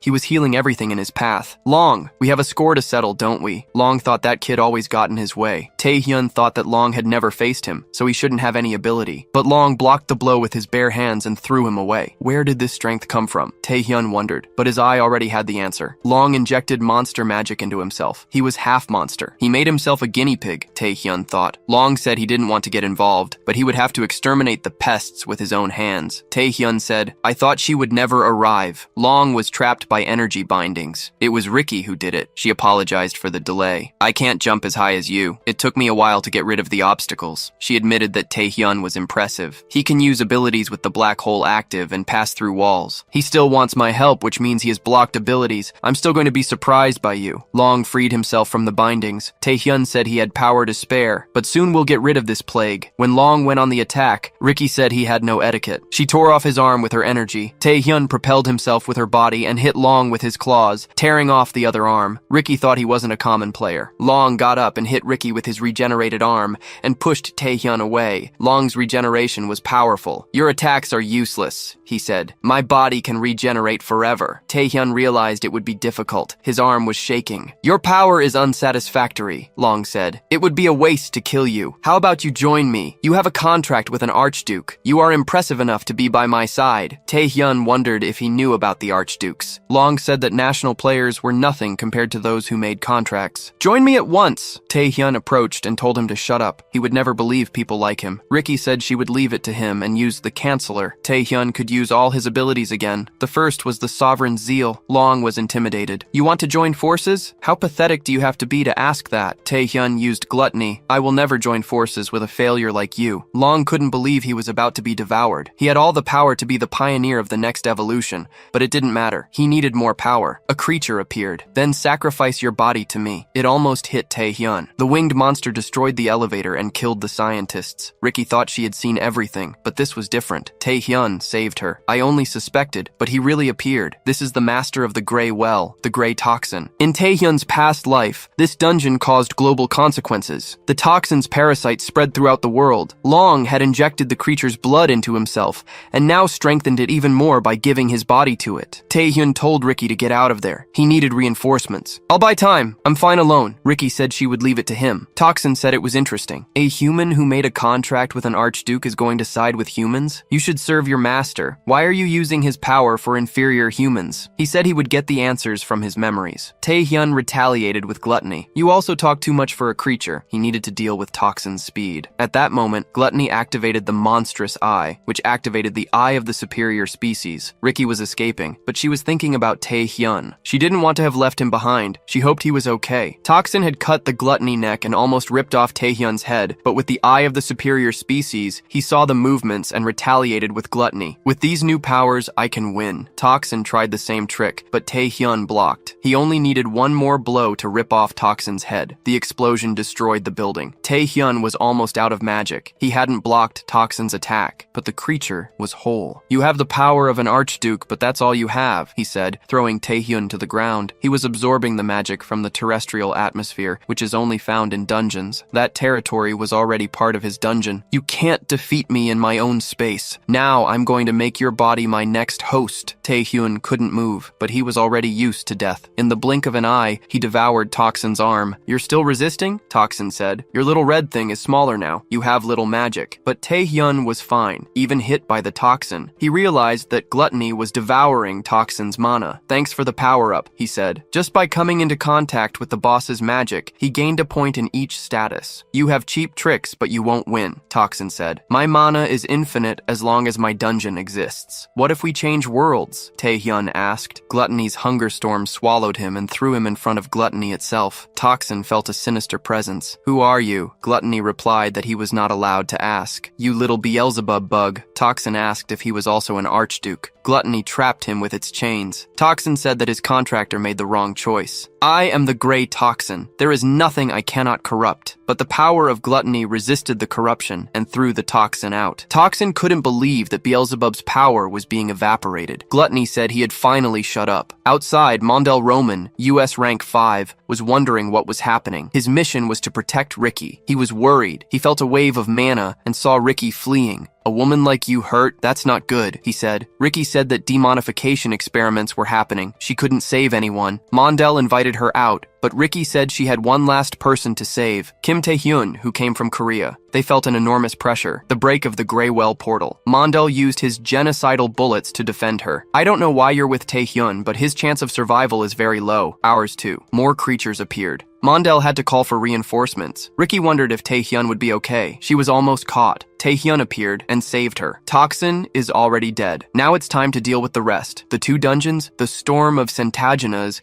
and the Grey Well were solved by a single player, Taehyun Kim. Now, the whole world was impressed. The International Association began to discuss the introduction of a new system for Taehyun and other players, the SS rank. In the Abyss, Shadow was impressed. He got very strong in a short period, he said. The man replied that one of the Archdukes, Orgo, made a contract with him. Shadow said the power suited him. It's been a while since we've seen each other, the man said. It means there's another problem to solve out there. Shadow said yes. You can handle all that, the man replied. Weeks passed. On an island, Ricky was relaxing. Taehyun said he wasn't having fun. Ricky said he was always busy. She had completed the mission, but Long was not convicted. The evidence was destroyed. Taehyun thought it was better than what happened in his past life. Ricky had disappeared, and the parasite spread. He only looked for her to release his abilities, but he had an unexpected gain. Yong appeared. I knew this would happen. Are you 2 on a date? Ricky apologized if she was angry. Taehyun said it wasn't a date and that they hadn't invited her. Why are you here? She said she was there to observe him, but said she had some buildings to take care of. Taehyun said he had already paid for everything. Yong said money didn't solve everything. Who knows what he's going to do here? Ricky said Taehyun seemed popular. Maybe we can resolve what you wanted to do soon. Later, in a laboratory, Yong said that the walls could not be penetrated by SS rank monsters. It was the perfect place. Taehyun thought that his abilities were not sealed, but he didn't know if they could take over his body. He wanted to completely master the ability. He warned that he could go into a frenzy. If something goes wrong, you have to stop me. Yong asked if Ricky knew anything. Ricky thought he was talking about Archdew and was excited to learn. Taehyun used a mirror to use hypnosis on himself. He fell into his consciousness. It was the right thing, he thought. Gluttony said he knew how to use his head. To think you would come back here of your own free will. Taehyun said he was dealing with a parasite, which looked like him. Who are you? Gluttony asked if it should answer. Taehyun said he knew he wouldn't cooperate. I'm going to get him out of here today. Gluttony said it was impossible. They used the power of devouring, and the building shook. Taehyun realized that using Gluttony against Gluttony would lead to nothing. Gluttony said he couldn't use the king's powers. Taehyun was hit by his own sovereign's zeal. Isn't this obvious? The copy asked. Even my weapons are a result of the king's power. I can use this too. Taehyun didn't expect the copy to use his own powers. He's very strong, Taehyun thought. The copy kept attacking. Taehyun didn't know what to do. The copy told him to give up. Taehyun thought that he hadn't used all his powers. He activated the red eye. Outside, Ion was impressed. Taehyun's mana was comparable to hers. Ricky warned her that things would get worrying. Keep him busy while I do the spell. Ion transformed into an Amazon. I've always wanted to fight you. He blocked the blow with his fingertip. Ion remembered the great phoenix. Now it's my turn to hit you. Taehyun dodged. Ricky recited the spell. She created a sphere of power. Ion thought she was confident. Her arm ached from hitting Taehyun, who blocked everything, even while unconscious. Ricky said she was ready. Several roots trapped Taehyun. She invoked a demonic tree from the abyss that absorbed mana. Ion was impressed. She has the power to create a portal to the abyss. Taehyun's body freed itself. He hit Ion. How is he still moving? Taehyun said that the tree couldn't absorb all his mana. I'm not Taehyun Kim. The copy said that Taehyun lost, and that now the body was his. Ricky realized he was the enemy. He is the first to deflect my blow. He is not impressed by rankings. If he's national level, imagine the others. Ion tried a talk no jutsu, but took a slap. You're just a bug. Ricky thought she could no longer bring Taihan back. She used all her power. The tree disappeared, but the mana remained. Ricky gathered it. If this monster gets out of here, it will be worse than a dungeon break. I can't let that happen. I'm sorry, Taihan, but I'll pray for you. She launched the energy at the copy, but he devoured it with a smile. That was cute. Are you out of tricks? Ricky fell to her knees. It's impossible. This is a reward for entertaining me, the copy said. Only you will be killed. But the real Taihan interrupted him. The copy had to return to consciousness. You're using the predator's power on yourself? The copy asked. Taihan said he was right. The copy wanted him to reach a certain point. If Taihan died, the copy would be in trouble. The copy called him pathetic. Taihan said he didn't care. I already died once. If I don't achieve anything in this life, I'd rather die. The copy absorbed gluttony. I won. Remember, the only reason you're alive is so I can achieve my goals. When I decide you can't anymore, I won't hesitate to devour you. Taihan returned to reality. His rank had increased to 3A. He will never be S rank, he thought. Ricky said he had finally returned. He saw that Ion was injured. Ricky said he was scary, but that he protected her. I won't tell anyone. In the hospital, Ion was hospitalized. Taihan fed her. I'll never have this opportunity again, she said. Once is enough. Ion said that Ricky was fast and busy. Taihan agreed. It's going to happen soon, isn't it? The acceptance of the SS rank license. Ion said it was an international event. You can't cause problems there. Usually that's not under my control, he replied. On the day of the event, President Vincent Chang was giving a speech. We have faced many threats, but thanks to these courageous players, we are in a period of growth. Today we are proud to present the 10 SS rank players: Cody Wood, Mortal Roman, Ricky Harleys, Dylan Gray, Aiden Simon, Sergey Karamans, Thomas Prowan,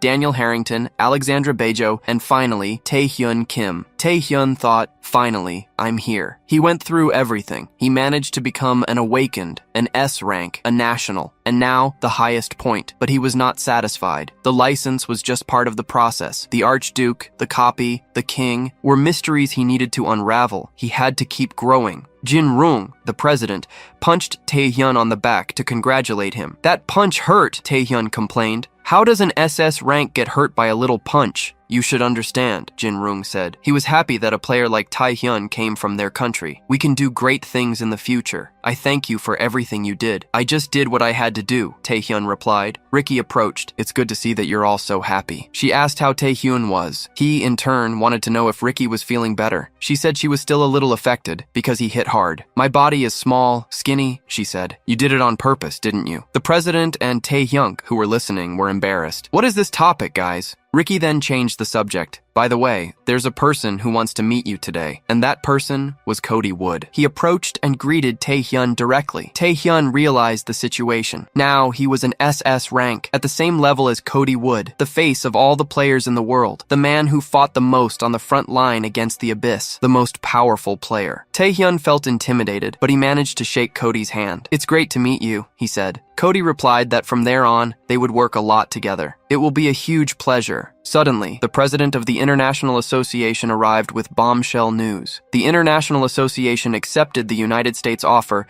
to create a huge group with the new SS rank license to take down all the dungeons on the planet. It would be a raid on a scale never seen before. President Vincent said it was time to create a lasting peace, and this would be the first step. Please, consider this request, he said. But President Jin Hui thought something was wrong. Half of the SS ranks were American. They were using their power to control the International Association. Aside from Taehyun Kim, Korea was weak, and they would have no choice but to go with the flow. All the countries agreed to participate, but Taehyun Kim from Korea simply refused the request. First, let's solve our own things, he said. Everyone was shocked, but inside, Jin Hui was happy. Later on the plane, Ricky commented that it was a shame they couldn't bring Taehyun into the group. Cody asked if that affected her. I'm very interested in him, Ricky said. She asked what Cody thought of him. The boy seems strong, Cody replied. He understands how I got my position. Ricky thought that if the most powerful player in the world was saying that, she was not wrong. Cody revealed that Kim Tae-hyun had a contract with an Archduke of the Abyss. But titles don't mean anything to me, he said. Ricky rephrased the question. As someone who has a contract with an Archduke, do you think Tae-hyun is strong? Cody just replied, we'll find out soon. Meanwhile, in China, the new president of the Chinese Association, Liu Zhang,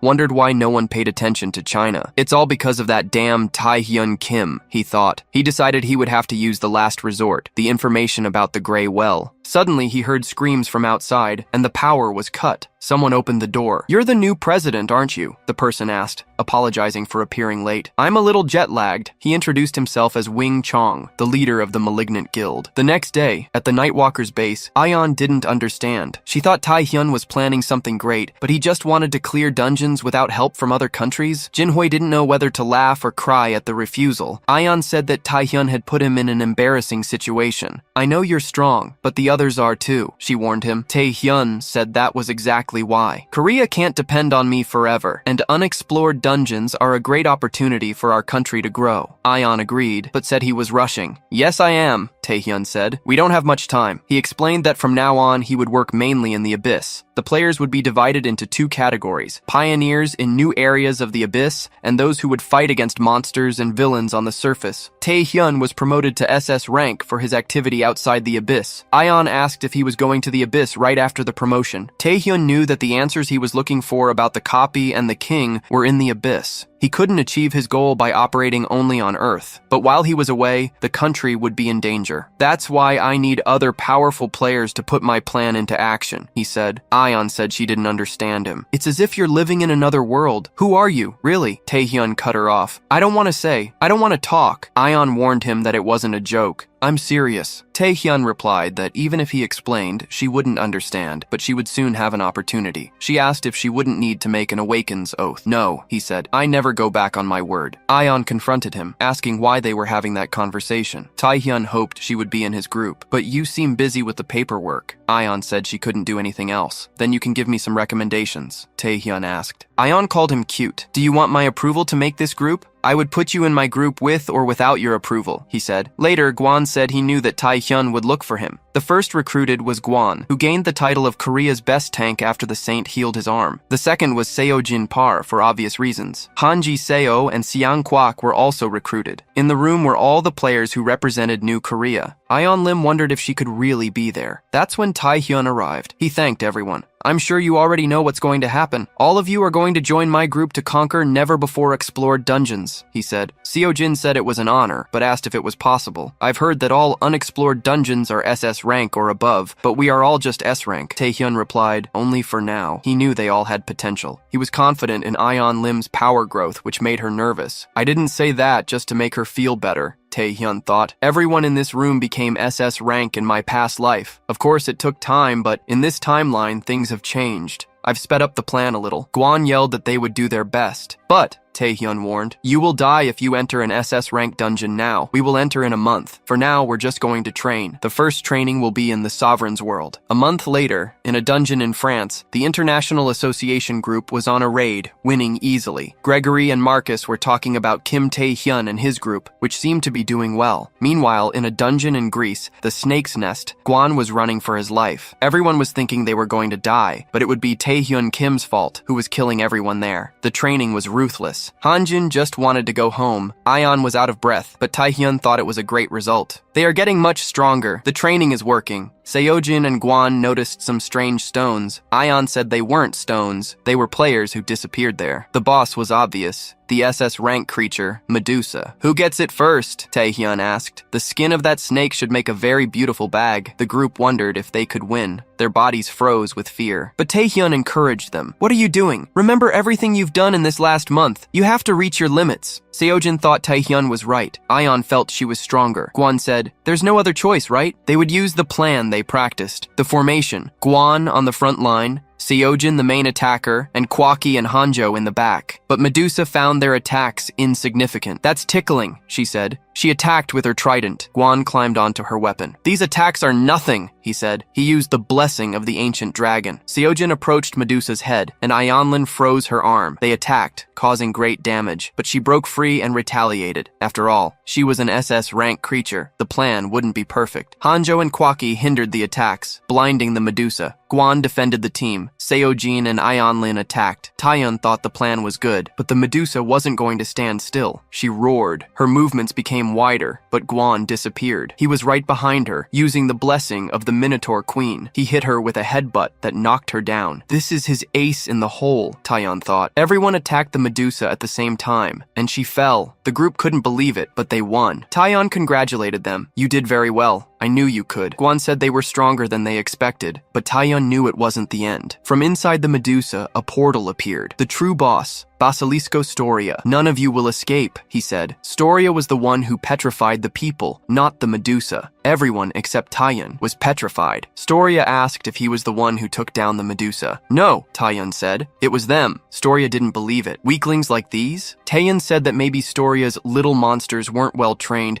and if they were, imagine the master. The basilisk attacked him, but it was countered by Taehyun's new power. He was in his form with red wings. Now you will see who is inferior, he said. With one attack, he cut Storia's neck and dodged all his blows. Storia told him to stop running. Taehyun asked who the crawling lizard was. He was using his new knife, the Valhalla, which he received at the SS rank ceremony. Storia said that he thought he was someone for having Igimon's power. Don't be arrogant. I'm not the only one blessed by an archduke. Storia invoked more power from inside the portal. He was blessed by Jomungard, the greatest of the archdukes. Storia saw him in front of a horizon of water. It was Mahai, an infinite power that devoured everything. Storia said he wouldn't defeat him with Igimon's powers, but Taehyun said he used the king's power, which simply devoured everything with his gluttony. The next second, everyone woke up, startled. Gon asked where the giant lizard had gone. Taehyun said he dealt with him while they were petrified. Ion Lim thought that the monster surpassed the SS rank level, and that Taehyun had defeated him alone. Gon said that Taehyun should have warned them that it was a double dungeon. Kwaki said that he always knew everything. Taehyun asked what that mattered. It worked in the end, didn't it? They did their part, and I did mine. I knew it was a double dungeon, Taehyun thought. I chose it precisely because of the near-death experience. They will get stronger to protect the world. At a conference, journalists received an emergency announcement. The New Korea group had cleared the Greek dungeon. Gregor couldn't believe it. National levels couldn't, and a small group of S ranks did. Marcus said it was a double dungeon, and that Kim Tae-hyun's group left without injuries. The US president saw everything. It was supposed to be our moment, but he overshadowed us again. It was as if the two groups were competing for attention, but the world was at peace again. Lee Jong-soo, Jong-jae's father, broke into a base. He took down all the subordinates of a malevolent association. How dare you get in my way? He had a deal to get rid of Taehyun Kim, but now he was an SS rank. His company was losing ground. He asked Shadow how long he would have to wait. I know you're mad, Shadow said, but in the current world, Taeson is nothing more than a big fish. Jong-soo's bodyguards were tied up by Shadows. Shadow said that Kim Tae-hyun had an unexpected growth, but they hadn't given up on the mission. Soon, we'll cross paths again. Before that, I want to talk business. The leader of the malevolent guild got a sample of the Grey Well experiments. You're a smart man. We can do this for Chisa. Jong-soo agreed. A year later, the New Korea group came out of their last dungeon in Mexico. No unexplored dungeons were left. Seo Jin said it seemed impossible, but they did it. All of them became national level. The training worked. Taehyun thought they would soon be SS rank. He got stronger, but it was time to return to his mission. He met Bang Chae-soo, who looked different. He had cut his hair and beard. I heard you became a researcher. Congratulations, Taehyun said. Chae-soo said that an old man like him, who had lost hope, could live to redeem himself. It's a dream, all thanks to you. Bang performed several tests on behalf of the association. Taehyun asked what the world's busiest player was doing there. I have another favor to ask, he said. He wanted to combine more abilities. Chae-soo asked how. He had never done such a thing. Combining double abilities? This can cause a mana reversal. It's too much power for one body. I need to do something, Taehyun said.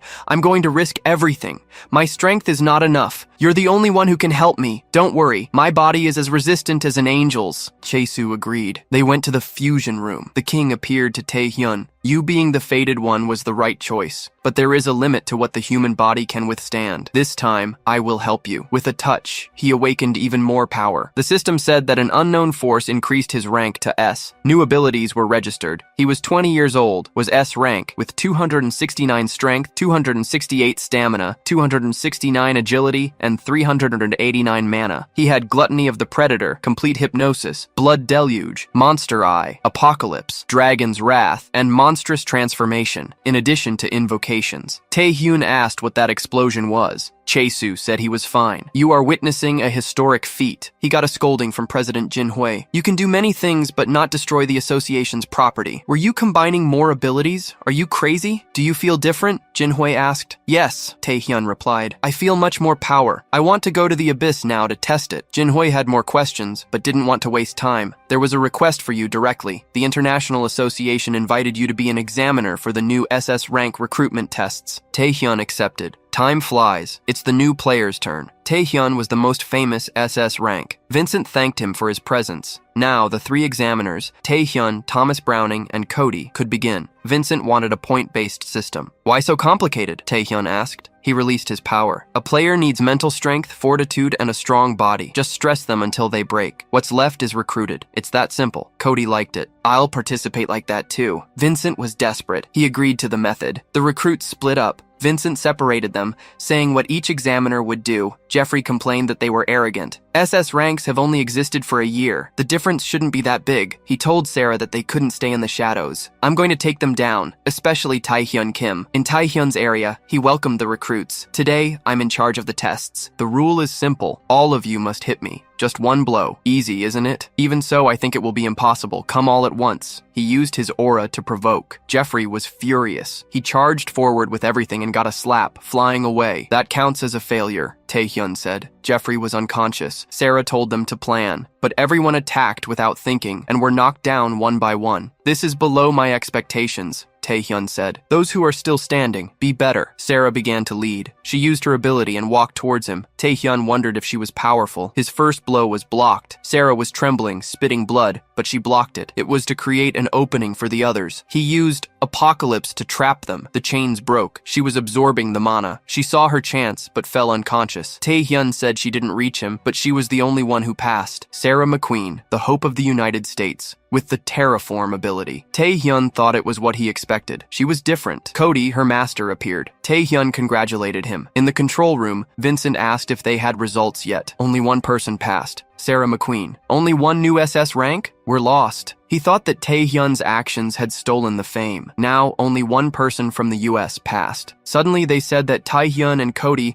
wanted a high-level training room for a duel. Vincent was desperate. The two are the world's top 1 and 2. Who can stop them? Let them duel. The exams didn't get anywhere, so the fight will be the attraction. I'll take responsibility. They got permission. Everything would be recorded. Cody didn't care. I didn't expect you to come for a fight, Taehyun said. Isn't it good for you? Aren't you trying to steal my first place? I'm not trying. If I were, I would have already taken it, Taehyun retorted. Cody said his tongue was an art, but it didn't work on him. Physically, they were tied. The difference would be in their abilities. Taehyun used Apocalypse. He trapped Cody. That's immense power. I didn't know you had that ability. I have a lot you don't know about, Taehyun said. Cody said he would have to use everything to win. He used Holy Night, cutting the chains and Apocalypse. Taehyun couldn't believe he cut the ability as if it were nothing. The arena was being destroyed. Taehyun felt his heart pound. He was the strongest in the world. In the control room, the cameras were destroyed. Vincent didn't know what was happening. I'll go there personally. He thought that the training room was for dozens of SS ranks, but they surpassed the level. Taehyun said the building would fall. Cody agreed. Use all your powers at once. Taehyun said he already had. Don't lie. You haven't used the Archduke's power yet. Taehyun asked how he knew. I'm not the only one who knows the secrets of the Abyss. I also have a contract. With which monster did you make it? Taehyun thought there were other contractors. He used Igmu's power. So it's Igmu, the vampire lord, Cody said. He revealed the power of his Archduke, the fallen angel Lucifer. Let's finish this. Vincent opened the last door. They felt a wind and dust. It seems there are more people here, Cody said. Taehyun agreed. For now, let's call it a draw. Yes, Cody said. This fight is better in the Abyss. Vincent asked if they were okay. Taehyun apologized for the mess and left. It's really time to go to the Abyss. In the Succubus Castle, in Rosaria's kingdom, she complained that Igmu's personality was terrible. You broke my castle. Are you declaring war? Igmu asked if she hadn't already, but there's an easier method, he said. He told her to reveal her contractor. Why would I do that? Rosaria asked. Is the vampire still mad about the last incident? It's not a small thing to solve. Taehyun is using my powers without permission. Is that why you disappeared? Rosaria asked. His powers fit him better, but your method is rude. Igmu said it was an order. Rosaria asked that her succubus children stay out of it. She was going to teach the rude vampire a lesson. Igmu used the blood blades and hit her. Rosaria asked if he had forgotten they were from the same origin. Igmu was caught by a tentacle. Rosaria crushed him, but he transformed into a puddle of blood and attacked her. Igmu said she had forgotten about his power. Better say everything you know now or you'll die. The illusion broke. He was fighting a clone. Here, I don't depend on my contractor. This is my territory. I am more powerful. Enough, vampire. Rosaria said she would tell him a little. The answer to what he wants is in his memories. There is no human who rules all the archdukes. The boy is the key to get to him. Later, Marcus knocked on Taehyun's door. The US association was asking for his help. A player disappeared in the abyss. 4 SS ranks were killed. Cody went alone, and Marcus feared he was in danger. Taehyun thought that for 4 SS ranks to die, the situation was complicated. He remembered the situation in his past life. He asked who the missing player was. Marcus said it was Ricky Harless. Taehyun realized that the future had changed. She shouldn't be alive. This request might seem arrogant, Marcus said. Cody and Ricky are important for the future of humanity. 4 SS ranks died for this. We have to win. Taehyun said, enough with the explanations. Where do I have to go? Ji-hoon told him to think. Multiple SS ranks died there. Taehyun replied that people were fighting for their lives. He had to go. For Ricky, Taeyuki told the president to trust him. He always surprises. The president said he knew, but he also knew what happened when you trusted blindly. In the abyss, Cody was invading an archduke's castle. The creatures were infinite. Taehyun reached him. Did Marcus send you to help me? He asked. I'd say he's desperate, but thank you. Taehyun said he was serious. They even sent me, even with you here. I feel powerful magic. Ricky is lost in an archduke's castle. Cody explained that the area was newly discovered. She's still alive. I feel her mana underground. We're going to run into the archduke. The chances of winning are 0. Cody asked if he could keep up with him. Of course. On the way, they killed countless monsters. Taehyun asked if he was the same man who was having difficulties. Cody said he wouldn't hold back anymore. Did you think we wouldn't fight here? The promise was in the abyss. I didn't think we would fight side by side. Taehyun thought he could trust Cody. They were the hopes of humanity. Cody thought that, alongside Taehyun, they could win. They reached the center of the castle. Cody suggested they split up to look for the staircase, but another human appeared, taking down Cody. He held Taehyun's blade. So you're the famous Taehyun Kim. Who are you? Taehyun asked. Minjong, he replied. Didn't Nguyen's president talk about me? It's a shame. He knocked Taehyun down easily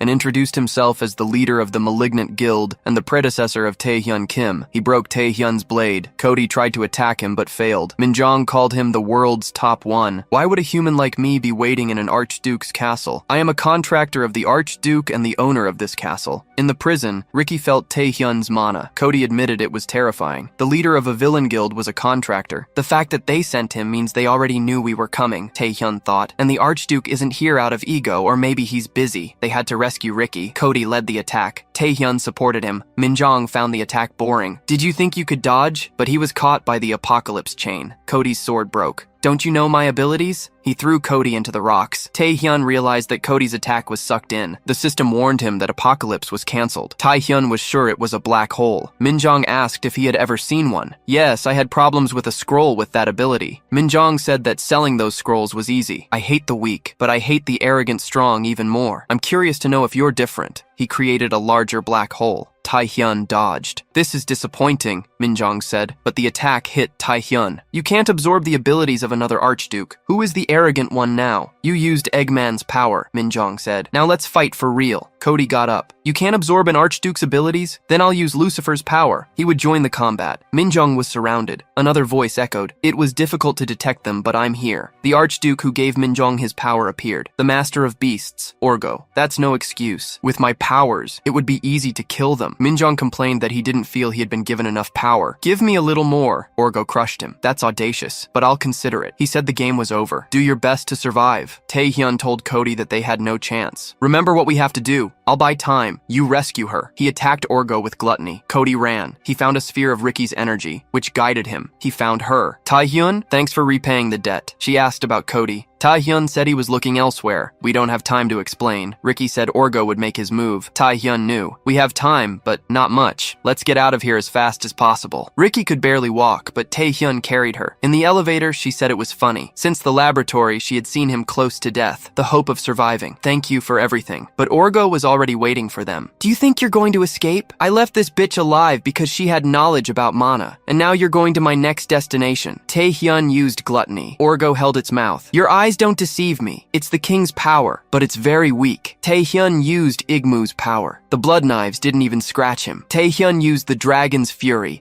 and ripped a piece of Orgo's stomach. The boy has a strong spirit, the power of the dragon lord. Taehyun continued. Monstrous transformation. Orgo was having fun. A human fighting an archduke like this. He regenerated. It's been a while since I've felt this way. You're taking advantage of the power of others, just like the king. He disappeared millennia ago. I can have a fair fight now. He ripped off Taehyun's arm. I want to see all the power of the key to the king. Taehyun was desperate. The only thing that worked was the invocation. He invoked Rosaria. She protected him. She's here. The king's most loyal servant. Taehyun said he preferred not to bother her. Rosaria was ready to fight. Orgo, she said, I don't like him. Taehyun thought that invoking Rosaria was risky. The invocation was not stronger than the original. It depended on mana and could cause a reversal, but he had already invoked her. Orgo didn't expect her to be with him. You have Igmu's power too. Rosaria said he would find out soon. Taehyun asked if he could heal with the blood deluge. Rosaria said yes. He was transported to another place. Rosaria's personal space. What I can do is buy time. Taehyun asked if she could invoke another person. Riki was thrown there too. She fell into his lap. Taehyun said it was a temporary shelter. Riki, he said, we have to come up with a plan. Riki asked if he had a contract with the succubus queen. How do you use the power of other archdukes? I'm human, but my ability absorbs others. That's why I use the abilities of others, he replied. Riki thought it made sense. She trusted Taehyun, but he would never tell her about his regression. The space trembled. Taehyun said that Rosaria was in trouble. They had to plan. Riki said she had a portal, but it's unstable. I've used it to invoke things, not for personal use. We could get trapped in the void. Taehyun said they had no options. He believed in her. They returned. Orgo had ripped off Rosaria's invocation's head. The key is back, he said. It's a shame the king isn't so severe. If you have his power, fight like him. Taehyun threw the power of gluttony. It's hard to listen to the amount of shit you talk, he told Riki to open the portal. I'll be back faster than you expect. Taehyun trapped Orgo in gluttony. Riki asked if he wanted to enter the portal. Aren't you the most powerful mage in the world? If I don't trust you, who do I trust? They went through. Riki said it worked, but Orgo also passed through. At least his arm. He crushed her. This fight has just begun. Riki's mana became unstable. The portal closed. Orgo was on the other side. Taehyun saw Riki's state. Isn't there any ability that can heal her? Riki said it was okay. I always knew this could happen. Taehyun said he wouldn't give up. Riki said it was already late. Can you absorb my ability to continue serving humanity? Taehyun obeyed. Riki thought she lived without regrets. I should have gone on a date with Taehyun. Meanwhile, Cody was fighting Minjong. Finally, a real fight. Cody needed to get out. Minjong questioned him for thinking about other people. Your little friends have already been caught by Wargo. Cody wounded Minjong. That's a lie. I trust my companions. You're optimistic, Minjong said. The castle trembled. Wargo called his contractor. Minjong said he was dealing with an intruder. Wargo called him again. Minjong said that Cody was lucky. This is just the beginning. I will be the spark for the end of the world. Cody thought that if Wargo called him, it meant something. He returned to the base. Where are Taehyun, Kim, and Riki? They weren't there. They arrived. Taehyun was carrying Riki's body. Cody asked if she had a peaceful end. Yes, Taehyun said. I failed for being weak. It wasn't your fault. She had an honorable death. Taehyun said he would take her to the association. He had to fulfill her duty. At the U.S. Association, the president thanked him. We lost many valuable players. I hope this meeting is worth it. Taehyun had called it. Gregor said they were busy. You failed. Cody asked if he was talking to him. Gregor got nervous. Taehyun said they would soon find out who deserved to be there. He used Riki's ability. Memorize. Now, all of you will hear her last words. The narrator explained that Taehyun got 3 of Riki's abilities. Monster Heart, which allowed him to manipulate mana, portal, and memorize. She became an investigator because of this ability, the narrator explained. The president asked how he used it. Taehyun lied, saying that Riki knew how to transfer abilities. Cody asked what he would show. Taehyun showed the information that Riki got. She saw the statues of the 7 archdukes, Orgul, Rosaria, Igman, Beelzebub,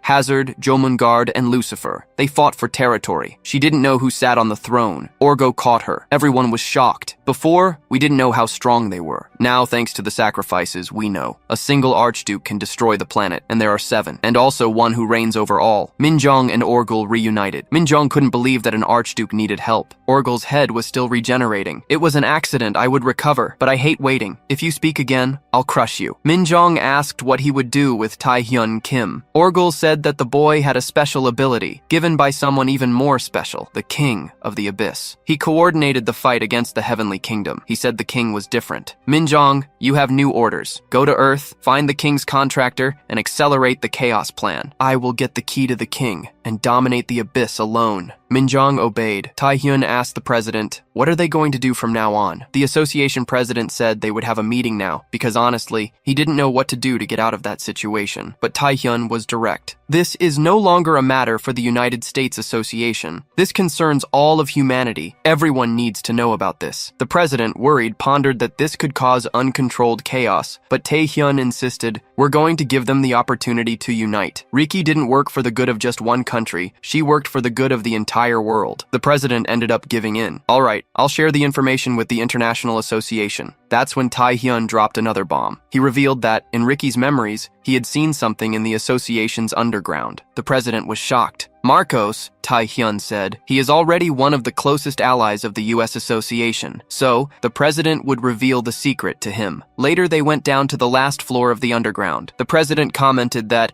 if Taehyun had studied history, he would know that humanity changed completely after contact with the abyss. It all started with the awakened people, who were able to use resources from there, he explained. But here's the secret. The awakened and the abyss didn't appear at the same time. The abyss was a hell that they couldn't handle at first. It only became a land of opportunity after they took something from the Pacific Ocean. In fact, humans began to awaken after making contact with a specific being. The president then presented the savior of humanity, the being that gave powers to all the awakened. Until now, the creature has no name, but unofficially, we call him God. Taehyun was shocked. "Doesn't this creature look a lot like the king who gave me my powers?" he asked. "You've kept this hidden for so long?" The president replied that their mentality hadn't changed, and that a country needs to think about its own development. "But since the first awakening, we haven't been able to get anything from him. We're just here, slowly analyzing the signs he gives." "I think he just moved," Taehyun whispered, and suddenly, the Nameless One opened its eyes. Fear took over everyone. He had never done this. He was staring into the souls of each one. The president was terrified. "This has never happened before. Call the researchers immediately." Taehyun felt the Nameless One's gaze directly on him. The creature communicated with him, saying that he was different from the men expected of the one who returned with the king's power. Suddenly, the entire building began to shake. Marcos yelled to get out of there, that something was wrong. The Nameless One, however, asked Taehyun if he would like to know the truth about his mana and about the king's power. Taehyun decided to stay. "I'm going to stay here, even with the building collapsing. I have to check something." Marcos was desperate, but Cody reassured him, "Trust Taehyun." They left Taehyun alone with the Nameless One. "Now," Taehyun said, "show me the truth about God." In that space, in the collective consciousness, the Nameless One said that Taehyun was very brave and would give him the answers. Taehyun had many questions. The first was where the information came from and if he really was a god. The Nameless One explained that there was no better word to describe him, but he was just a fragment of God now, no longer part of the entity. He only had a general direction, the place where his being was. "So there is a god somewhere?" Taehyun tried to understand. "And you are a path to him?" "Exactly," the Nameless One replied. "The reason humans awakened was to seek God,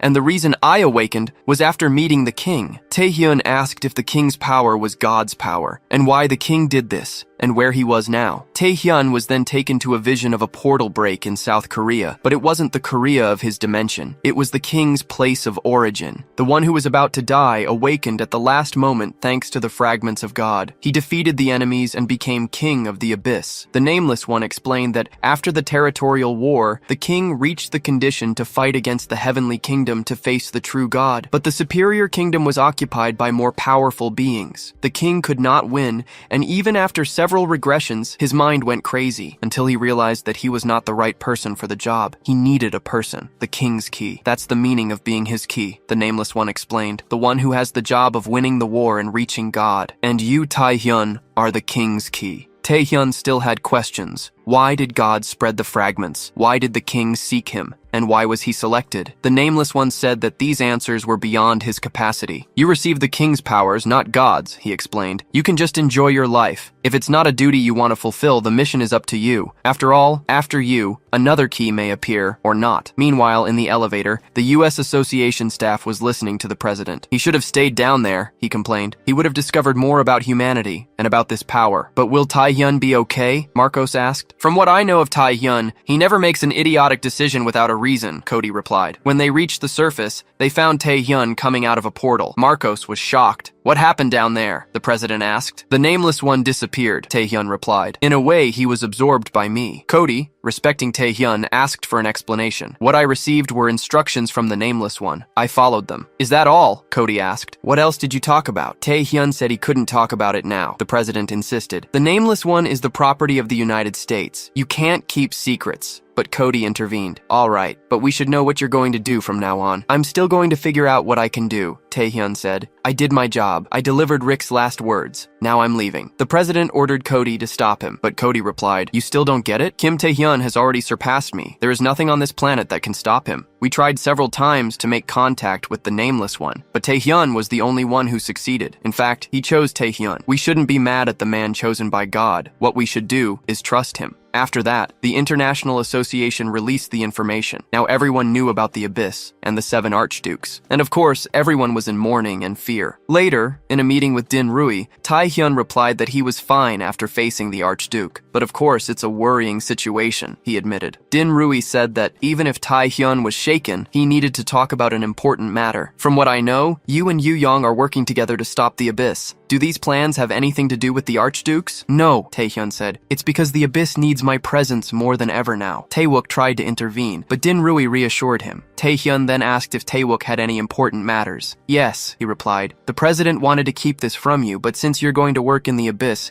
you should know about this. While you were busy, a mysterious disease began to spread on Earth. One of the symptoms is gray spots on the skin. Tae-hyun had a flashback. I've seen this before, he thought. They are the same symptoms as in my past life. It's the gray toxin disease. But hadn't it been stopped when I killed the gray toxin? Tae-wook explained that the disease was not natural and seemed to have been created by humans in South Korea with links to the malignant guild. They are strong, but they shouldn't have the power to create a disease. Someone must be working with them. We are investigating, but we need to end the root of all this. Tae-hyun asked an important question. I met the leader of the malignant guild in Orgul's castle. His name is Minjong. Do you know him? Jinrian was furious. That damn guy is now on the side of the monsters. Should we tell him this? Tae-wook asked. No, Jinrian said. This is his burden. He must tell it. I wasn't trying to keep it a secret. It's just that I didn't want it to spread to anyone. But now, Tae-hyun has to know what happened. This was 20 years ago. When I was still an active player, Jinrian began, there was a dungeon break and I went there, but it was too late. The monsters had already gotten out. And there was a child, Minjong, 7 years old, who had lost his parents and killed all the monsters alone. He stopped a B-rank dungeon break. That was my first meeting with Minjong. I noticed his talent and felt responsible for not having saved his parents. So,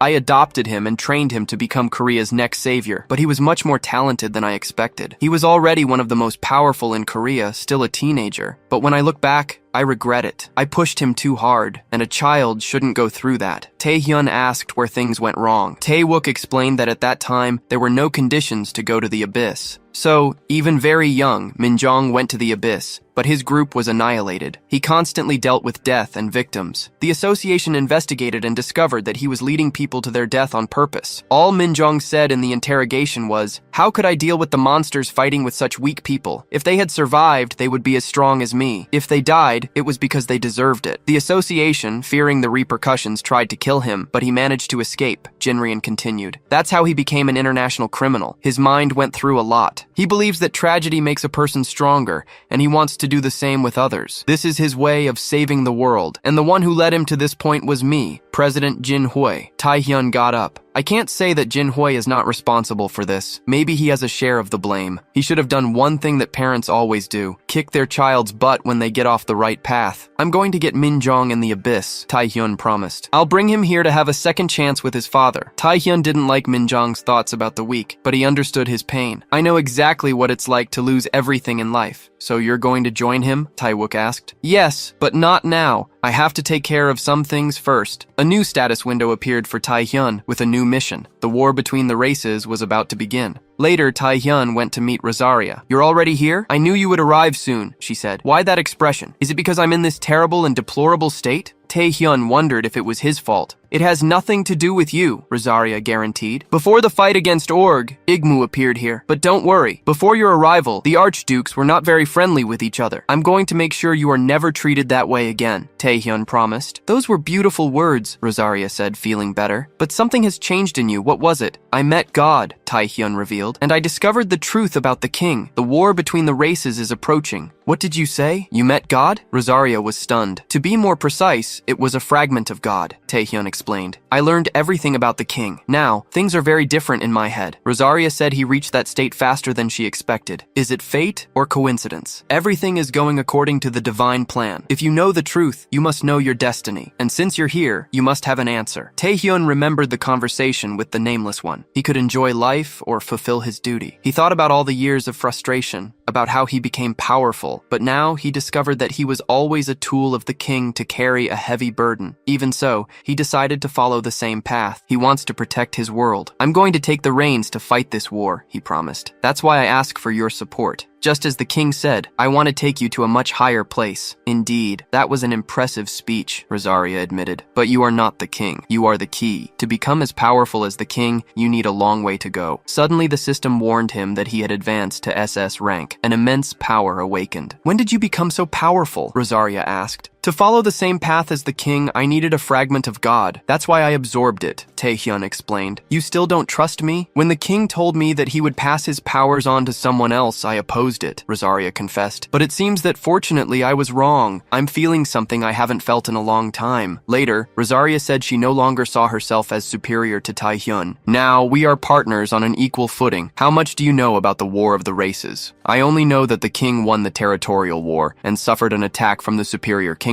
Taehyun said. The fragment of God was not very talkative. You lied to me, Rosaria reprimanded him. If I hadn't, you wouldn't have cooperated, Taehyun defended. Then I'll tell you the rest. But I don't know everything either. The War of the Races was started by those in the superior kingdom out of fear of the king's power. The superior kingdom also has a leader, a monster who followed the same path as the king, only first, Baal, the dragon king. He has already reached God, but he believes that the other fragments of God are traitors. The king wanted things to go back to how they were before, and that's why the war began. So why isn't the superior kingdom attacking, since we are weakened? Taehyun asked. There's a certain power that doesn't allow them to move until conditions are met first. So, until then, I'm going to defeat all the archdukes and create a great army, Taehyun decided. That's the key to winning the war, isn't it? You finally understand the reason why you must fight against the other archdukes, Rosaria said, satisfied. To unify, so that the entire inferior kingdom can fight against the superior kingdom. After the long meeting, Rosaria was decided. When do we start? Taehyun thought he had a score to settle with Orgul for killing Riki, but Orgul had the largest territory in the abyss. Fighting him directly would be a disadvantage. One of the succubi interrupted the meeting with an urgent message. Well, this is already the beginning, Rosaria said. Wouldn't you take me to a superior kingdom? Now you have to prove that your words were not empty. At that moment, an area of Rosaria's territory, the dry desert, was being contested by Igmon, with a battle between succubi and vampires. The succubus Bludia was losing. The knight Museren defended her mistress, but Bludia humiliated her. Is that all Rosaria has? Bludia mocked. Her mistress is the weakest of the archdukes. Don't insult my mistress, Museren retorted. A defeated person has no right to speak to me like that, Bludia replied, stepping on her. Now the dry desert is Lord Igmon's territory. I liked your concept, Taehyun emerged. Survival of the fittest. Cool. What's a human doing here? Bludia asked, surprised. Nothing more. Nothing less than a mercenary of the queen, Taehyun replied. Who came here to deal with you? The story explains that most monsters in the abyss have an animal instinct, but mutants, like Bludia, are more intelligent and are born to be on top. She always survived and killed several monsters until she met the true predator of the abyss, the Archduke Igmon. He easily defeated her and made a proposal. If she served him, she would become stronger. She accepted to survive. But why was she losing to a kid? To someone who served the weakest Archduke?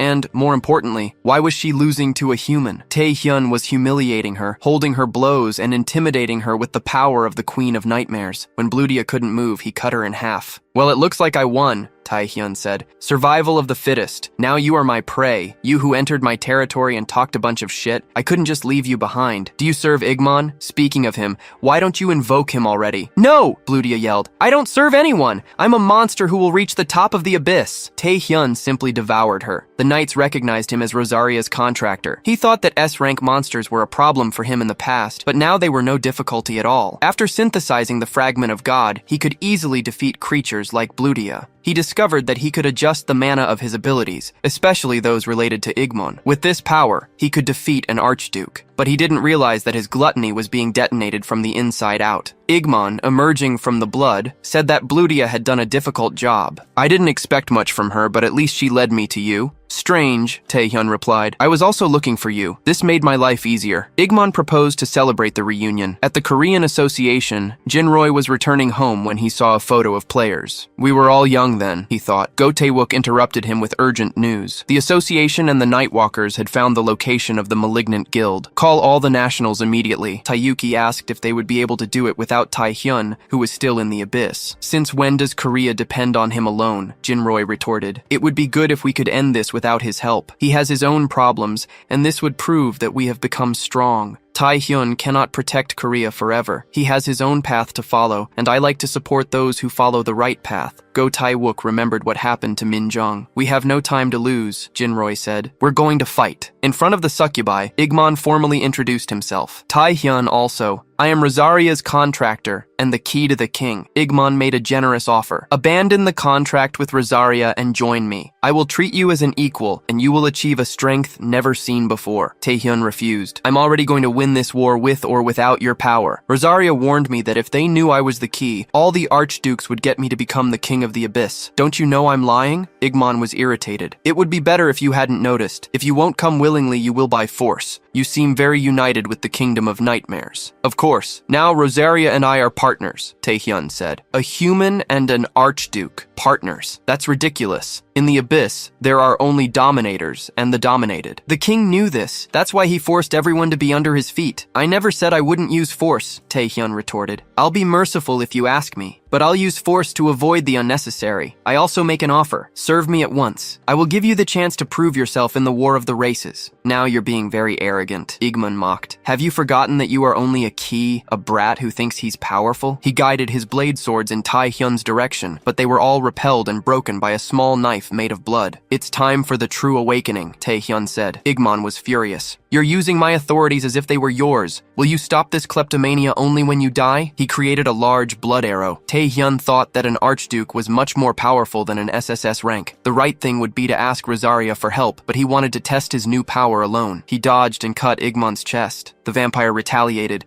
piercing Taehyun's chest. You're using a stolen ability. It's not so bad, Igmon said. It's too early to be surprised, Taehyun replied. I have much more than just one authority. He used Orgel's monstrous transformation to break Igmon's blade. The vampire was shocked to see Taehyun using different authorities. This is vulgar and disrespectful, but as he invoked swords, they were all destroyed by Taehyun. Igmon wondered how he became so strong. The Knight Musarin watched, barely believing that a human was fighting an archduke on equal terms. Do you feel like you're losing to a kid? Taehyun asked. Don't be arrogant, Igmon replied. You only know a small part of my authority. I don't need just your authority, Taehyun said, using the dragon's fury. You're the one who knows nothing. He pierced Igmon's arm, using demonic fluids to poison him. Even spitting blood, Igmon admitted that Taehyun exceeded his expectations. But he used the blood field, his deepest ability. Taehyun tried to ask Rosaria for help, but Igmon interrupted him. You can scream all you want. Do you have enough mana to survive this? Taehyun realized that his mana was being sucked,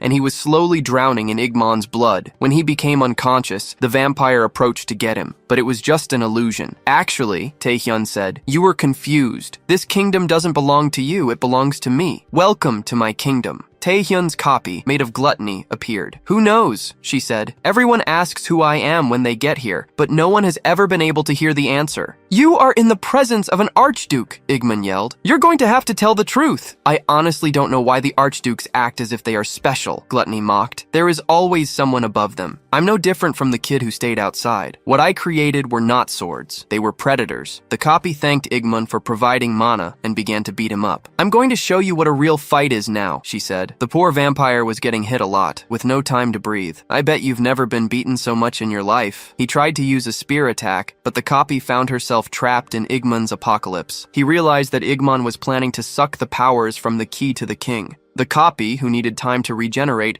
told Taehyun that it was time to finish off the vampire. Taehyun finally regained control of his body and used the predator of gluttony to devour everything. Igmon's field was breaking. How am I, an archduke, losing to a ghost? He wondered. At that moment, Rosaria entered, desperate. Igmon said that would be a draw, but Taehyun disagreed. No, next time, I'll win. Rosaria said he should have warned her. If I had known he would appear, I would have been here too. Taehyun admitted it was his fault for not invoking her sooner. Was this enough to declare a territorial war? Rosaria admitted that he was definitely different. At the base of the malevolent ones, Guan was finishing everyone off. Randall said they needed to be fast because the real targets were the leaders. President Jin Rui said that Yu Yong was chasing a car, and she was, in fact. Yu Yong surrounded the car and saw that it was President Lee Jong-soo. The association is getting into my business, he said. It's all your fault, Yu Yong retorted. Why is the Tizen group helping the malignant guild? The gray disease spread because of them, and the traces point to your group. A declining company and a president with a bad reputation. Jong-soo defended himself, saying he was a businessman, and using the guild was an advantage for his company. It's too early for the association to celebrate. I intend to resist. Yu Yong underestimated him for being S rank. I have surpassed that level, Jong-soo said,